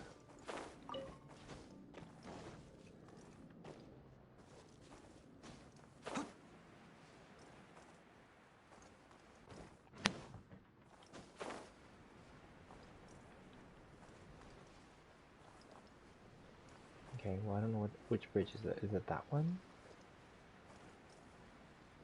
No, it's like another, I forgot where, but anyway, there's like one old bridge that leads to some end, and then there's actually like an artifact out there. It's fine, whatever, screw it.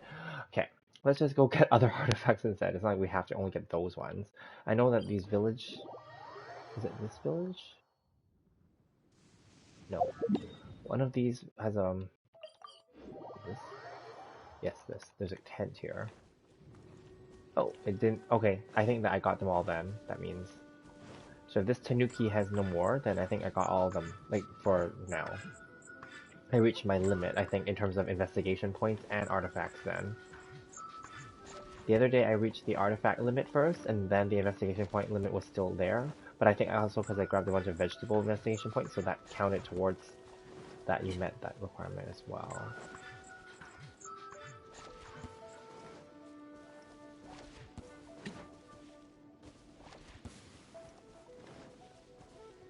Okay, let's see.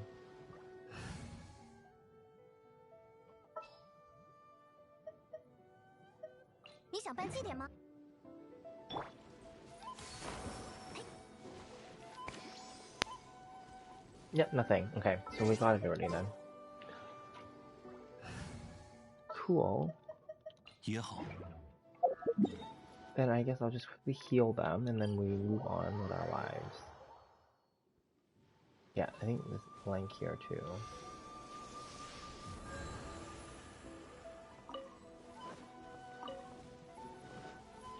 Yeah, there should be some here normally, but they're not. So then that means I reached the maximum for that too. So that's good.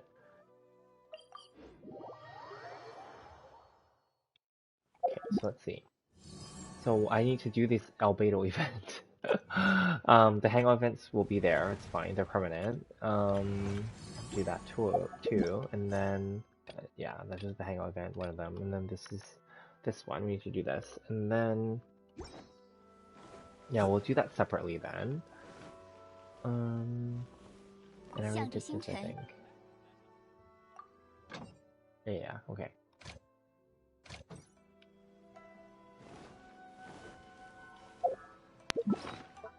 Yeah, I have a bunch of ores and everything for tomorrow, so we're good. Then, I think that's that then. There's always more, but I'm not gonna bother collecting the rest. It's fine. I don't have any artifacts I need to level up, but I collected a bunch of artifacts just now for fodder, but it's fine. Yeah, I don't really know who else to collect stuff for. So I guess I'll need to maybe farm the defense dungeon and get some more, and then we'll do a stronghold box as per what Chun Chun was suggesting, which I think is a good idea.